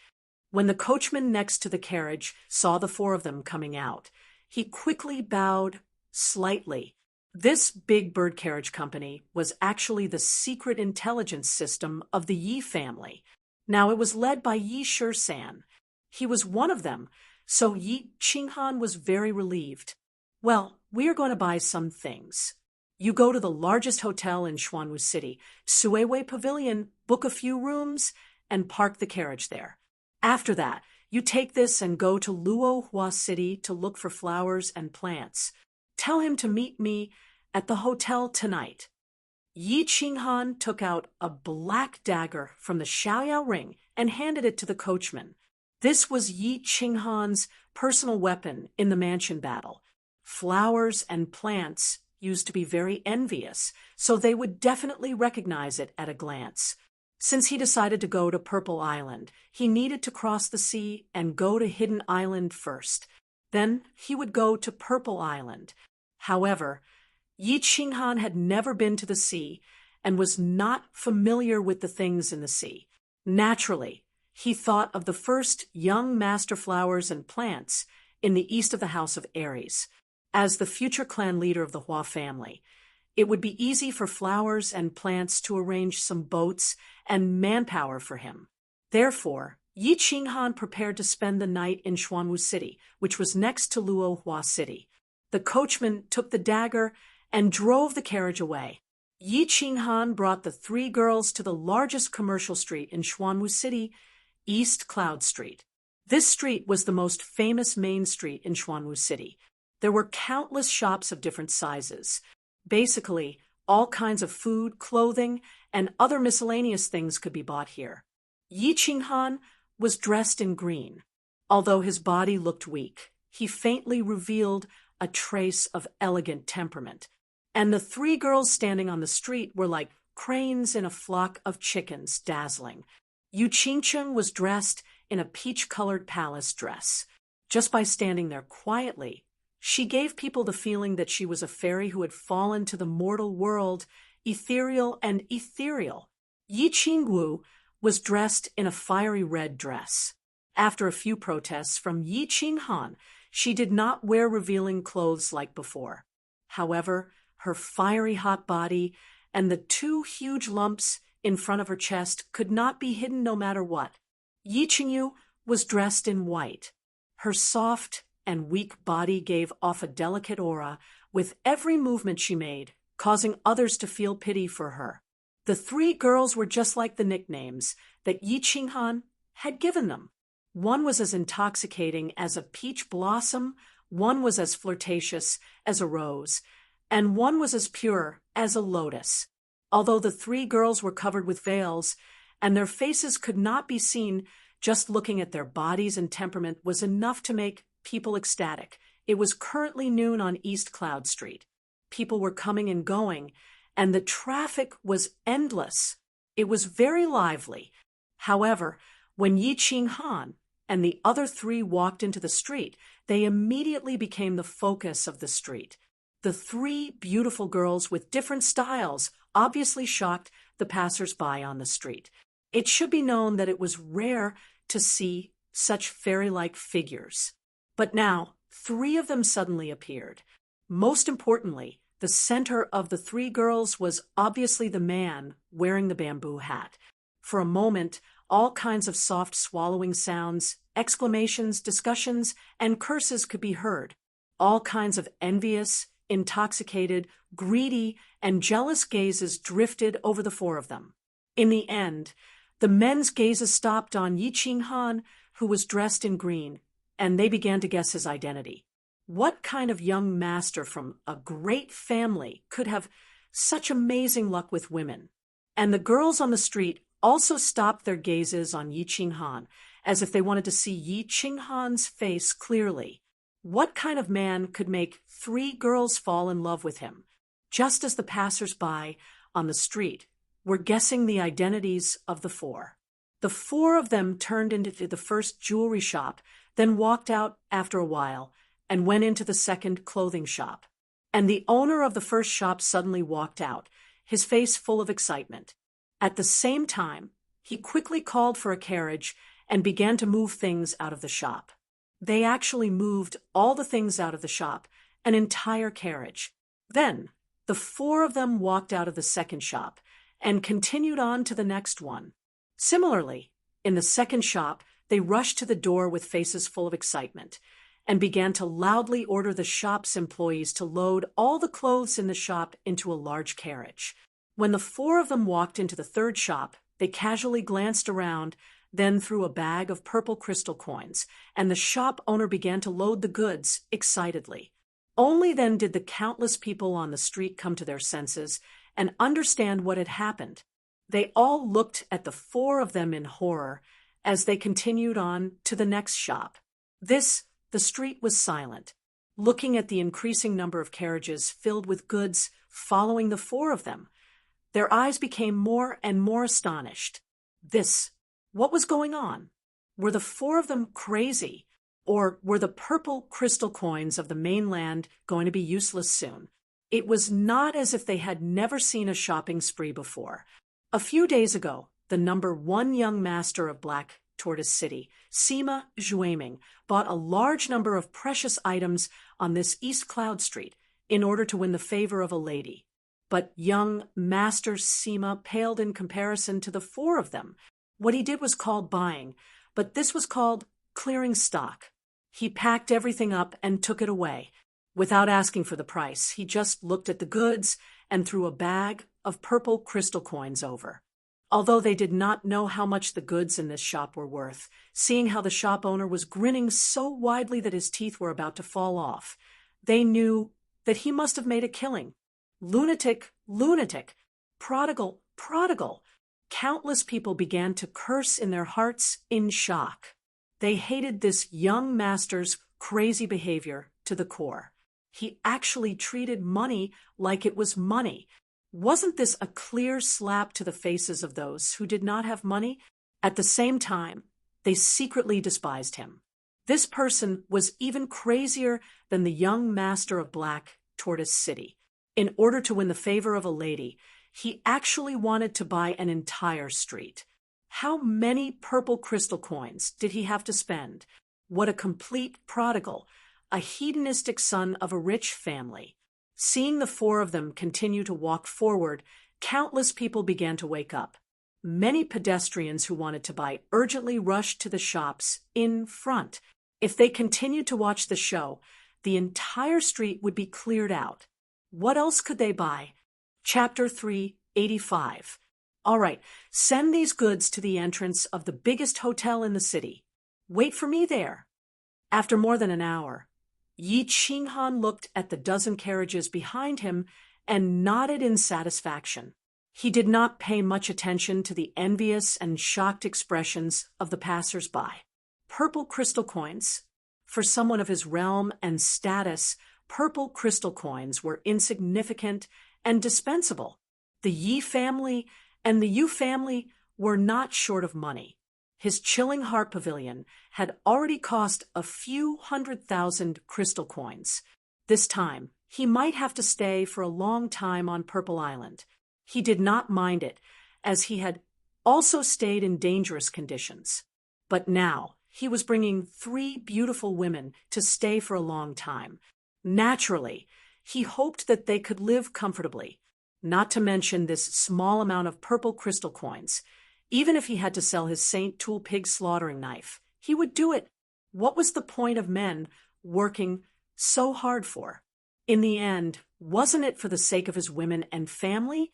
Purple crystal coins were *king bastards. He could earn them again after using them. Seeing that they had bought everything they needed to buy, the purple crystal coins that the Yi family had given them were almost used up. Yi Qinghan asked for a carriage from the last shop owner and brought the 3 of them to the largest inn in the city, leaving behind a street full of exclamations. The largest inn in Black Tortoise City was called Emerald Jade Residence. It was the property of the Sima family. It was very grand and luxurious. Yi Qinghan alighted from the carriage and saw more than a dozen carriages waiting obediently at the entrance. He called for them to send them to the inn's backyard while he brought the 3 of them into the inn. After asking the inn owner, he learned that the carriage driver did not book a room for them. Instead, he booked a small courtyard in the backyard.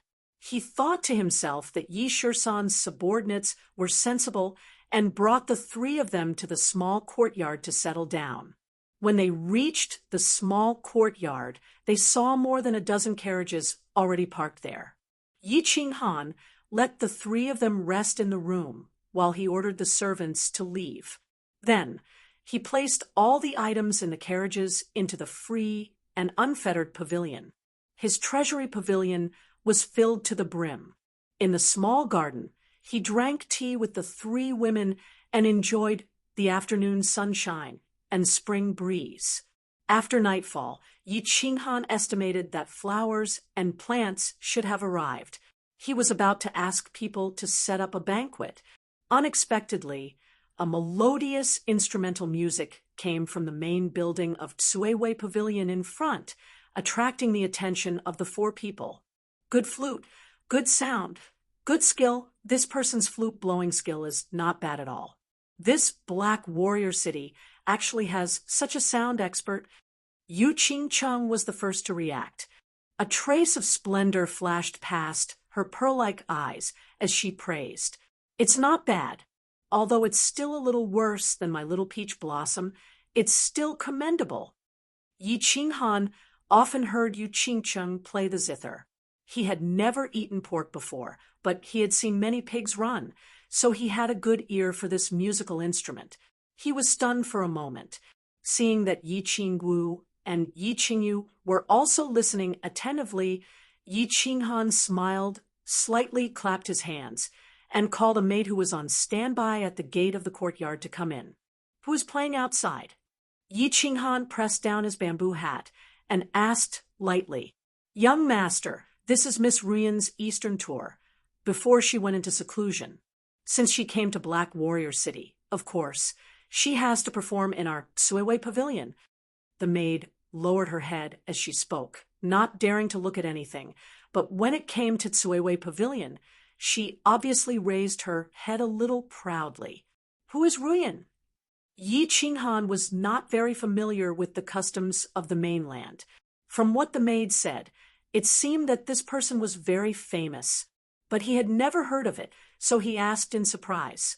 "It's actually Miss Ruyan. No wonder." Yu Qingcheng nodded lightly. Yi Qinghan didn't understand, but she was very clear about it. She slowly explained, "Ruyan is one of the 2 great geisha popular in the House of Aries these years. I heard that she has a relationship with the Hua family, but the Hua family didn't admit it. The other one is called Yu Meng, a popular courtesan of the Moon House. You haven't been here these years, so of course you don't know. This Yu Meng, or his zither-playing skill, has reached the Grandmaster realm, and this Ruyan's flute skill is even more unparalleled in the world. Moreover, both of them were extremely beautiful. They are crazily sought after by the young masters of the mainland. Now that Ruyan is going to retire, it seems that she has a sweetheart and is ready to marry into a rich family. Flute. I don't know what kind of unparalleled skill it is. Is it a white or black flute? Does it know the 9 heavens of ice and fire? At first, when Yi Qinghan heard that they were geisha, and one was even from the moon house, of course, he didn't dare to have any crooked thoughts. But now he heard that Ruyan's flute skill was unparalleled. He couldn't help but have a trace of interest. He evilly smiled, and an evil scene appeared in his mind. Young master, this is Ruyan's secluded tour. Well, it's not easy to come across it. Do you want to go and take a look? It was very obvious that Yu Qingcheng was a bit more interested than Yi Qinghan. It seemed that she had met the same music master and wanted to meet him, and Yi Qingwu also revealed an eager expression. She liked to join in the fun the most. On the contrary, Yi Qingyu didn't have any reaction. She just quietly looked at them. Well, go and prepare a private room for me and a banquet. Yi Qinghan muttered to himself for a moment. In any case, he had to wait for the flowers and plants to arrive. Waiting here was the same as waiting outside. Moreover, he really wanted to see this woman who was unparalleled in the world with her flute. After a while, the maid came again to report that everything was ready. Only then did the 4 people leisurely walk out of the small courtyard. They walked to the front of the main building. Under the guidance of the maid, they directly went up to the 3rd floor and sat down in a small private room by the window. The hall was very spacious. There were dozens of small private rooms. The doors of these private rooms all faced a high platform in the middle of the hall. However, the door was hung with a bead curtain. This was a common decoration in the brothel of the continent. It not only didn't affect the performance on the high platform, but also prevented the scene inside the private room from being exposed. Young master, do you need Qingyi? The maid looked at Yu Qingcheng and the others. She was a bit bashful, but still asked according to the rules. What is Qingyi? Is this Qingyi fun? Yi Qinghan had never been to these places. The only time he went to the moon house, he didn't play with these things. Hearing the name, he felt that it was not bad and asked with some interest. No need, you can leave. However, Yu Qingcheng suddenly waved her hand indifferently and let the maid leave. Then she whispered in his ear. A trace of mischievousness flashed in her eyes. She explained in a low voice, Qingyi is a woman in a brothel. The woman in a brothel who doesn't wear clothes is called Qingyi. It is fun to play. If you need, I can help you call too. How about it? It's actually this. Little Peach Blossom, don't joke around. I hate this the most in my life. Hee hee. When Yi Qinghan heard this, he knew that something bad had happened. This was like knocking over a jar of vinegar. He hurriedly changed the topic and said, where's that Ruyan? As for the women in the brothel, Yi Qinghan naturally didn't hate them. Instead, he was looking forward to them. Of course, with his 3 beautiful wives beside him, he wouldn't dare to show any of his intentions. Men were all like this. I guess she went down to change after playing a song. Yu Qingcheng mischievously looked at Yi Qinghan again and smiled sweetly. She didn't continue to dwell on this problem. Instead, she looked outside. She was a smart woman. Some things should be pointed out. It would be bad if she was too entangled. After a while, light footsteps came from outside. Yu Qingcheng smiled and said, "They're here." When Yi Qinghan heard this, he immediately became spirited. However, he didn't immediately open his eyes to look. Instead, he poured a cup of tea as if nothing had happened. Then he slowly looked outside. His eyes were rippling with extraordinary splendor. He unconsciously muttered, "This small mouth is really suitable to play the flute."